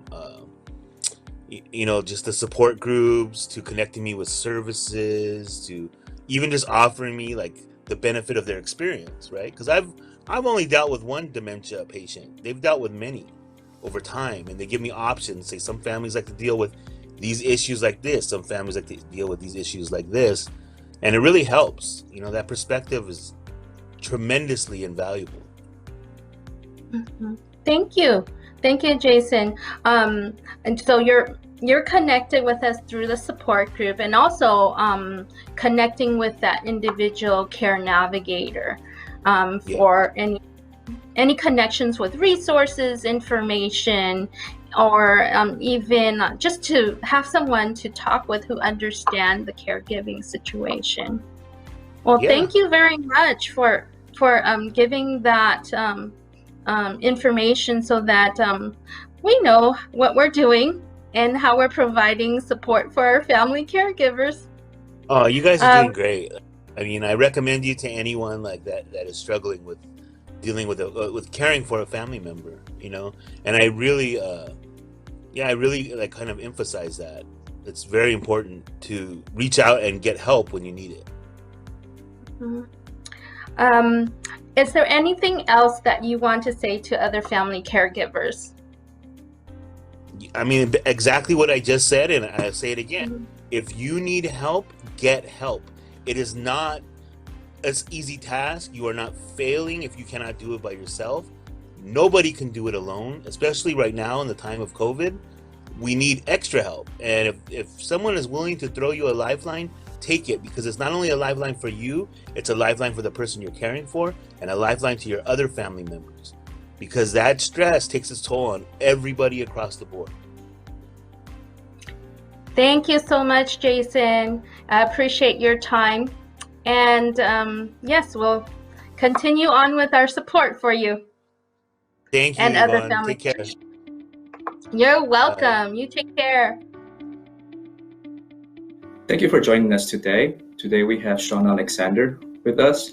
He is a caregiver of the USC Caregiver Support Center.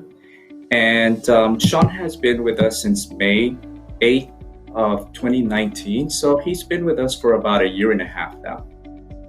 And Sean, I would actually like to start off with by asking you, who do you care for? I care for my 85-year-old mother who has the early onset of dementia. And Sean, how did you end up contacting the USC Family Caregiver Support Center? Interesting. I was there. Another aspect of therapy, canine therapy. I had a yellow lab named Rocco. We visited SC Student Center quite often, and someone suggested that I take a look at your facility, and I got another referral from the Office of Public Safety at SC, right next door. So Rocco and I were there 2 or 3 times a month before he died. He died when he was 12. I made a contact. So Rocco really loved going to SC. Really loved it. And I personally made the contact, and here I am. Wow, damn, thank you. What did you need help with or need more information about? I needed help with dealing with the stress involved, and also handling my reaction to it, because I'm very new to caregiver, obviously, and it was quite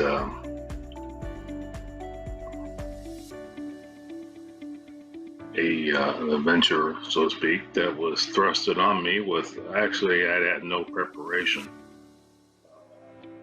I did contact the National Caregiving Association with Rosalind Carter Foundation, and they gave me some helpful tips, which really dovetailed back to the SC Caregiving Foundation. So it was something that was unfortunately thrust upon me. My mom developed double pneumonia. She had to be hospitalized for 7 days. And ever since then, it's been round-the-clock caregiving. I have a day caregiver, and I'm responsible for the evenings only. It's really taught me a lot about human dynamic, and really it's given me some more patience, really a lot more patience than I thought I had. So here I am. So. And what resources did or services were you connected with? I was connected with the caregiver support group. We met once or twice a month, I think, and at the SC before COVID-19, the outbreak, the pandemic broke out. And now we just do Zoom, I think once a month. And it was quite educational listening to other people's struggles and difficulties. And quite frankly, even though they were strangers when I first met them, their same struggles and influences or difficulties were surprisingly my own too as well. A lot of the stuff dovetailed into what I was experiencing. We're all experiencing the same thing. It just was a level of frustration, and how does one take a break? With the pandemic, it's been quite impossible.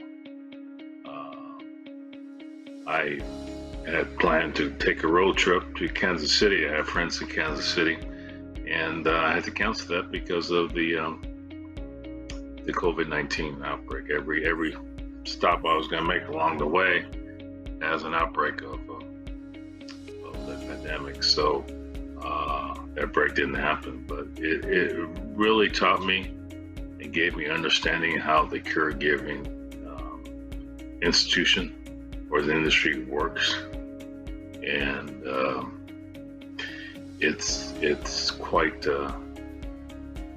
fascinating.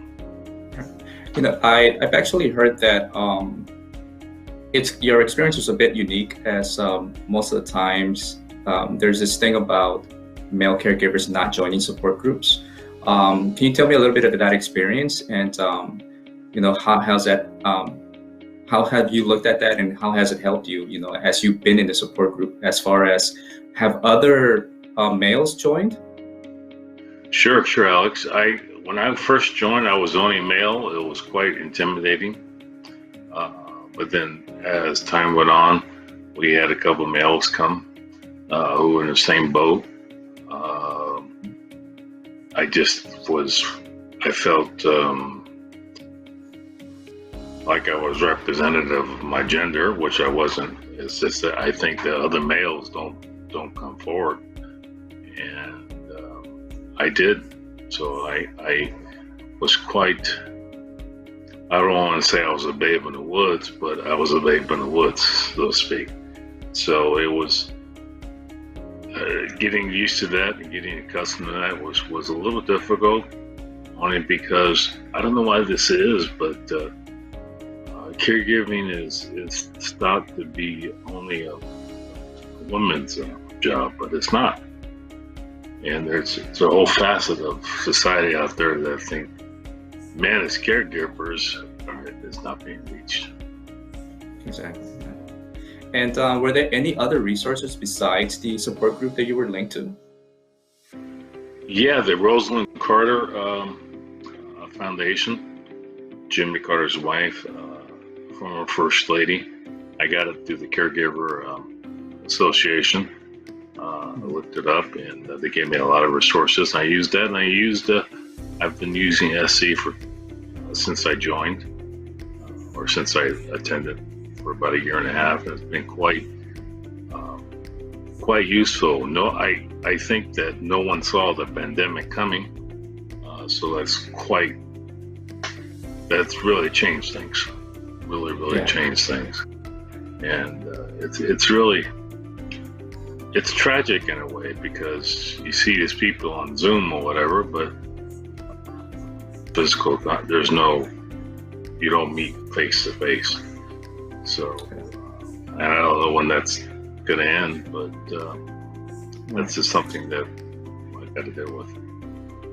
Yeah, no, that's fantastic. You know, I'm actually I'm very glad that you were able to join the support group in person at first, but then, as you said, with the pandemic and COVID being here, we did adapt and actually went online. So it's amazing and it's awesome that, to have you there and, to represent males, because there are male caregivers. So, I applaud you for that. So thank you. Thank you very much. Thank you. So, Okay. So that's pretty much what I wanted to ask you, those 3 questions. So Sean, just to kind of recap, you've been with us for about 1.5 years now, and you are a caregiver for your mother who has been diagnosed with dementia, and you visit our website all the time, correct? And also do the support group with us, and you obviously do other resources that we offered, right? Yes. It's been quite useful. I hasten to think, what I would be doing if I didn't have this. It would be very, very difficult.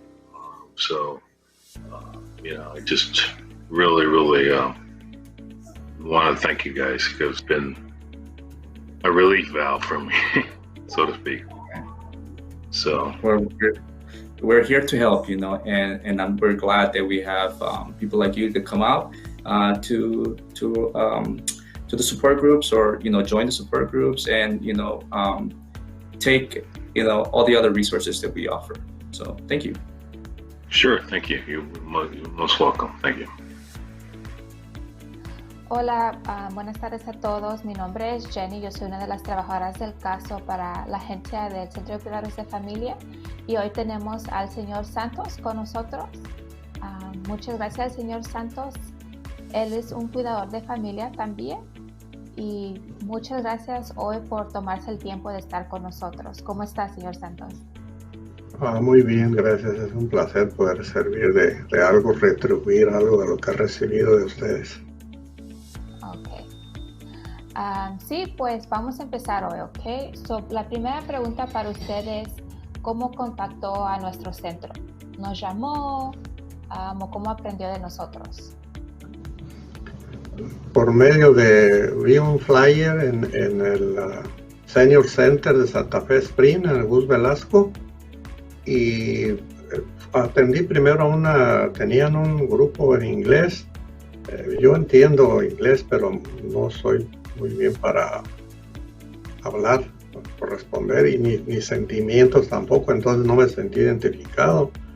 Y pues después vi que iba a haber uno que había en español, y pues ya me contacté con Lucila, y fue como de la manera como empecé yo a recibir sus servicios. Ok, básicamente miró como dice usted, nuestro flyer en el centro y se identificó como un cuidador de familia y nos marcó. Sí, bueno, ya me habían dicho que era cuidador de familia, porque me habían mandado a alguien al grupo de Alzheimer, nomás que estaba muy lejos por allá en Santana. Y pues nomás había ido una vez. Entonces cuando vi acá esta oportunidad, pues yo ahí vivo en Santa Fe Spring, entonces dije, no, pues aquí es donde voy a poder. Y además en un principio yo iba con mi esposa, la llevaba a ella, y que es a la que yo cuido, porque no tenía entonces a quien me ayudara.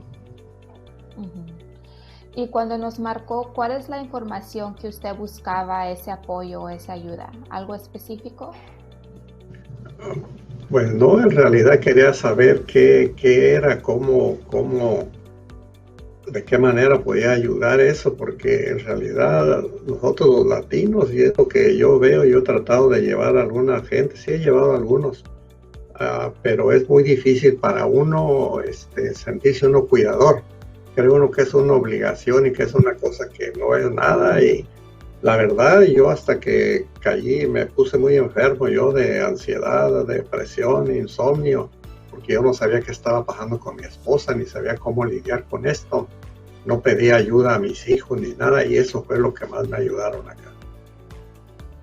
a crear mi grupo.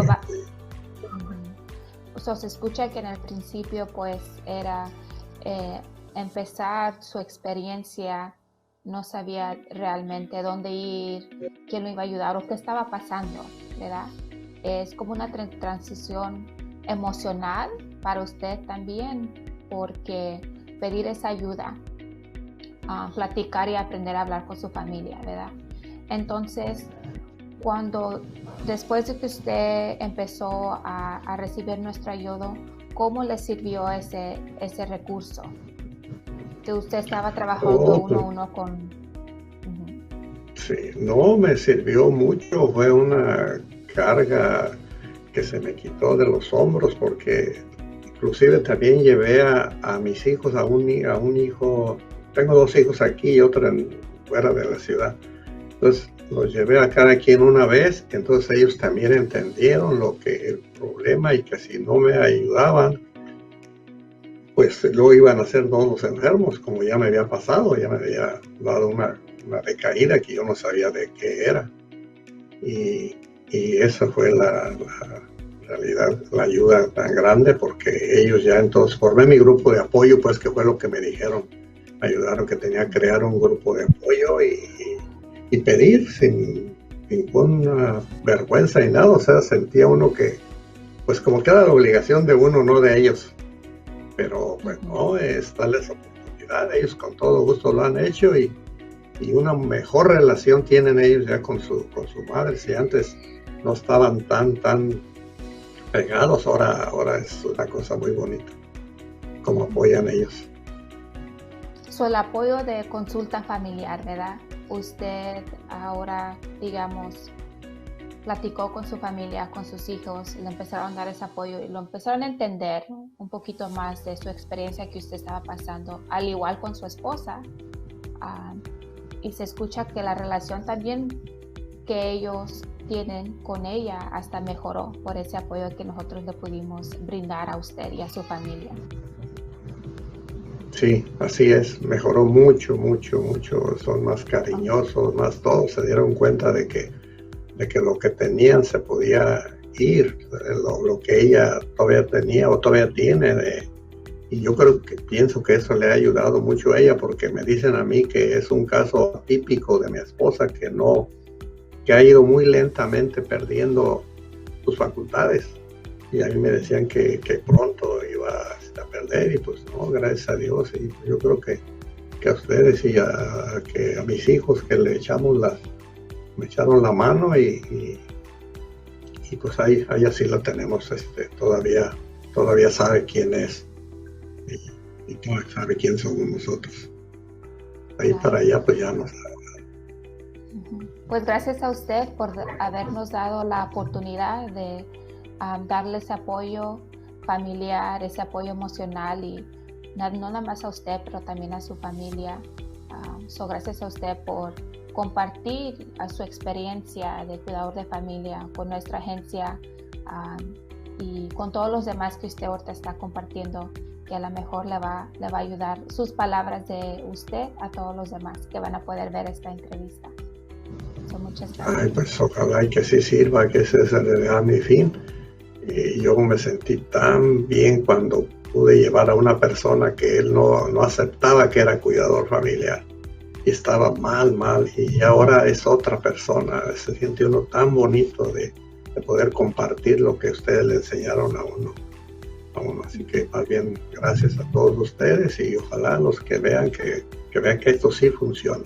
Sí funciona, como quiera que sea, es un alivio, tiene uno donde platicar, donde desahogarse, con gente que lo entiende, porque es gente que tiene los mismos problemas de uno.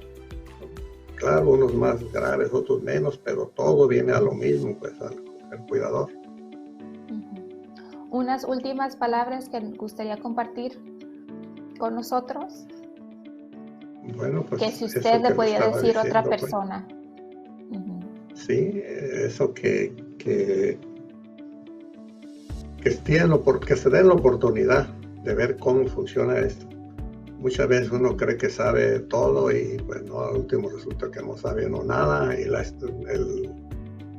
aprender de otros, de la experiencia de otros y el saber que no es uno nomás, que hay mucha gente y que el caso de nadie es el peor, siempre hay otro mejor o más difícil y que el estar escuchando a otros o el estar contra gente que están en la misma situación ayuda mucho porque sabe uno que no está solo, de otra manera está uno nomás solo y es muy difícil. Ahí aprendí también a cómo hasta que tenía que relajarme y tenía que hacer cosas por mí. Y es lo que no hacía uno. Eso es una de las cosas principales, que uno se encierra nomás en su problema, pues no su problema, ¿verdad? En lo que está haciendo uno pues de cuidador y se descuida uno. Que fue lo que me pasó a mí y por eso yo caí a emergencias y no sabía yo qué tenía. Wow. Entonces, por todo, usted aprendió que por todo, físicamente también el nivel de estrés que a lo mejor usted tenía fue a emergencia. Y en ese grupo de apoyo que yo sé que usted participa, invita a diferentes personas también, gracias. Pero ahora, su salud, ¿verdad? Su salud de usted a veces tomar unos minutos al día o unas horas para cuidarse de su salud también, porque eso también es importante. Sí, eso fue también lo que nos aprendimos ahí, que nos decían cada vez que es para cerrar la sesión, nos decían qué vas a hacer por ti este mes, y eso aprendimos. No podíamos ni decir nada qué iba a hacer uno, porque no se le ocurría qué iba a hacer, porque no estábamos acostumbrados pues a tomarse ese tiempo. Sentía uno que le estaba robando tiempo a su ser querido si se ponían a pensar en uno, pero no, hay que cuidarse primero para poder dar. Claro que sí. Y eso es algo muy importante, ¿verdad? De comunicar que nuestra salud físicamente y emocionalmente también es tan importante como la persona que estamos cuidando.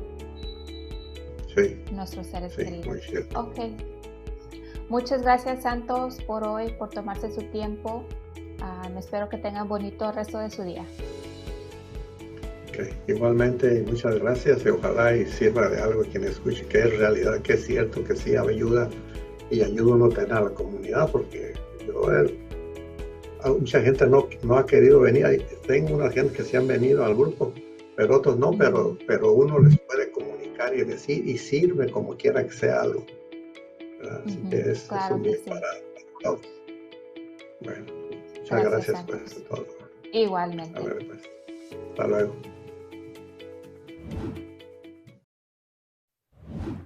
Wow, such powerful stories. I think the thing that stands out the most to me about all these stories is you need to reach out for help. It is not a weakness or a failure to reach out and let others help and support you. We want to believe that we can do it all. We really want to believe that, but that's unreasonable to expect that of ourselves. Caregivers need to take good care of themselves so that they can take care of others. If we're not good, we're no help to others. So I want to add this in, the Family Caregiver sessions, usually on campus, but now during the pandemic are virtual, and they are on Wednesdays, the second and fourth Wednesday of the month from 12 noon to 2 p.m. Pacific Standard Time, because I know we have people from all over listening or watching this conference. So all you need to do is go to the website, which we'll repeat a little bit later before the conference ends, and you can get more information by going to the calendar section of the website. Well, as you may notice, we are quickly drawing to an end of our conference, and I have had a ball. Such fun today, learning about ways of how to take care of ourselves and remember to celebrate who we are. So that is so important. And this has been kind of my, for me, this has been very eye-opening, as well as just being able to be here with you has been such a joy. But before we go, we're going to have our president, our presidency, that's Benton. We're going back to the Benton Bennett ticket for 2024. So we're going to have Dr. Benton, who is the director of the office, and she would like to say a few words before I come back and close. So Dr. Bennett, are you ready? Hi, everybody. Wow, what a day full of fun and flavor. You know, I want to thank Finest City Entertainment for producing our show today. And we are so grateful to all of our speakers for sharing their experience and really fullness that I think just came across with every session we had. And, you know, finally, I have to personally thank the community engagement team of Yvonne, Jenny, Alex, and Darcy. I mean, you guys made this 20th conference just shine. And, you know, and to the rest of the FCSC staff at Deedee, you all made our community of caregivers feel so welcome and heard. Well, we've come to the end of this event, but it doesn't have to be the end of our time together. You know, we hope you will reach out to us at our center at 1-800-540-4442. That's 1-800-540-4442. Or, of course, you can go to our website at fcscgero.edu and sign up so that we can continue helping you during your caregiving journey. You know, we hope you'll just take a few minutes a day and every day to relax, rejoice, and reconnect with family and friends, and hopefully your newfound community of support from USC. And we serve all of LA County and the entire state of California. There is a caregiver resource center in your area. And if we don't know something in California, well, we'll make sure that you get hooked up with it. And if it's outside of California, we're still going to find you some help. We hope that you will take some time and come back and see us. Come back and watch this video. We'll have different timestamps and you can skip ahead and find out if you want to dance again or recipe for the sangria. And of course, I seem to take the tip about lipstick because I went out and found myself some really nice lipstick to make me feel good today. So thank you everybody for being here. Caregivers fight on. And you know, before I turn it back over to the Bennett of the Bennett and Benton ticket, I want to thank our host. I think she called herself Dr. Diva, because her Trojan pride and her heartfelt sharing of her own caregiving experience really made both days such a pleasure, and she helped us just kind of keep going for both days. So I'm going to turn it back and thank you, and remember the Benton Bennett ticket of 2024, and caregivers fight on. Good. You're starting to feel it, huh? You're starting to feel it, huh, Donna? Wonderful. Well, thank you, Dr. Benton. Wow, I can't believe it's over already. I'm having so much fun. I tell you, we've gone through 2 days with you, and we hope that you've been able to find some additional tools for coping with caregiving and celebrating all the work you do as a caregiver. Nobody ever says caregiving is easy, and trust me when I say that. There is no handbook to tell us what to do or how to do it. We are all just figuring out ways to adapt and work with what we have. That's why it's important that you reach out and ask others for help, people. It is not a weakness when you ask others for help, and embrace the services that the community organizations can offer you. It is so important and so necessary, and the family caregivers need support, and our center is here for you. So again, please check out the website for all additional information. And just to remind you, Wednesdays, the second and fourth Wednesday of the month from 12 noon to 2 p.m. Pacific Standard Time, you're able to be a part of the Zoom. Now that we're in Zoom territory, you'll be able to participate in what goes on at those meetings. You're fully supported. Trust me when I say I've been to the meetings. You can cry, at least before pre-COVID, you could cry and people would be there to hug you, and it would just, you know, and when you hear someone else's story, you realize that's what you're going through. And sometimes you'll hear something as a remedy to something and say, oh, let me try that on my dad. He likes music, let me try that. And so it's very, from the bottom of my heart, I want to thank the Caregivers support team staff, for allowing me to be your host. I know I'm kind of zany, kind of crazy, and actually been kind of calm during this conference for those who know me well. But I just want to say how grateful I am for allowing me to be your MC/host for this momentous occasion. We are grateful that you've joined us for the 20th anniversary. You know that only comes around once. And we hope that you've learned more about how important it is to take care of the family caregiver, as well as discover some new and maybe some different ideas for self-care that we introduced to you today. Nothing ever works for, not everything will work for everybody, but it's important to try a variety of things to be able to find what works for you. And of course, we hope you had fun today with us and yesterday. The USC Family Caregiver Support Center is here to help and educate and connect you with the resources and support throughout your caregiving journey. So again, be sure to go to the website, which is listed right there. If I can get my finger to right there. I'm looking at myself here. There it is. There's the phone number. They are here for you. We have, or visit our social media pages on Facebook, Twitter, and Instagram to learn more about how to connect with our center. This conference has also been recorded, and you'll be able to find it on the YouTube channel if someone you know wants to watch it on their own. So we are doing that. And all I can say is off with the glasses, on with the mask, because it's time to go and I'm about to leave the building. So I'm masked up. Please, people, we can stop this. We can slow down this pandemic if you wear your mask. I cannot stress enough. So have a great rest of your day and evening. And hey, bye for now. This is Dr. Corliss P. Bennett, also known as Dr. Diva, signing out. Have a great rest of your day and fight on.